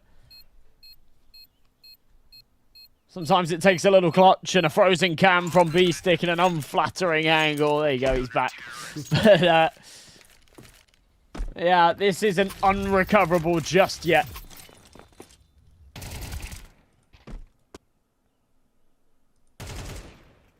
It's really tough though. Even if they manage to pick up 8-4 here, which isn't a guarantee. They're going to be moving into that T side with Nexus having really clear out objectives for their CT side, usually on Mirage. Take space, play mid, and then hold your angles. We're going to get to see a lot of 3-man pushes out here from the CT side on Nexus when it comes down to middle, from short, mid, from short window and connector. Extremities being given as a second thought, but we'll see later down the line because we're not on to the second half just yet. It's going to be an A hit. It's good flashes all around here for Sinners, but none of them forcing Nexus back yet because the wall of smokes is just good enough. No smoke on CT though. Beautiful flash again from Zello. Allows Sound to find that kill, and he just keeps it up. Second taken out as well, and it feels like Peppo is the only living breath out here for the CT side that Sinners have got left. Bogdan's Law and CT, and B-Stick comes out of connector, trying to swing, trying to make some space out here for his CT players to move out. 4v3 though is not going to be easy. Morishko though helps him out. The nade from B-Stick as well trades it back, but BTN's not dead yet, and it's Zello to look for these headshots. Not enough time, and the round is over. 9-3 as Nexus punch up a hell of a half out here on their own map pick. Wow, wow, wow. 9-3 after losing the pistol as well. It's just unbelievable. And not just losing the pistol, but losing the pistol without a bomb plant, which means they were full eco in the follow-up. So they had no chance in that second round. But as soon as they get the guns out, they solidify themselves as a significantly better team. We have got a skin to give away. We've had some decent luck today. We gave away an an AK Empress in the last spin of that last semi-finals. Yeah, I saw it. It's painful, but it's the notorious BIG. I've seen you win a couple so far this season. Well done, my friend. It's only a 5-7 Violet Demio, but building up the inventory little by little. Looks like we are going to be seeing a third map here, though, in this series. I don't want to jump the gun just yet, because we did actually see exactly this on train. We saw a 9-3 half out of the Iberian Soul guys. They ended up choking it, went to OT and lost it. So definitely a world that this could go the other way. However, Nexus are on the right track. They're on the path to victory. And a decider map here in the series. And they're looking good. Look, don't let your past traumas affect your future relations, okay? It's fine. 9-3 doesn't mean that they're gonna come back, right? It's not an assured thing. B-Stick jumping into the bomb site, trying to make me eat my words. It's a good start, but it's not everything out here into this map so far.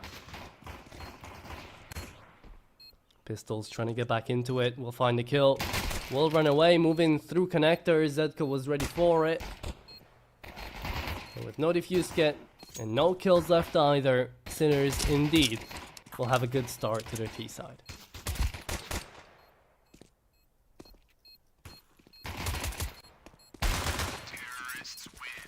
Okay, so that's what we need. That's exactly what was required.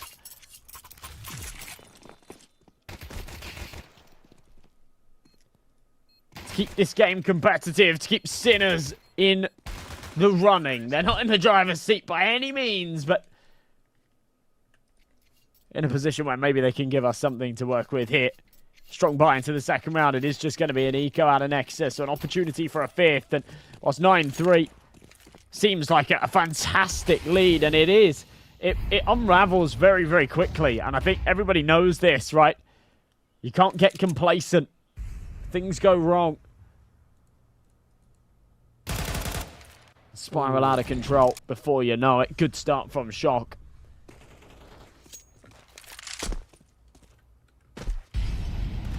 And that good start is going to be enough to connect on the round as well. 9-5. Nexus are allowed to give away these rounds like this. This is the only instance where I'm okay with the full USPs being brought out here. For economy's sake, having the advantage, Nexus, they don't mind losing this. They don't need to find all the kills here. No need to emphasize on damage control. Some nice shots being sent out by Sinners, but now here comes a full buy. And we saw how good Nexus's full buys were back on their T side here on Mirage. So is that going to be the case here for their CT side as well? We're about to find out. Sinners, they managed to win the pistol round and the conversion again. Now, are we going to get to see history are we going to witness history twice, or are some things about to change?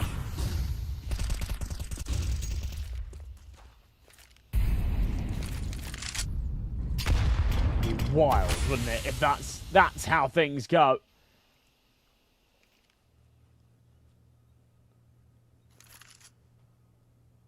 A 9-3 recovered on Train, and it was the T sides that were more potent as well, which was really bizarre because Train is, you know, often teed up as a very CT-sided map. Yeah, but that's Sinners. how PARIVISION got themselves to the grand finals, right? So Yeah, literally. It'd be poetic, wouldn't it? yeah, Sinners if hoping Sinners that can go Mirage has the same sneaky Easter egg. They would just glitch out when they meet the grand finals, though. Go for infinite overtimes.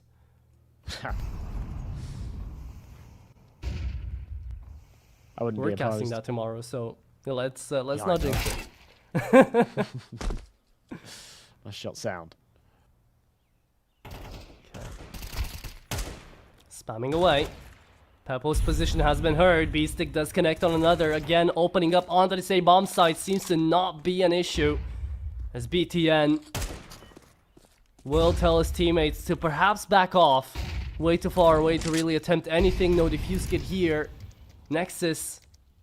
Sure, it's a 3v3, and now they might attempt it. They lose another player, and they're still on the line.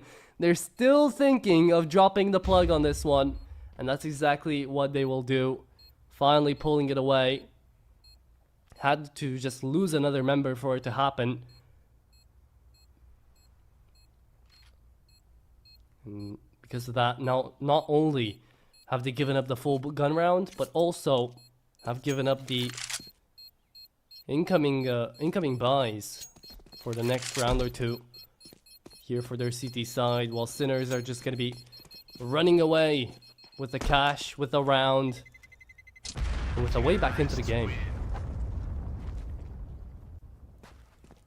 Yeah, the path becomes clearer. What started as so narrow and treacherous actually starts to open up. Looks like a Sunday breeze. A nice easy walk to tie things up at 9 apiece. The money fragile here for Nexus, and it's not where you want it to be when you're on your CT side.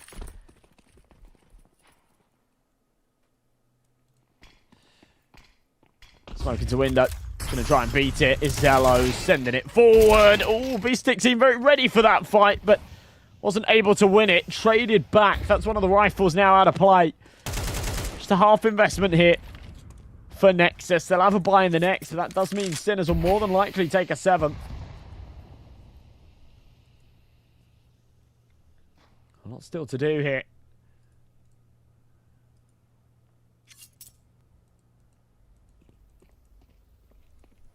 Raga could do a little bit. He hears them. That's the thing. He's going to Fix wait up for his the moment to reload. pounce. There it is. If you take down Morisco here, the bomb could have been dropped back the way to T-spawn. Could have had support from the mid players just in enough time. But instead, they move back up to A, and it starts getting way tougher now for the CTs to really deal with this.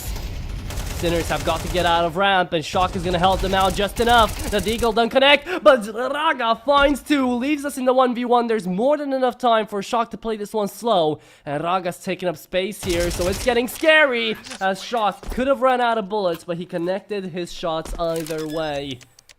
There you have it. 9-7.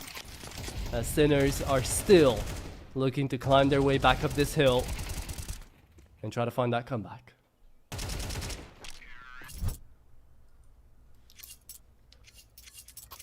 Okay. 2 rounds that separate both these sides. It's felt like Sinners have kind of been doing it on easy mode here in this T half. Just been able to ride off of the wave of momentum from winning the pistol, but Nexus had to fight so hard for the rounds that they pulled together on their CT side. This is really, really unraveling. Launix down on short. Morisco executes. Raga Zedko does the same. That is perfect. Okay. Again, Sinners are not pulling any punches on this T side. And it's such a contrast to their CT side as well, right? When you get to see Nexus running away with round after round after round. It was 8 in a row there for Nexus. Now to see Sinners in a manner like this go flawless. Even up against a full buy.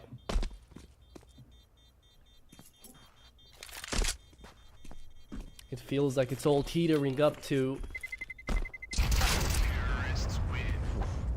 Sinners' victory. Yet it's not done yet. And finally, we get a tag pause. This felt like a long time coming, doesn't it? I'd have liked to have seen this tag pause a little bit sooner, to be honest, but Yeah. it comes when it comes, and now they've just got to make it count.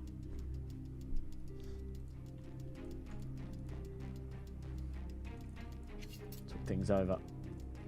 How do we fix what's going wrong? Because everything has been going wrong, really. The CT side, fragile, vulnerable, constantly abused.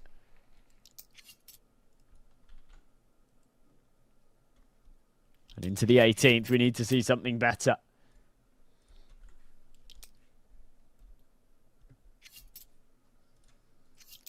It is a must, yet right now we haven't. So we need to be met with a little bit of resistance out here from the Romanians if we want to have a game on our hands here for the second half. They showed prowess when it came down to pushing.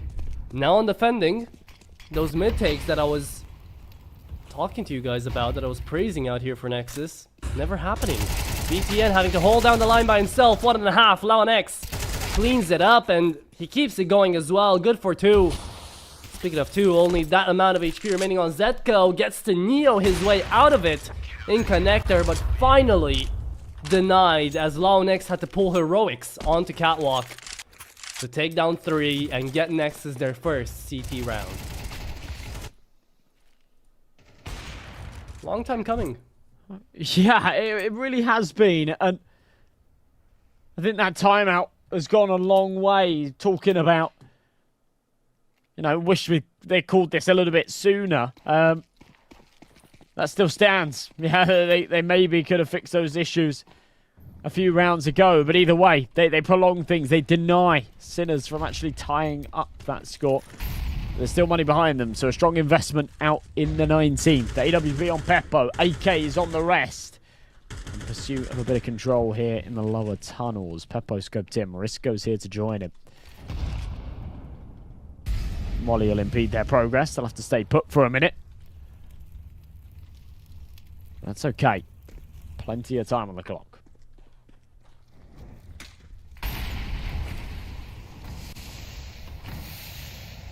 Okay. A bit of a sigh of relief here for Nexus, but you can't stop now. The flip side stickers for Sinners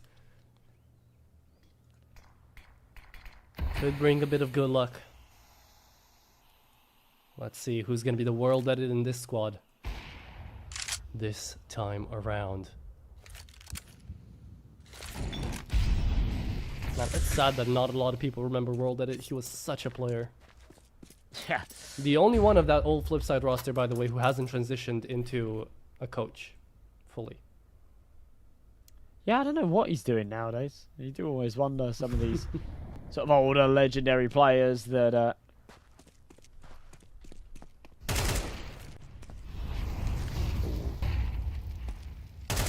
yeah, just sort of disappeared a little bit. But yeah, he was a legend. Shot, great entry. Now keeping the numbers even. Launex still delivering. Spam through the wood, causing him some problems, but nothing he can't handle. Trade to there. All comes down to Morisco. He has the info that there's one in towards the triple boxes, but just doesn't have time. They leave that one way too late. And that'll draw the line for the 11th here. Nexus just about holding on.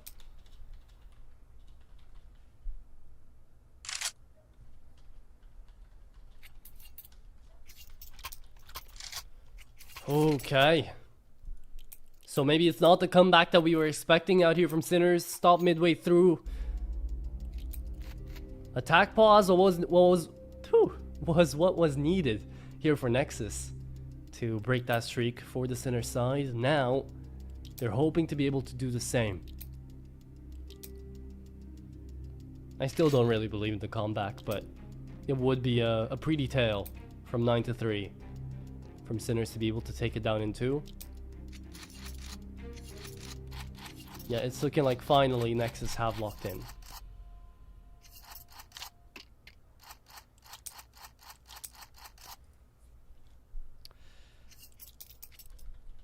That's all that's needed. Just a couple of rounds, just a couple of little moments to go your way.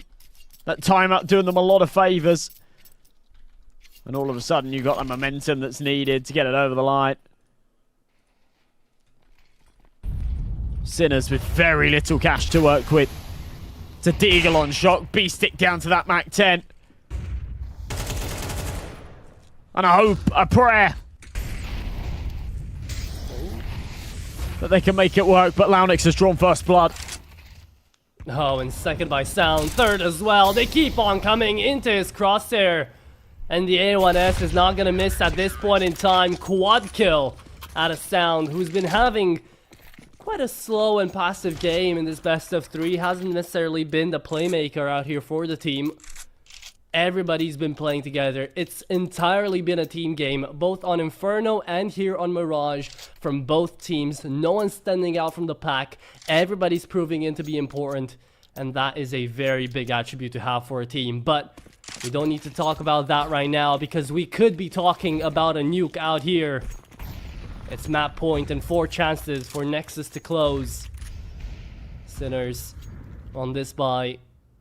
They're kind of saying their last prayers out here for Mirage.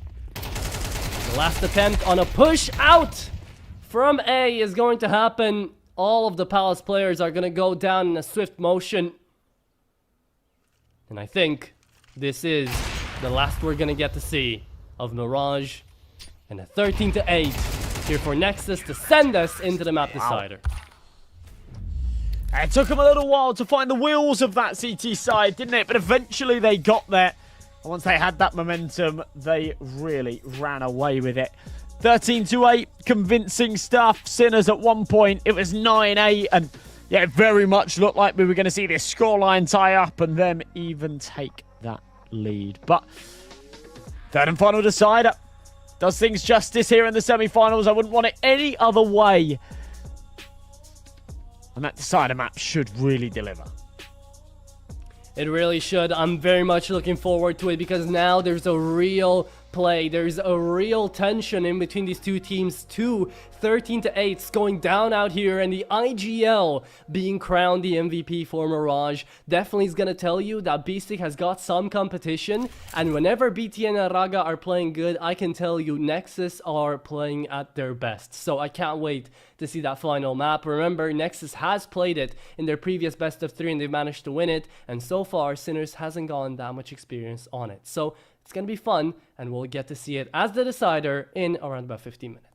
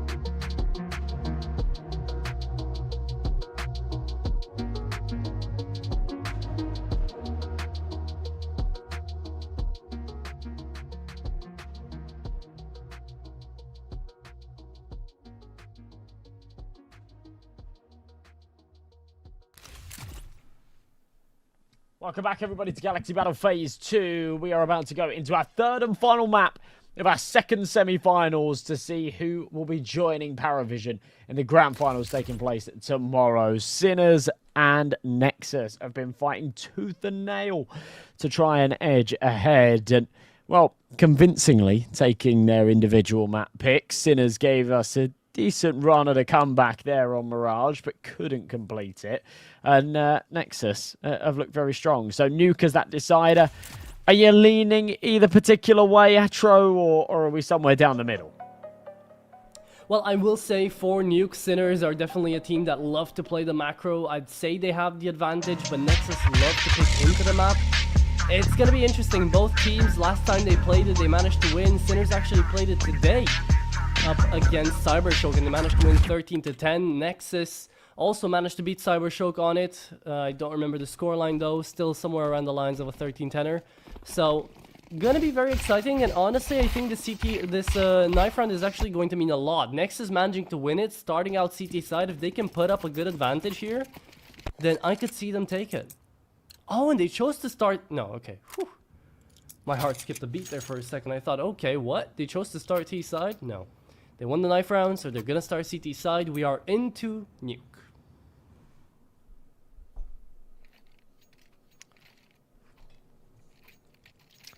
Okay, well, that's absolutely where you want to be after the momentum of that second map as well. CT side, good chance to put your foot down. Double Jawlies in play. Zello and Launix willed them. They're looking to try and make something happen here.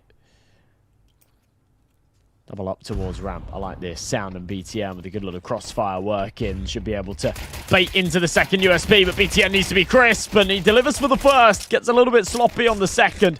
But I tell you, he's being very sloppy with this. It's Sound. He's struggling to find anything. Zello has to be the savior from above. And whilst the USPs are fumbling around, it's the Jawlies to chomp hard and put the first on the board for Nexus. That was chaos. Chaos, and the first pistol round that we get to see in this best of 3 for Nexus. So a very important one nonetheless out here to start off Nuke as the decider here. Seeing who is going to match up with PARIVISION, as we've mentioned time and time again. And I think you mentioned it in the PARIVISION game as well, that the difference in between 3rd and 4th place for the winnings out here on Galaxy Battle between the 1st and the 2nd is detrimental. Also for the VRS, but just in general to get the lion's share of the pot, right? So it really does matter who manages to win this this map for each organization. And Launix back to his shenanigans on the XM.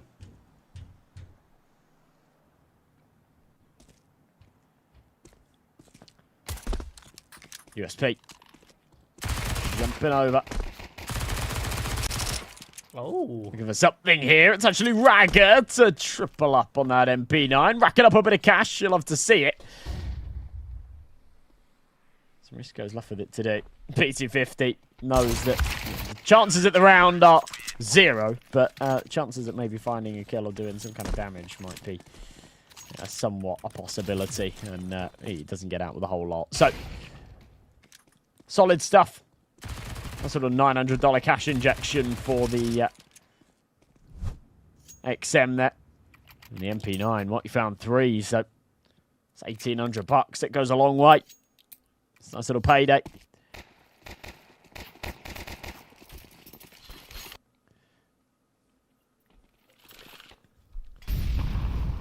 Now here comes the AKs into the bonus buy that Nexus have still got going on. That's the good thing about Nuke here. Onto the CT side, you can virtually play with any weapon you want. There's a lot of close quarters. You can even play outside with the scopes. It's got versatility in that range. And quick rotation times here for the CTs also allow you to stack up that A-bomb site.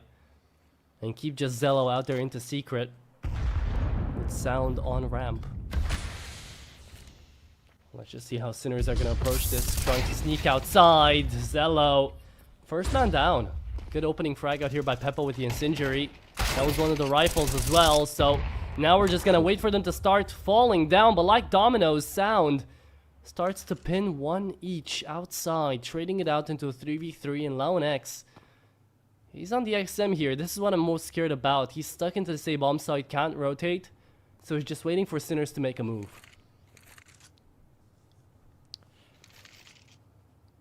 3v3. They've definitely got the advantage here with the AKs out. Larnix's shotgun, of course, could be potent, could be scary, but that second rifle retrieved. Maybe not so many contingencies now for this defense. Peppo low.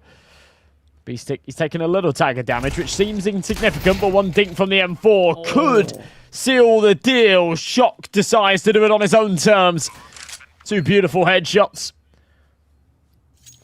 And that should do the trick as well. Raga, he's got a little crack of the neck. No. Can't touch this one. Hold on to the M4. A brutal realization that their little early streak has come to an end, and Shock is still thirsty for blood. That was his first 3 kills of the game, by the way. It didn't look like it, did it? That was crisp. The Shock of Inferno is back here on Nuke, and that is a scary prospect for Nexus. Remember, on Inferno, he was hitting headshot after headshot. I think he was crowned the MVP for that map. So if he's going to have another one of those performances, then I'm looking at Nexus and I'm thinking, who's the next upcoming star that needs to match up to him? Usually, that would be the name of LeonX here, but Zello's a good shot as well. We haven't seen all that much from him in recent history with the AWP. Where's his big highlight moments? Where's his time to shine? Sinners out here have definitely had quite a little bit. Struggled on Mirage, but still kept it competitive.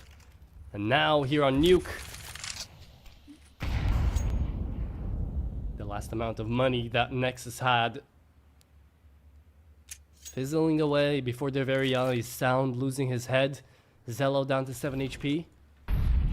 And Sinners still an unknown factor in this game.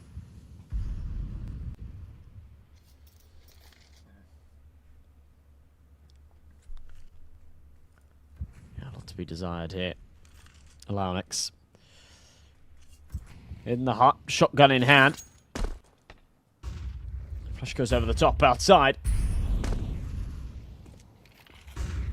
Sedko will press by himself. Raga here behind Tetris, ready for the contact, but a little bit messy onto the mini fight. Ends up going 1-for-1. Shotgun can't find anything either. That's a shame. LeonX patiently waiting all that time. Doesn't end up with a reward. A little bit of BM at the end there as well. Stop trying to kill us with the shotgun. Painful end. So we'll go 2 apiece. Face to face with the shotgun there, and the fact that they don't fall, LeonX definitely not going to be happy with that one. But it is 2-2. We'll turn 3 out here for the Czech organization. Sinners taking away the advantage. Let's see if they'll be able to take away the game. These streaks, we've seen them back on Inferno, back on Mirage for Nexus, right? They went 8-for-2 at the beginning of the first half off of the back of just a really good conversion of a full buy round. Now, Sinners could do that as well. Of course, a bit tough to recreate, but definitely not impossible. And this round is just going to be a bit of a downtime as well for us to kind of make up any points that you still might want to bring out here if you have any about these two teams. Hey, put me on the spot here. It sounds like you've got some good points. No, I was just going to say, you know, it's definitely just going to turn out, whichever team may win here, into a real nice you know, Goliath battle back into the grand finals. It's going to be the underdog in a Goliath. You know, PARIVISION, ever since they were invited out here, they were kind of expected to be one of the top dogs into the playoffs. So it's just going to be nice to see which one of these two teams, either Nexus or Sinners, are going to be able to give them a run for their money. I'll be honest, I think you're giving them too much credit. I don't think they looked great today. They looked alright, but they didn't look unbeatable. If they'd come in with a comfortable 2-0 against Iberian Soul, who let's be honest, I wouldn't put Iberian Soul head and shoulders above either one of these sides here. They didn't. You know, they very, very nearly lost it. It went 1-1. They went to the final map of the series. They just about edged ahead with a comeback in the second half. Like, yeah, there was nothing convincing about it. And I think we'll have an interesting game tomorrow. I still don't know who's going to be meeting them there. Good bit of damage on this eco round. Sort of glaze over it, but yeah, 2 Gullals recovered. No way that third on Sound was going to get out alive, but yeah, decent outcome. But I don't know. It was smart. It should be an interesting game. Yeah, it was smart on South to drop down as well from heaven. At that last second, try to fake someone out of staying next to the bomb in just enough time that they lose their weapon as well. Even if Sound doesn't find the gun, because look, that was full USPs. And they managed to take down 3. They managed to save away 2 AKs as well. It's almost best case scenario that can really find out here for the CT side. So economy is going to be looking great. They're able to invest into their util, into those diffuse kits. And we go into round number 6 now with Peppo on the AWP, on the aggressive side. Let's just see how Nexus are going to match up to this. Fast playing towards vents. And no one here to match. Shock. Way behind enemy lines.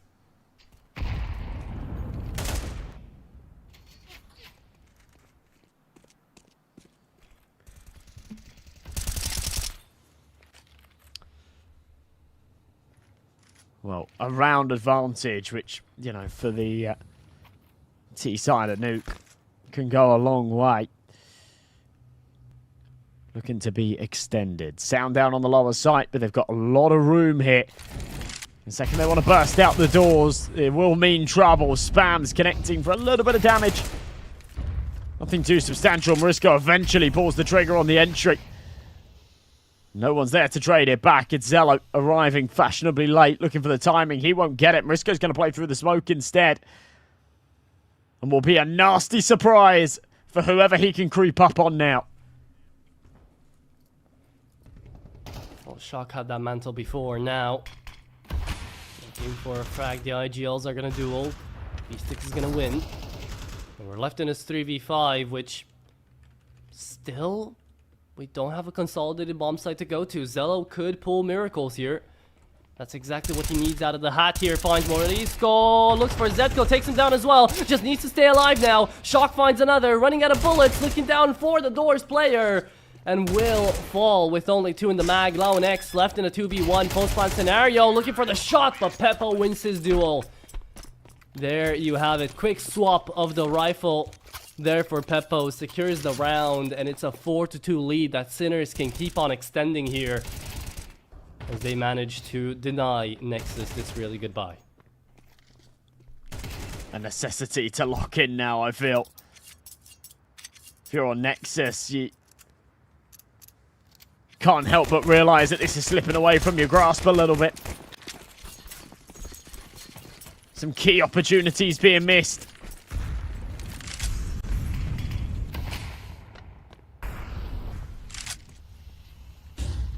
And a low buy here. I mean, 2 MP9s, a shotgun on Launex again. He keeps kind of forcing the issue with this XM. And we saw a sick play back on Inferno. That feels like ages ago. Since then, we haven't seen any.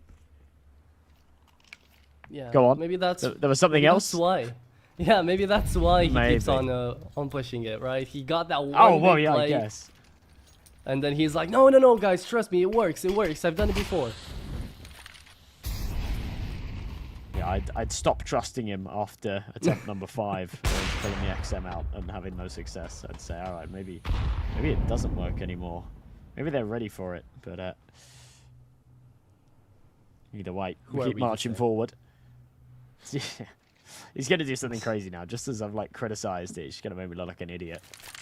That's how it Expert works. doing He's gonna that. trade out BTN here somehow. Look, Shock finds the first, looks away, takes Long Next down too. Okay. Oh. Alright. Nothing crazy now. Boring. Boring, but you're right? So I guess someone's happy. Oh, Yeah, maybe I'll take that. I shot Morisco. Still trying to find that room. Zello up top. Whoa. Morisco strips his head. Look at how quick that is. That's his second of the round. He wants to keep him coming here. So clean, so crisp. my God.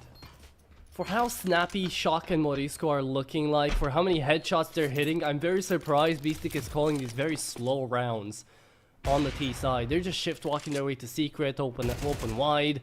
They're holding down angles here for lobby crunches. Like, they are waiting for Nexus to make mistakes. It's like a game of chess, you know? They keep on playing the safe margins, the safe routes, until the enemy makes a mistake. And that is when they start pouncing. Sinners, it's a deadly plan to have, but now hopefully, again, with this tactical pause, Nexus are going to be bringing back something into this game. They're going to have a mental reset.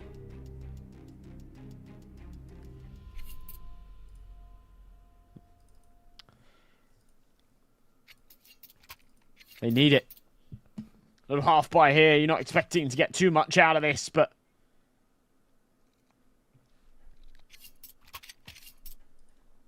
I mean, to be honest, we've seen sort of pistol forces like this do good work plenty of times in the past, so who am I to say, but it will be that rifle round in the follow-up that really, really does need to deliver.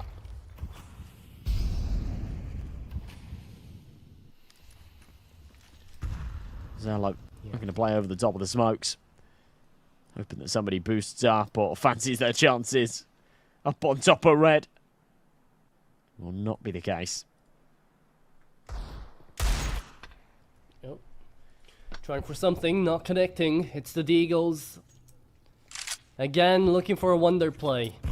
Found one back on Mirage. Back on Inferno, actually. Onto the sandbags. Now, he's gonna need to do it again and misses the first shot. Shock just puts him down with a single bullet. This is the confidence you were talking about. You know, from Sinners. Not a worry, not a care in the world. They know they're up. They know they're playing better right now in this moment. So they are capitalizing fully off of that.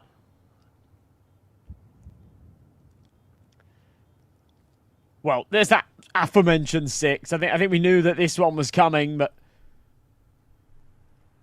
Nexus fans hoped for that there would be a different result. Zello teed up for maybe an exit here. Oh, misses the timing, so we'll get another opportunity, but needs to be crisp to the head. Won't find it. Either way, would have been traded, so doesn't make a huge deal of difference.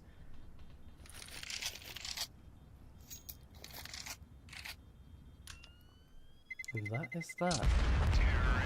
6-2.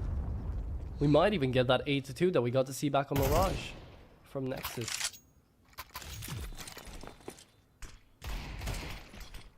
Yeah, that's just nasty. And I would love to actually see if HLTV has updated it so I can look at the headshot percentages out there for Morisco and Shock, because they've been insane. They've been just lining up every single kill with a headshot. So back on Inferno, while I'm checking this, you can take this round away for a little bit. Okay. On it. Really important round, to be honest, for Nexus. They've struggled monumentally here on their CT side of Nuke, which is where you're supposed to find that comfortability. It's been far from the case, but the rifles are out now. We've seen a lot of shaky buys. Incredibly important for them to convert. Number 9 needs to yield a third and deny Sinners anything more than 6, at least for now. They've taken the early disadvantage. Minute 10 on this clock. Peppo holding with his sniper. Nexus have done a decent job at just running down this timer, but also running out of util. I mean, Sinners will pounce eventually. Good timing. BTM for another. And a 5v3, they can now just sit put. Oh, indeed they can, but there you go. Raga finds the first. Takes it away. And we'll look for another opportunity to keep at it. It's Lau, though, peeking into the angle. 4v2, and Raga still has the back of Peppo covered, but he has to watch out for Morisco too. And another headshot. It's not going to be this time, but it's still a well-connected one. 20 seconds to get to the bomb site on the back of Morisco. Swaps out the guns. Oh. It's not going to fall yet. 2 missed shots. Hang on a IGL minute. falls down as well. Hold on a second.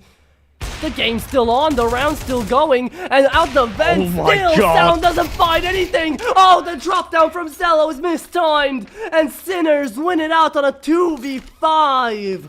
What just happened? That is truly ridiculous.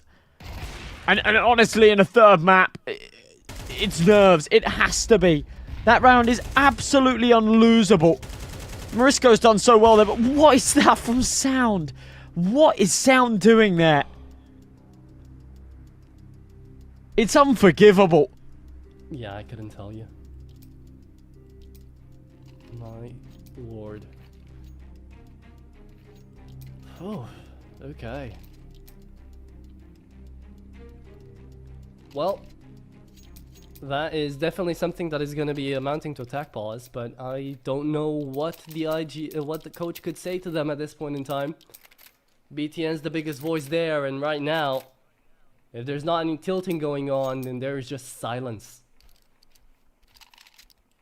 And I have brought up the stats. On the first map, we got to see Zetko actually have 13 headshots out of 17 kills. Shock had 10 out of 16 on Inferno. And on Mirage, it was Morisco with 11 headshots out of 17 kills. And Zetko 8 out of 14. So still overall, they've got a very impressive headshot percentage when it comes down to their kills. And surprisingly, Peppo was at the bottom of the scoreboard for both of those maps. So when your young star isn't the one performing and you're still winning games, you know it's a good day. You know you're playing well. Yeah.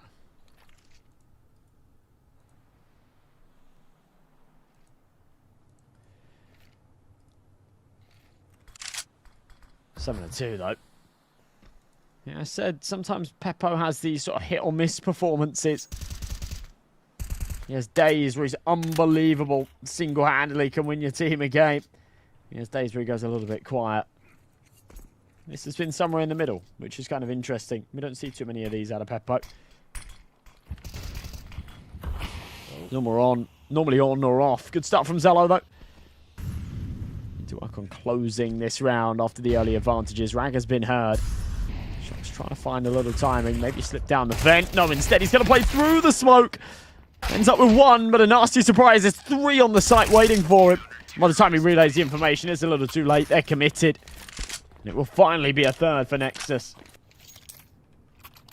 Long time coming, really, coming out here for these guys. But at the end of the day, does convert into a round win. And it could even convert into 2 more out here for the end of the half if the Romanians start getting their game together. Now, a 7-5 split, especially out here on the CT side, I wouldn't even say that's okay. Like, 100% Sinners have managed to win out this half with 7 rounds in a row. But it would be recoverable, or way more so than a 9-3 split out here for Nexus. So will they give us a close game, or will Sinners keep it up? We're about to find out in these next 2 rounds.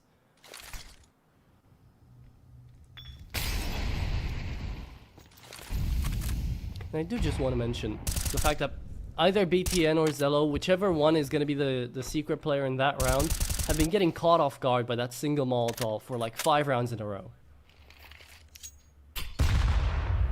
It's an interesting thing to pick up on. Can't be making the same mistakes. Not at a time like this. Be afforded. Morisco. Flank in. They've been given a little bit too much room outside, but sometimes that's a result, an occupational hazard of losing the early fight and having those defenses just thinned out a little bit. Zello left by himself.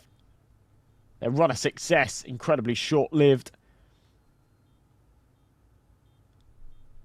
Yeah. Don't know if to call it unfortunate or misplayed right now from the CV side of Nexus.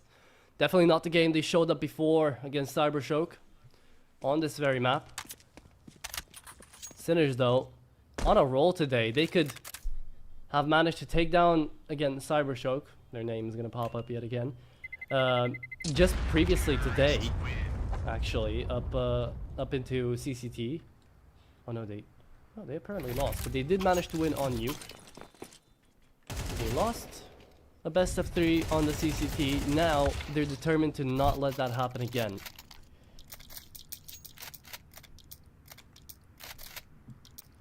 And I was talking about it yesterday as well when they went up against 9. Sinners would have such a big narrative of coming into the grand finals here if they managed to take down Nexus, because not only had they just turned around completely after the Forza Reload win, after they had a map forfeit by the Young Academy, but also they were 0-2 in the group stage. They were like one best of 3 away from not even being here into the playoffs.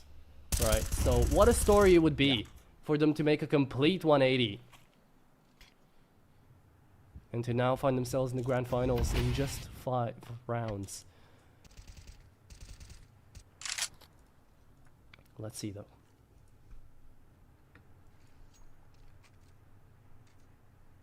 Cello. Posted up on the angle, waiting for Shock to peek out. Should be a flash here, surely. Oh no! What a flick! Zello connects, BTN keeps it up, and Morisco's not even able to trade. Finally does it. We're left in a 4v3, Morisco down to 28 HP only.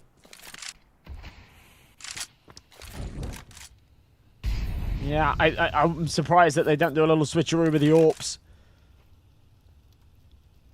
Boost over the smoke. I like the idea.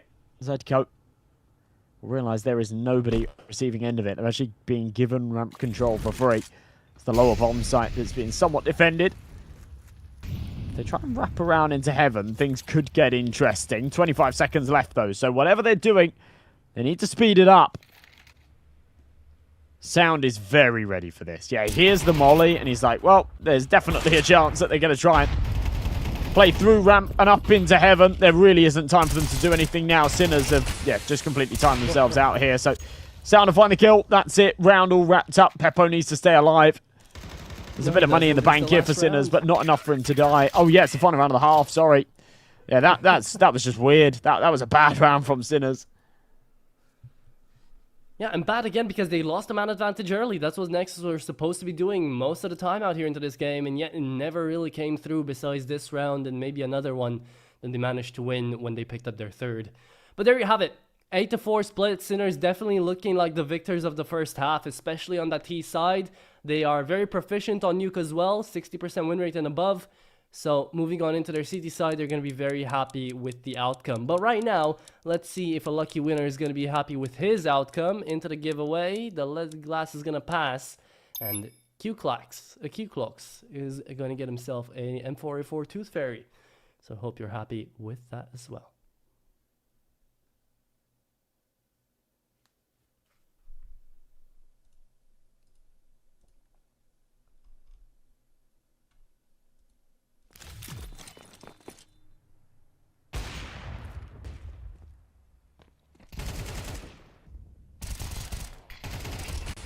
Some really nice shots needed, though, for Nexus to even pick up that previous round. So, yeah. Whatever the case may be, it's down to individuals. It really is. And some of these individuals aren't really showing up. Blaunex, who was kind of, you know, so often the man of the hour, sat 4 and 7. The death count pretty low on a few of these guys as well. Peppo's only died 4 times here as we go into this second half. Seemingly, the rounds that they've lost, Morisco follows up with another beast stick there, but the taps through the smoke aren't connecting Sinners. With a man advantage, but they've given up the space on the site. Shocking on this flank could be the make or break. Zello's not going to check for him.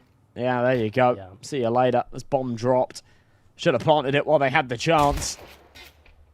Zero chance they're going to give BTN that opportunity.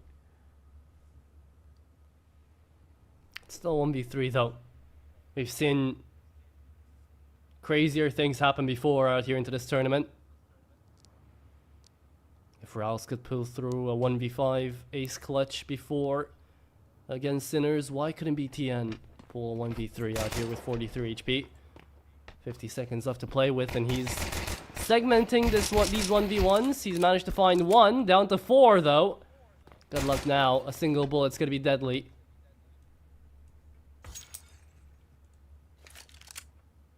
And he's trying to play this timer. Knows that the bomb is not in his possession. Shock is gonna peek him. Nothing connecting yet though. Another dink and 1 HP remaining for Shock. As he might be able to get a bomb plant out of all of this. It's actually an outcome that I just wasn't expecting. Little cash injection.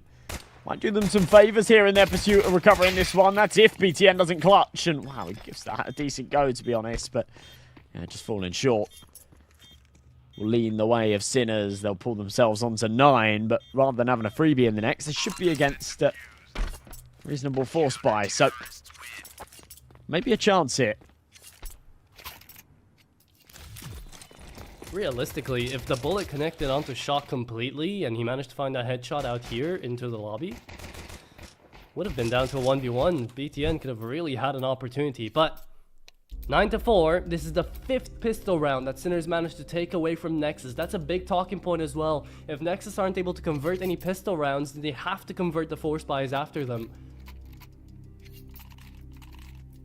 That's how you lose an Inferno 13-8. And funny enough, Mirage is the only map where they managed to win one. Right, so... this series has kind of been bizarre for some of those. Okay, Mirage wasn't necessarily that, but Sinners was still able to pull it back. But yeah, absolutely Inferno. What, it was 6-6 at the halfway point, and then, yeah, if you lose the pistol, you lose the follow-up, it all starts spiraling out of control. So really, really important to convert early doors, because yeah, MR12 is unforgiving. It can be a bit of a bitch.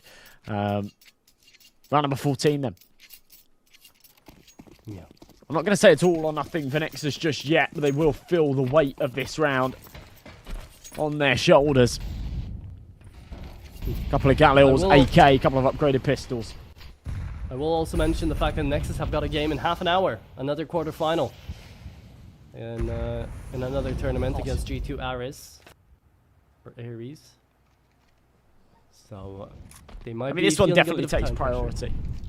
I would definitely say so, yeah. But that's just something else that BTN has to think about while he's trying to call out these rounds, especially on the T side.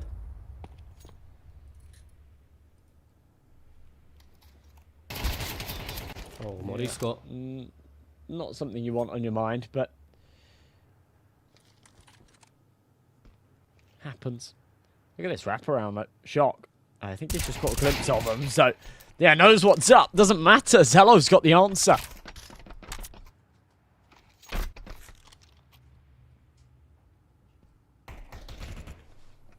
And with that single frag, I think they win the round. Sinners, not really that much cash injection in the bank. So we'll be looking around for it. Do deny the bomb plant before Zello actually connects the shot. Surely BTN won't be quite too happy about that. Left in the 3v3. Raga is not gonna fall, but neither is he gonna fall anyone. It's all over the place. It's a complete dogfight. Beautiful flash though from the old guard, and Zello quad kill in this round to make it work. That's a really good call. It's a really, really good call from BTN. I mean, whilst it's Zello that has to find all of the kills, right? You never really want to have to rely on an individual to find a 4K in a round. He's done incredibly well to just take that space outside, wrap around the ramp.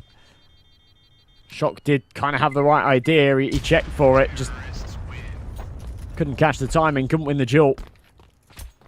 Nexus is still in this. Indeed they are.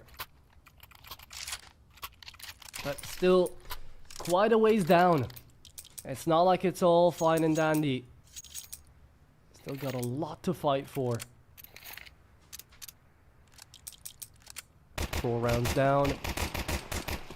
Looking up for round number 15 here. 2 MP9s, the force buy decided upon here by B-Stick to try to play a little bit more far forward. Holding in the smokes early, and then trying to execute out into perhaps the lobby crunch could be a call. Especially the 5-7s you're playing with. Yeah, how many times do we see buys like this work out, especially on a map like Nuke? Feels like constantly. These 5-7s, these SMGs cause all sorts of problems. B-Stick's well aware of that, just in the right positions, on the right timings. I wouldn't advise taking these long-range outside duels, but keeping them busy, getting the information on the cross is worth something, that's for sure. BTN getting stuck in. They've decided to cross into garage instead of secret. That gives those 5-7s actually an opportunity to close this gap a little bit. It's a big kill from BTN, but Peppo has got a good chance. Oh, fumbles it a little bit, ends up with 1. And Sound ends up with 3. Crisp. God, okay. You blink and you'll miss it really at this point. Far down in the game, Lone X hasn't lost his life. Zetko doesn't get to pick up any extra cash from that kill bonus on the SMG. And it's another round for Nexus, 9-6. Slowly but surely, they're starting their climb back up.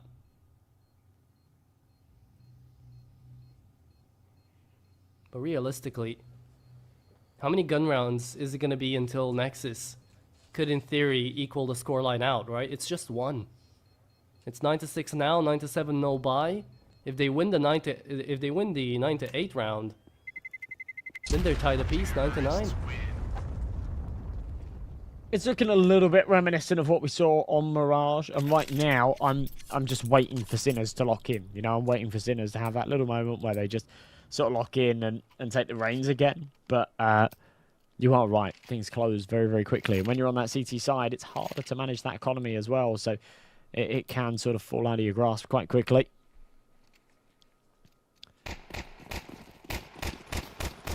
So, number 16 comes with just pistols and that MP9 on Zedco for the CT side. For Nexus, full guns blazing. Try not to lose too many players. Try to keep that money thriving. Pursuit of this comeback, because whilst they are still down by a decent margin, as you said before, it closes up very quickly, and they've still got that margin for error. Sinners aren't on 11 or 12 rounds. They're on 9, so there's that opportunity to kind of drop the ball a couple of times on the buy rounds, and if you've still got money, you can reinvest and sort of shrug it off. Good start. Zedco drops over the MP9, wants to recover the AK. Wow, lovely. Little bit of footwork from Zedco. That is unbelievable. And he sends it back like nothing even happened. Stoneface killer out there for Zedco. That is a highlight you can definitely put in your reel if you want to show mechanics. And you just know that was an all-out gamble. Zetko saw the gun and he was like, you know what? Hold my beer. That's what you need to do on a round like that, though. You know, he was the only weapon. It was an MP9. Everyone else on a full eco. So, yeah, you find a kill with it. You've got to take those risks. If he stays stagnant, he stays on top of hut. Not going to get much out of it. It's a decent shot out of Zello. They know they've still maybe not necessarily got the advantage in the round Nexus, but they've still got a very good chance at it, purely down to the fact that they are still against an eco. Unarmored opponents are generally quite spongy. So try and head down to that lower site. Sinners already quite snappy on the rotations. Shock on the angle. Won't be able to deny that plant from going down. The spams don't connect either. So it's now a retake on the cards. And no one's watching back from the vent. They had an idea that someone was down there.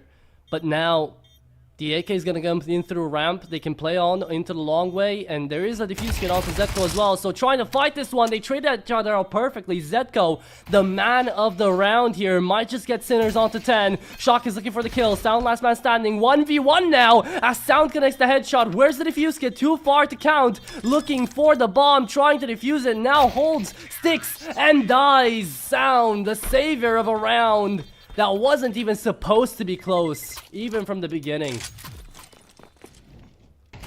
You need to sometimes come away from those rounds and look at them very objectively and say, even though that's going to be disappointing that we've just lost a 5v2, you've got to say that was a very good eco. Yeah, that was a very good eco.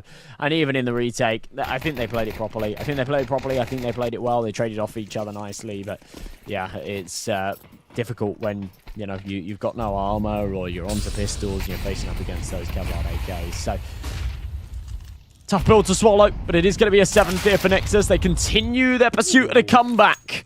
And salt in the wound as Zello hits a beautiful shot on the cross. Okay, already very nice to start. Let's see how it'll end this round.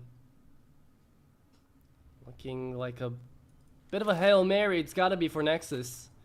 If they don't win this one, Sinners get themselves up to 10. And they'll start racking up a little bit. But this is what I was talking about back before on 9 to 5 as well, right? You win the 9 to 6. 9 to 7 comes your way. Not easily, but comes your way. And now you have to get through the full bite to try to tie it back up to 9 to 9. Oh, and a missed shot out of Pebble. Uncharacteristic of the young gun as he goes for the second. But Shock is going to be able to save the day. Keep it alive. There in the back of the rafters. As he finds another. It's all crumbling apart here. 2v3. We've seen a 2v5 before.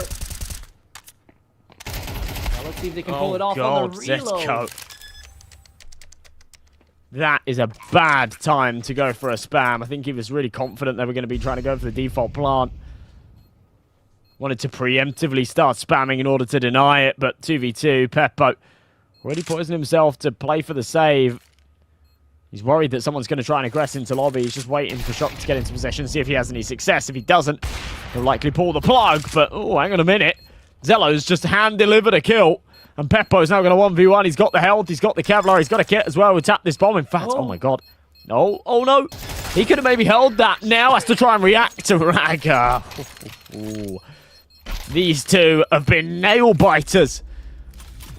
And these two teams are looking pretty inseparable. And again, it somehow comes down to a 1v1 in these rounds, right? And a 2v3. That Nexus still somehow are able to bring back the clutches, saving the day for the Romanians. And it's due to just Sinners not timing it well together. A team that usually coordinates so well in these attempts. A team that we just saw on a full eco, a single MP9 allowed Zetko to get out with 3 on individual prowess and still trade himself out to net another kill. Even that wasn't enough. So what is going to be enough here, as the T side of Nuke apparently has plot armor and Nexus are just one away from tying things back out. And I just want to remind everyone, this was a halftime of 8 to 4. That could turn 9 to 9 for a semi-final that is going to take us the distance to figure out what's going to happen there for the grand final. Maybe even another OT, to be honest. It would be very, very fitting. It's been exciting stuff today. Honestly, all 4 teams deserve it of those grand final spots. It's always brutal when you're playing a single best of 3, and in both cases in these series, a single map to decide whether or not you're making an extra $7,000 at the very least today. You know, it's a lot of pressure for some of these younger players, some of these younger teams. Some of the most pressure they will have felt. I'm sure for the older ones as well, that's still a lot of money to think about. Yeah. Especially for VRS the squad out points here. very important nowadays as well. Oh, yeah. It's not like it's a LAN event, but either way, the cash itself is going to be injecting a lot of points into whoever manages to win this one. hey, this could be PARIVISION's way back into the top 30. Certainly could be. And then, as Sheep was actually saying earlier, right, when you look at the Cologne play-ins and whatnot, and the VRS invites for that, if they win this tournament, they would creep very close to possibly qualifying. I'm not sure if that's possible, but the site hold actually doing some decent damage. Peppo doesn't find the kills, but importantly, stays alive for long enough. Beastick gets into position, but I just don't know what Shock's doing here. He's so far away, and instead of routing through heaven, he's going to come in and join from lobby. Beastick whiffs his fight. Man, oh man. Things getting very sloppy here. And again, as you say, what is Shock doing? Left in a 1v2, why? Not even Shock. What was Zetko doing? I believe he was the second to last player there remaining. Connects one! Connects the second! Doesn't even need help! Shock does it by himself, but macro-wise speaking, that should not have been a round win. How did Nexus fumble that? What were those insane shots? A smile coming on the face of Shock finally out here as Sinners show resistance. That's how they pick up 10. Wow. Okay. Well, I mean, it's definitely going to erupt the team speak, right? They're going to be feeling really good after a clutch like that. However, it doesn't fill me with too much confidence that they've found the answer yet, you know? How many times can you rely on Shock to clutch up ridiculous 2v1s? Yeah, not that many times. Be sure for that. Because they still need another 3. You know, if they've been sat on 11 or 12 for loads of time and then finally reached it, right? Yeah, finally there's that clutch, but they still need 3 more of those moments. Yeah, we still don't really know all too much, but we're left into 10-8 now. Looking to figure out who is going to be able to come out on top of this final buy looking like for Nexus. Where is he going to go? How's he going to plan out? We need to figure that out. With an outside push going down, Peppo connects on a very nice entry. As the opening frag has been found, Nexus do not divert. Still, their attention focused on the B-bomb site.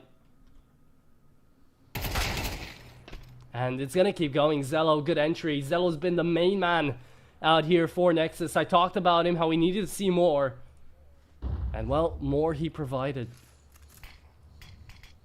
4v4. And they're still worried about A. Sinners. They might just lose the round because of this. They only have Peppo in towards ramp. But Nexus are back to A as well. What is going on, BTN? What are you calling? This is really weird. He's calling them back into the stack. Launik's only down to that Tech 9 as well. Any other time, I'd say, you know, still expect him to do damage with it, but he's 5 and 12. It makes sense why he's been demoted onto the weaker weapon.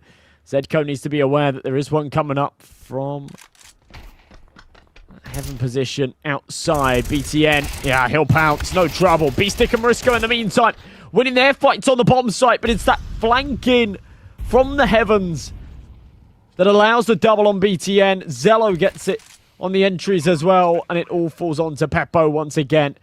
We have seen him in this exact position. A 2v1 with an AWP coming through Squeaky. Last time around, one dropped off of Hut and gave him that opportunity. Right now, doesn't seem like anyone's doing anything of the sort.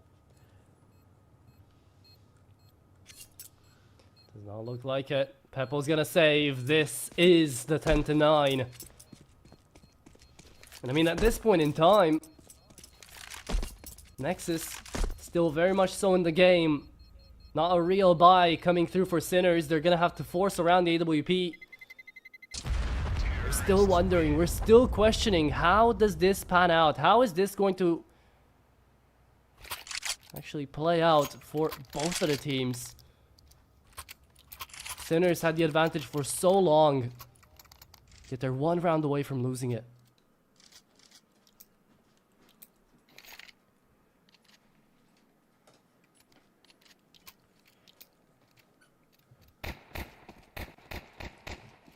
This has been just absolutely wild. Sinners have come so damn close in so many of these rounds. Just fallen short of the mark. Yeah. Zello here in hut. Waiting for some CT aggression. Knows that it's likely they'll be on a low bite. Nexus has been absolutely hammering them, bombarding them with the rounds. And Sinners' finance have to be sore after the fact. Especially considering a lot of these rounds have come really close and they've not had the opportunity to save. You know, it's been like 1v2s, 2v2s, things like that. Not scenarios that you back away from and prioritize the money. You're looking for the rounds and just time and time again, they've fallen short of them.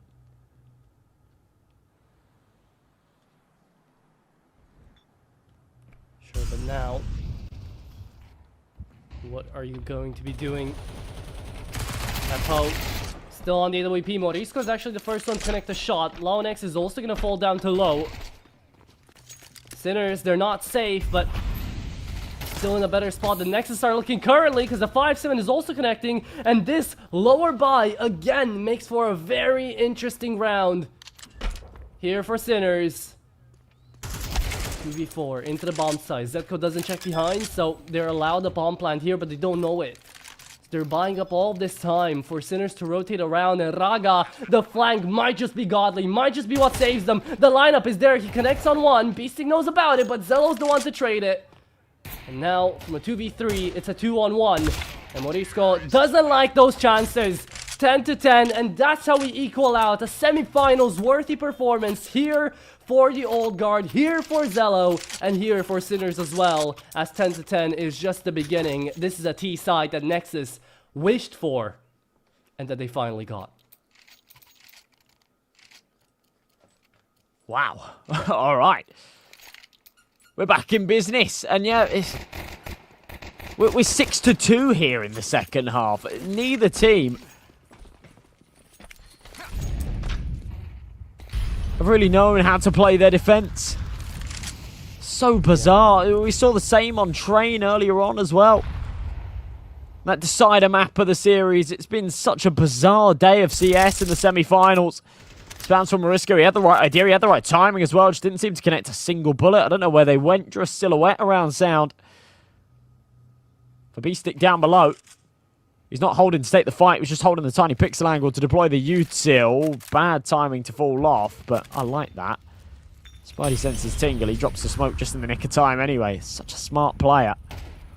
HG will blow it open. Again, he's just jiggle off on the timing. Yep, they don't see anything. Prolonging his life. It's the most important thing here. It's a bizarre angle from Morisco, though. They're not going to be expecting this if they go for the heaven flank.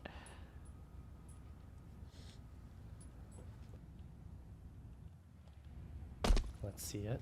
Oh. I mean, they do. They're checking for it. The timing's ridiculous. Oh, my God. Yeah, you can see from Morisco's cam there. He's going, what has just happened?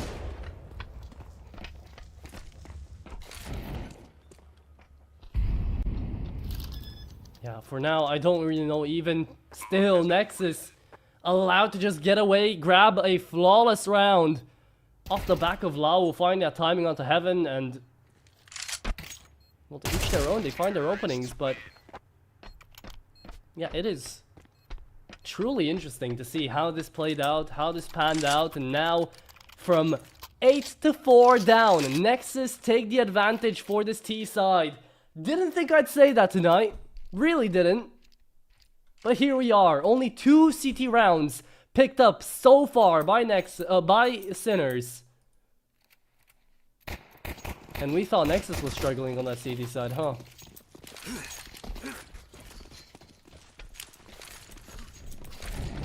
Okay.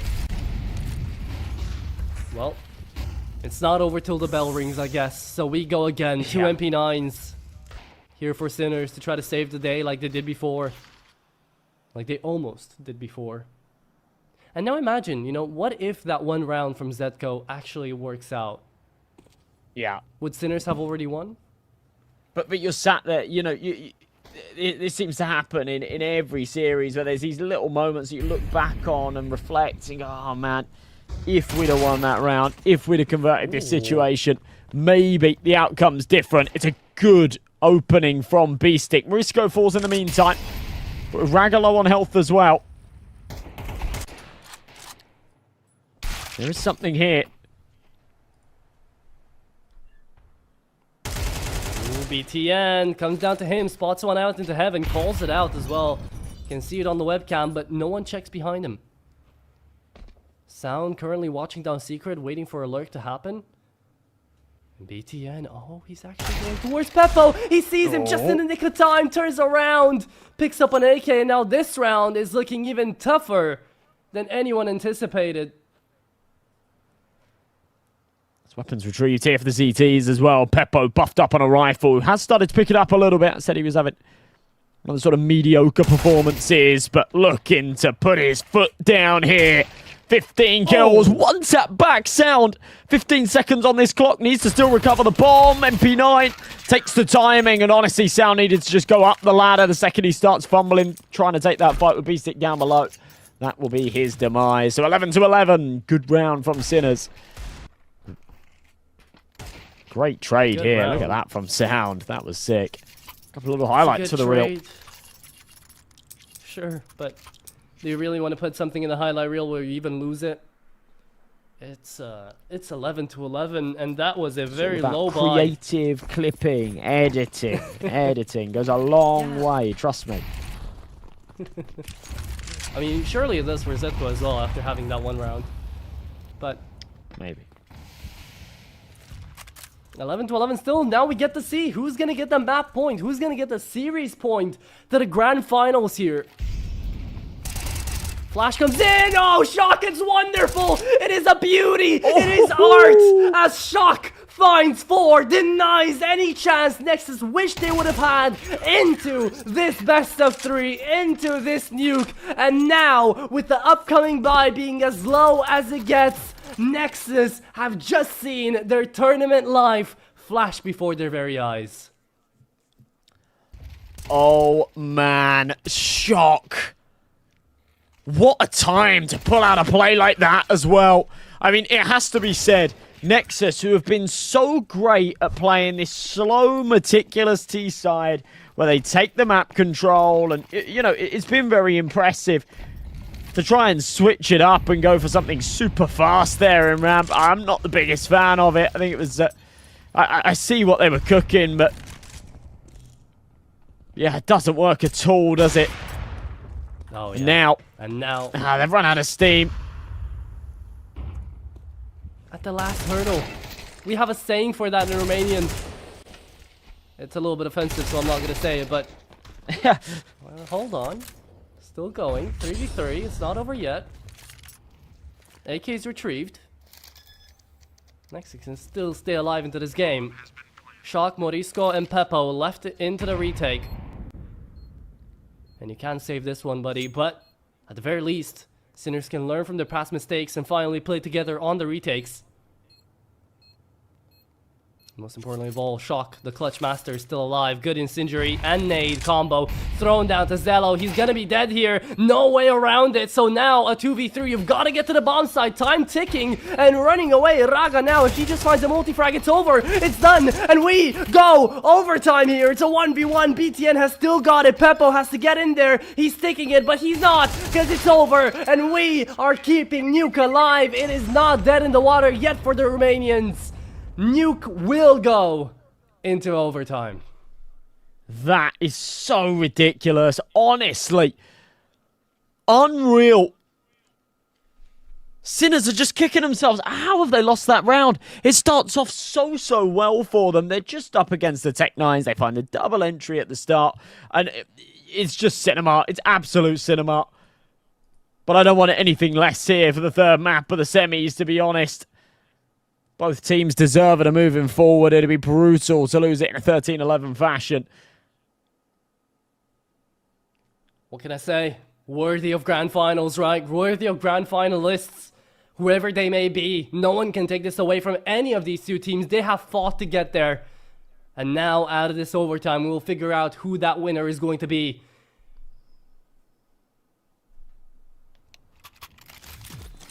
A disconnect just for a brief second while it lets us catch our breaths.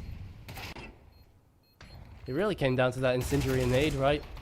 Just good out there that the fact that they held on to their util, managed to get them down to the 1v1. It was just not in favor of Sinners.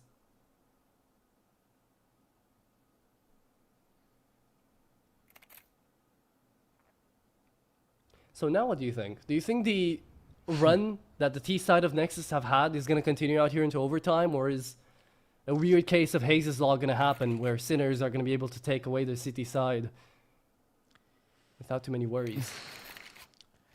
I don't know. It's a tricky one, actually. I expect the momentum to actually continue here for Nexus, because Sinners just haven't really known how to play this CT side at all, and money hasn't been the issue so much of the time. I think like this sort of Hayes' Law, right, often relies on money being the deciding factor as to why you lost the extra rounds at the end to then stop you from going to OT or whatever. That wasn't the case. So then, therefore, when you go to overtime, you do have that extra money and you can get the weapons out. That's the difference maker. That's not really been the case for Sinners. They've had countless rifle rounds that they've still lost. So overtime doesn't really change anything for them here. We'll see, though. Okay. So there's also plenty in the middle where they were on these scrappy buys. We did see awkward weaponry at play. Deep HE. Misses the mark. Bounces a little bit weird. Goes on the other side of the trophy wall, so nobody taking damage from it. Launix flashed in, and, well, they just avoid shock and then eventually take care of him. This is what I mean. They'll just keep rolling. Lightning doesn't strike twice, Shock. Sadly, for Sinners, what you've been saying comes out alive and true. The streak is going to keep going. Nexus forfeit Hayes' Law, and we'll be the first ones to take 13 here. Got some really nice entries. And again, Shock had the right idea, right? He was able to pull it off before, just like Launix was able to pull off that 1v4 with the XM. He found that quad kill. He made it look pretty, so he wanted to go for it again. Now, it's a 2v2, but there's no defuse kit. B-Stick's too far away. The round is over anyway. And it's not that Nexus really care about money on their T side, so they can die with the bomb if they need to. 13-12. It would just be ridiculous here. If Sinners fumble against Tech9s, right? Fumble against Tech9s at 12-11 to take it to the grand final with a 2-man advantage as well, by the way. Yeah. No. You don't recover from that, do you? That's nightmare fuel. That's losing sleep tonight for sure. A dark page of their history if that were to be the case. But right now, that history is being written right as we're witnessing it. Double op setup for the first time we see it out here on Nuke City side. Sinners will have Shock get away from his headshot only shenanigans and try to aim with the scope as well. See if he gets any better accuracy.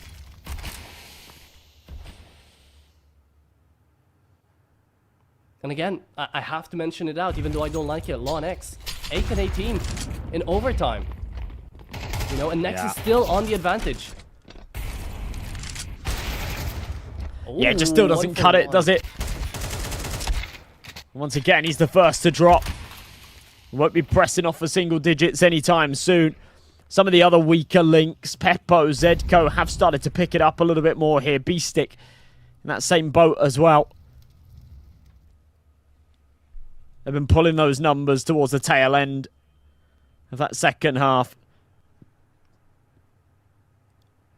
But yeah, it has to be pointed out. Launix has struggled. He has. Yet, at the very least, the rest of his team has saved him from plenty right now. 2v4 though, the round's not over. 35 seconds. Zello could get that bomb down, but BTN had to win that duel. I've seen Zello pull off 1v4s before, but I just don't see it right now with what he has to work with. Gonna tap the bomb. Still waiting, still moving. Has to tap it again.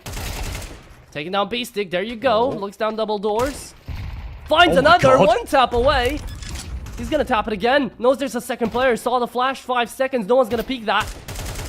It's Zello to try. Wow. It's sadly to fail. Nice attempt. Yeah, that was sick. His pathing there and everything. Just a master of the game. Anticipating every single move of Sinners. And they do feed him for the first couple. And then realize, whoa, whoa, whoa.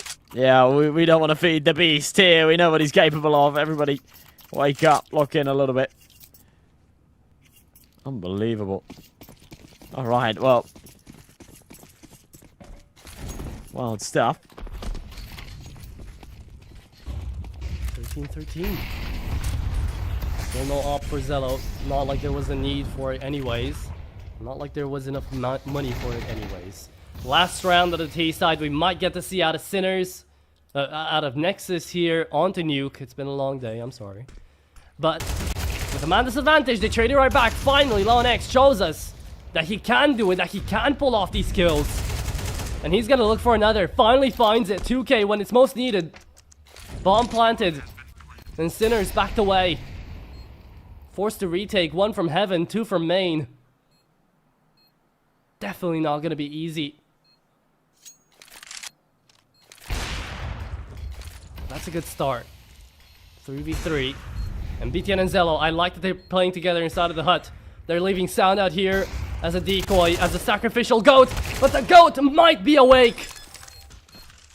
Tapping away on the bomb. No one's gonna hit that. Zello connects on another. And it is Nexus to gain advantage out of the first part of the overtime. It's still not over. And Sinners are still not sure if they're seeing reality or just a nightmare right before their very screens.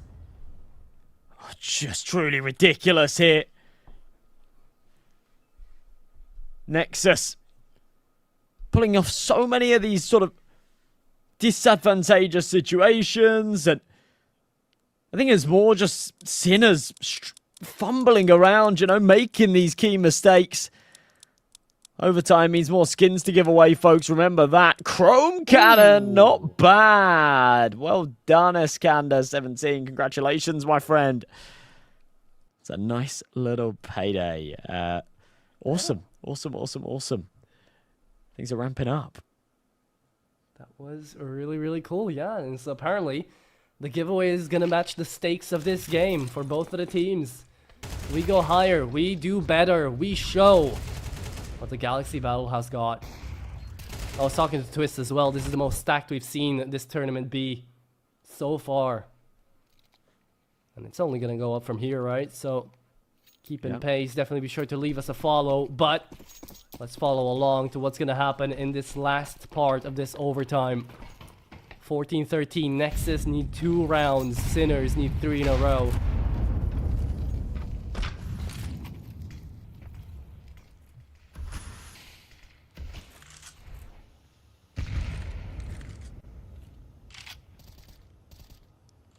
Okay. Very aware now.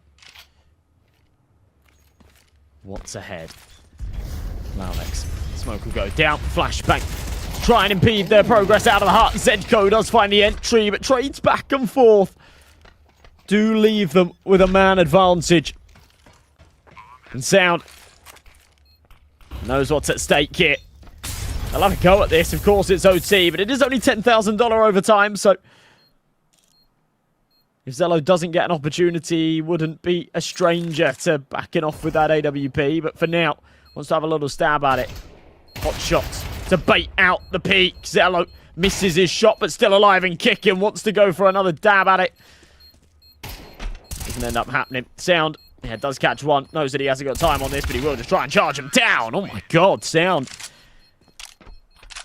Certainly Sound mechanically, hitting some great shots, but it's not going to be enough. 14 apiece. Sinners still just holding on, but it feels like constantly they're playing on the back foot. They're the ones dangling by a thread.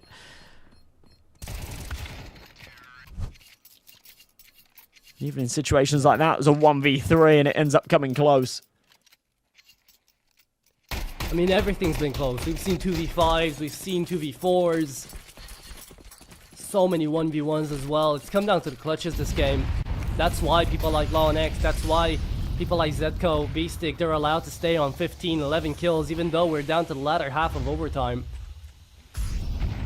Everybody's equal. Everybody's here. Sound trying to do his best shock impression. Is only going to get away with one.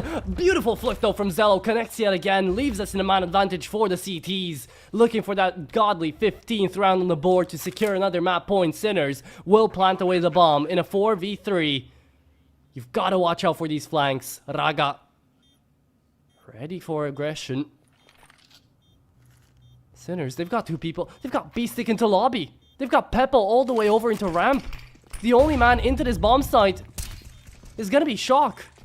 If he goes down and the smoke gets played, they're done. The weight of the world on his shoulders here to try and hold the line, and he does exactly that. I mean, yeah, he's definitely given the opportunity, but stands and delivers. B-Stick finishes off the job. And Sinners will be the first to hit 15. I think I'd cry if I was either Sound there or especially Zello, because that's not the kill that makes it. He was supposed to find the kill on the player into ramp, would have allowed them to get into the bomb site, 2v3. Even if Shock finds a double kill, the round is still winnable. But he misses that crucial shot, and the round falls apart for Nexus. It's either another overtime or Sinners will be your grand finalists out here to try to go up against PARIVISION. Thanks, well, it's a photo finish in the race to 16. Nexus, such little cash to work with. Couple of upgraded pistols, an MP9, a shotgun, one M4 on Sound. He's been crisp, so feels like the right man for the job, for the responsibility. So often rounds like this that are the ones that win it for you. It was a Tech 9 force out of Nexus that got them to overtime in the first place. So you certainly can't count them out here. The odds are against them. Oh, and it's back to classics, isn't it? It's back to the XM. Yeah, forced the issue so many times, right? Didn't work out on this map. Has to do so now. Praying right now. You know, he's praying for it to work. MP9. Oh, that's huge. Gonna work. Good for one. Could drop the MP9 back towards BTN and pick up the gun from the smoke. Too scared to do that right now, though. Yeah, I was gonna say, I was thinking about it, but no. Would you do that in that situation? No, I would sit in that corner and go, we've got a man advantage, and I'm not gonna risk losing it. Look, man, I do not have the balls that Raga does, but apparently BTN has even bigger ones. 1v1s against Morisco. Picks up the AK, down to half HP, doesn't even matter. Stays alive. Raga goes for more! Raga, nothing checked from Raga on top of the hut, and with an MP9, the savior dooms upon Nexus. It's 15-15, and it is still not over. We go again. What is it with these top hut MP9 plays? I mean, don't get me wrong, I'm no stranger to it, but twice in this map where we've seen just ridiculous shenanigans pulled off against the force bite. Unbelievable. Out of Raga. One of the middle-of-the-road players as well. We haven't been singing him the praises all too much this map. It's been Zello and Sound that have been doing a lot of the lifting, but Raga steps up in a massive way with a 4K to get that one to 15 apiece. Prolonged play here. Drain out Sinners, you know. We're probably sat here thinking they were the ones with the map point, the series point in regulations. They once again had it there in OC. It's mentally taxing to have that many opportunities. And both of them, by the way. First one they lost against the Tech 9s. Second one they lost against the MP 9s. At some point, it just completely breaks you, right? It breaks that confidence. But we're still in play here. You mentioned before, Nexus had another match to zoom off to, didn't they? But, of course, priorities. Priorities indeed. And while for Sinners, it might break them morally to lose out so many map points, so many chances to break us into the grand finalist spot. For Nexus, it just fuels them. You know, so... But this time, Raga's not going to be the main of the match. Oh, BTN pulls the trigger too early. Had an advantage, didn't fully take it. Only finds Morisco, leaves Zetko down to 36. In a man advantage for Sinners, where are they gonna go? Zello be falling as well. Out into garage, no smoke, no flash. Peeks out on a whim. And so does Sound. Man, what are these engages coming through from Nexus late in the rounds? Honestly, this game just sort of screams fatigue, and there's always something to be said for when your opponents are on map point and you just have that burst of adrenaline to, you know, win the round in whatever fashion it takes. And it seems like that's sort of what we saw. Nexus really locked in to convert that last, and then all of a sudden that weight's off your shoulder, your back's no longer against the wall. And they end up making those mistakes again. Thinking they've got a little bit more room than they really do to maneuver. Either way, it's back onto the buy. Spam's unsuccessful. I won't see anyone on the other side, but there is one just tucked in the corner there on Squeaky, so he needs to be careful. Oh, passing by each other. Main's open now. Well, X actually expected it. Okay. Saw it out of the corner of his eye. Connects on the kill. Left in a 4v4. Here's the Molotov. Raga knows where to peek. Finds the dink, but it's not an AK, sadly, for him. So Beastic wins out that engage at 10 HP remaining. Needs to fight Sound as well. Looking for a headshot, running out of bullets. Will leave us in the 3v3. The spam is decent, but doesn't fully connect. And Morisco, he's got the chance to close the round right here and now. Oh, Sound. Just over the top. Does he expect Beppo? I mean, Beppo unscopes at any point. That'll be his demise, but fight onto Morisco. Oh, just about wins it. And that'll sound the alarm for Beppo. Somehow wins the engagement on the trade with the P250. And this round's still very much in business. Beppo has the right idea, but he's 21 HP. With 30 seconds on this clock, Zello knows that Beppo's going to need to commit to the plant at some point soon, so he can just wait this one out. That's exactly really what he'll do here. But you know they're biting their nails. You know that Beppo's thinking about this. He sees the timer, everybody in TeamSpeak screaming at him, and then falling silence. Taps it. 5 seconds. Zello's never gonna peek this. He knows that until the bomb's planted, he doesn't have a need to. Takes a huge risk. And still wins it. Jeez, yeah, that was a huge risk. I mean, you do kind of think that when the bomb's tapped with 5 seconds left, they're probably committing to the plant, but yeah, especially against an AWPer, you're thinking he can plant the bomb, and then as he's coming off of it and switching to his weapon, that's your moment to pounce, right? You stay very, very close, and as soon as that bomb's planted, that's where you wide swing it. But yeah, it's a big risk going for it beforehand. Either way wins the fight.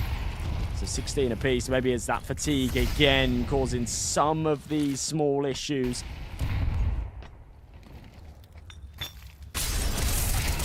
Okay, there's one. Sound trying to get out with another before he dies, but the flames are going to get to him faster. BTN doesn't like the barbecue either. 3v3 remaining, while Lonex pushes through a smoke, blindsided by his own courage.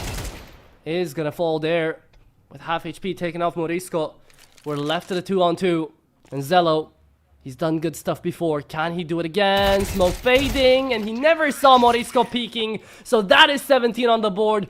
4 Sinners, as Nexus now are the ones with a disadvantage. Ending off onto the first half, onto the first part of this second overtime. Let's have another giveaway, I guess. Yeah. Yeah, I think all of the viewers are very, very happy when we have games like this. So many skins to give away, so many opportunities. Let's see it. I know I'm happy, but can he beat the chrome cannon that we just got to see? I doubt it. Oh, no. It's a food chain. Korean Jack. Notorious. Are going to be walking around with that one. But yeah, hey, it's still something rather than nothing, right? There you go. Probably more like running with an MP9. For me, if I've got it, full W. Never press shift. It's the rules. And I'm sure you win quite a lot of games with that. You'd be surprised. Fair enough. But 17-16. The overtimes could keep going on. It's a semi-final worthy to meet up to PARIVISION next. It's nail-biting for both of these teams. It's nail-biting for us watching. But how's it gonna end up? Still yet to see a single person onto the 30 bomb. But a lot of them getting close.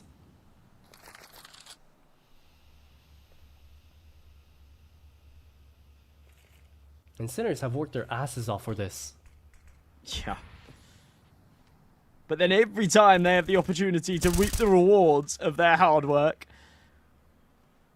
they don't claim it. They don't finish it. Peppo down below, looking to try and change that fact. He has had a strong resurgence. He is now sat up on 24 kills. But dealt with by Raga. Very fast pick. And they'll route down onto B. Shock's got to be the line of defense to stop them. Takes one, but an instant trade again. They're ready for that fight. Will they be ready for Zedko? Seemingly, yes. Bomb's being planted on the other side of the silo, and when he peeks out, he's met with a nasty surprise. So we're tied up at 17 apiece here. Sinners can't touch this any further. Brutal.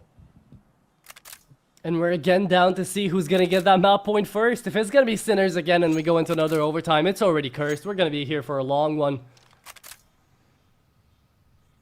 Boy, oh boy. Sinners.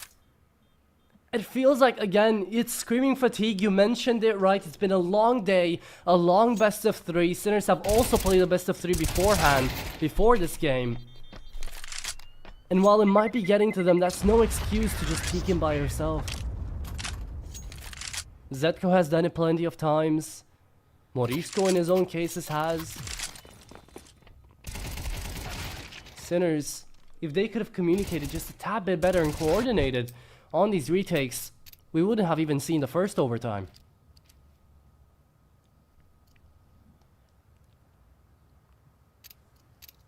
Yeah, that's the thing. And then you can say the same for the second, right? Yeah. This game should not be here. Nexus should be down and out already, but they've shown a lot of grit and determination. They've continued fighting despite being at a deficit oh so often. This would be brutal. Yeah, They're not atmosphere able to does close it. inspire them with determination. Nexus. It does. If they can beat Sinners here, they're ready to fight Sans as well. Undertale jokes in 2025, damn. I tried.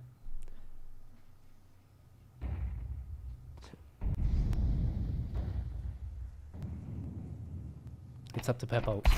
Can he find the first? Yes, he does. Ooh. Goes unscathed as well, allowed to go back to single door. Shock helps him out, finds another. Raga's gonna be the next one to fall. And one more time, MNJ, I say it again, it's Sinners on map point for perhaps the 4th or 5th time this series. Can they convert? Can they be the ones to go from 0-2 down into the group stage with a comeback of a tournament? To meet up to PARIVISION in the next best of 5 tomorrow.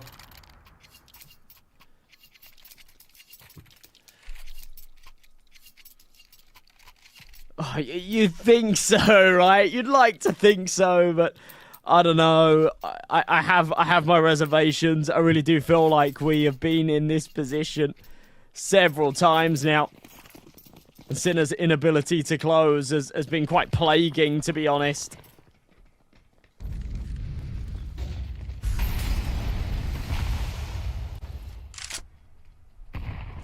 Yeah, has been.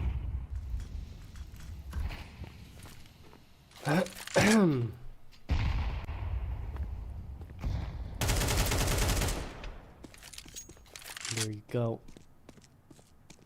Moving on into what could be the last round here. Raga trying a quick peek. Taking a shot. B-Stick is going to be the one to find it first. Takes down the head of the fight. But his own head is going to fall. Zello has connected onto the 30 bomb. So has Shock. But Morisco's not going to have a chance for this overtime. As Sound finds another. He's going to activate Lawn X. Just walking out the smoke. He's going to die. It's time for Sound to activate again. Needs to take down Zetko. Needs to find the player into the lobby. Into main. Oh, Zetko traded. And we're still going at it. Still into lobby. There's Peppo. Shock keeps it alive. And will not fall. Raga left in a 1v1. Peppo, don't you dare lose this one again. It's another clutch. It's another overtime. 3 in a row. Nuke is never ending. You can see the laugh on Raga at the end there as well. Remember, he was the man that got them over the line for OT3 in the first place with that 4K out of the MP9. And the Clutch Master, he ends up with a triple in this one here. They weren't down to the weaker weapons. They had the AKs in hand, but it's another fumbled map and series point for Sinners to get them to the grand finals. I said last time, how many of these you have to lose before it starts to play on your mind? Apparently, what, 4 of them now? Surely no more to come. Surely.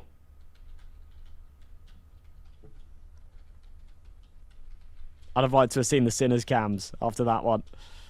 It's gotta be just so disappointing, right? Being in that position, anyone that's ever played competitively, being in the position where you're a map point over and over again, and you're the ones that have the opportunities to close it.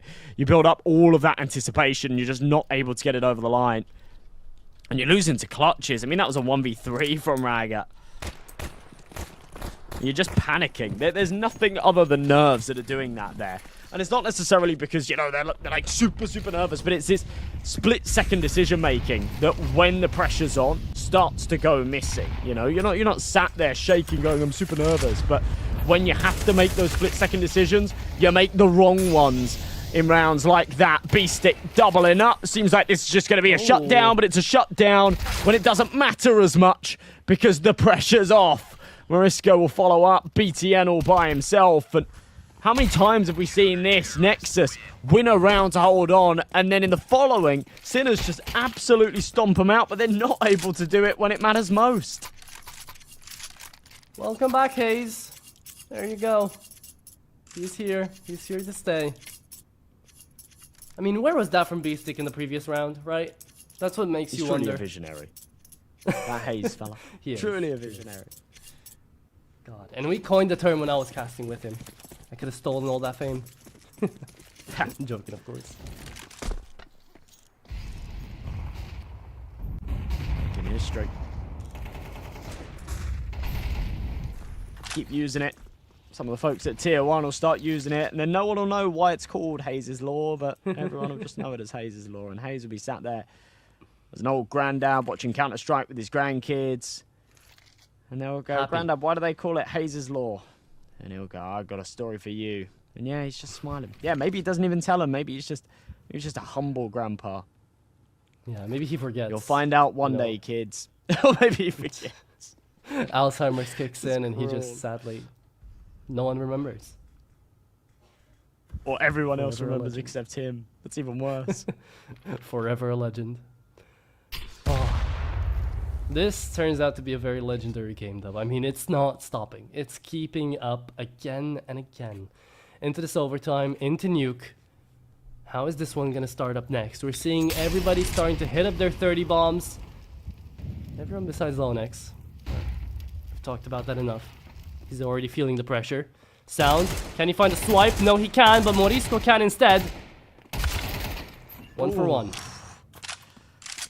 The way BTN is taking that fight is just really difficult to deal with if you're Morisco. The continuous jiggles until the eventual swing on the spray. Ragga's found another elsewhere. It's all a bit of a ruse down to B, but Peppo lines a collat and lands a strike. It's Hello biting back. This is ridiculous. These rounds consistently a roller coaster, and there might be one more dip in the track as well as B-Stick 1v2. Takes the first, can't make it a second. Zello with another triple. We're tied up at 19 apiece. This is pure cinema, Atro. I still can't tell you who's going to take this one. I don't have any clue. No one has any clue. It's 19 apiece, as you say. It's never ending. But With that being What a said. semi-finals day, though. What a semi-finals day. Oh, yeah. Both matches going 3 maps. The third map going to overtime. Earlier on Train, it was only 1 overtime needed. Here, we're in the third, and it seems never-ending. At least not in sight just yet.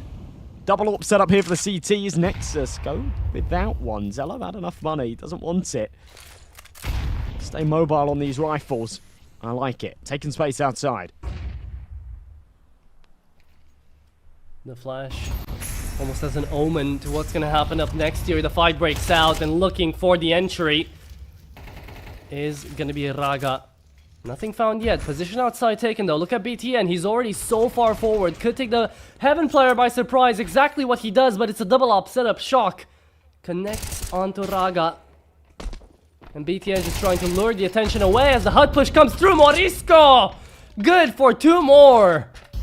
It's a 2v4. We've seen them do it before, time and time again, Nexus. But how lucky can you get? How many strikes in a row can you find? Not enough to justify this T side of overtime number 3. It is Sinners to run away with 20-19 again out here. The advantage out of the overtime. But I'm just scared we're gonna get to see the same story, man. Map point for Sinners, for it all to go in OT. But it's good for the viewers because it's another giveaway. Well, yeah. You guys are running us dry. You're going to bankrupt us with all these OTs. As you say, it is Sinners once again pulling ahead at the half, but I've lost my confidence in their ability to close. I think eventually they'll succumb to their wounds. They will have had their chances, their opportunities. They've just not been able to materialise. It's Q-Klukes again. Remember he won in map 1, I think it was, with an AWP duality. Yeah. Congratulations. Good stuff. Lucky lad today. Yeah. I think he got 2 my blues, lord. so could have been luckier, but... Hey, still better than 0 blues, right? That's what Well, most yeah, I people guess are so. getting. Could be the finale. Could be the last stretch here. Both teams could still take it. It's a round of a difference, but a round might just mean everything into these close of a game. Here comes a fast one, trying to pull the wool over our eyes. Sinners have gone on quick, but have decided to play it slow. And now dropping down the vent, Zedko's over, watching ahead, and BTN connects on some good damage. Leaves us into the bomb. To be found towards single door out here for the B-bomb site. Raga had heaven protection there. A crown made around his head with bullets on the back wall. As Shock is the last man standing, needs to clutch this 1v4. Otherwise, it is 20 apiece, and we again go to the same history that we've seen time and time again, to a map point, and then to see if they can convert it. Well, I don't think Shock is too hopeful. Clutching up this 1v4. It just runs it into the bomb site, trying to evade the snipe, but ends up with a bullet to the side of the head. That's Launex. Does find himself one more. Slowly but surely creeping up, closing this gap a little bit. Zedko's gone quite quiet as well, so we'll move the spotlight away from Launex for a moment, put it over to the other side. At this point in the game, you're 40 rounds deep. You are expected to have 20 plus kills. Other players certainly delivering on that front. Yeah, that's my point. Yeah. So it's not all about Launex not being able to perform here. At the very least, that is going to be one ear he can sleep on. But 20-20. The score couldn't get closer. The stakes couldn't be higher. And it starts off with a Zello kill. The op stays alive through the smokes. No one spams after him. Sinners, scared, fatigued, as we've mentioned time and time again. Lost their confidence they previously had. That netted them so many rounds as well. Zello Forced to move, forced to connect, hasn't found any. Still looking in through Hut, is being overwatched, overshadowed here by Lau as he connects on one. But Peppo and Shock still left alive. Stound can do all of this, all on his own. Two, and the third again. It's the first time this series Nexus hit map and series point. The stars align there for Sound. They're all low on health, but he knows he can just tee himself up for a 1-2-3 sucker punch. They can't do anything about it. And as you say, yeah, this is the first and only time that Nexus have been on series point here in this best of three. Sinners have had so many opportunities. If they're not able to close it here, this would be one of the biggest chokes that I've seen in a long time. Certainly we've seen here in Galaxy Battle history. And for a spot in the grand finals, no less. Locked in, ready. Peppo down to a Mac 10. That's had a choice, actually. They're just going to try and barrel into A.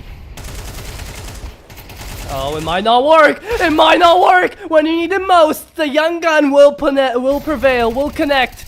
Raga helps out towards single dorsal, towards Squeaky. As a move in towards ramp is going to be made by Shock and Zetko alone. Morisco left to fend off for himself out here on lobby. Finally, they've managed to reconnect. Sinners, no bad blood between them, but right now they need to connect everything they've got to play with. All of their neurons, all of their synapses need to fire at once. Reflex on point.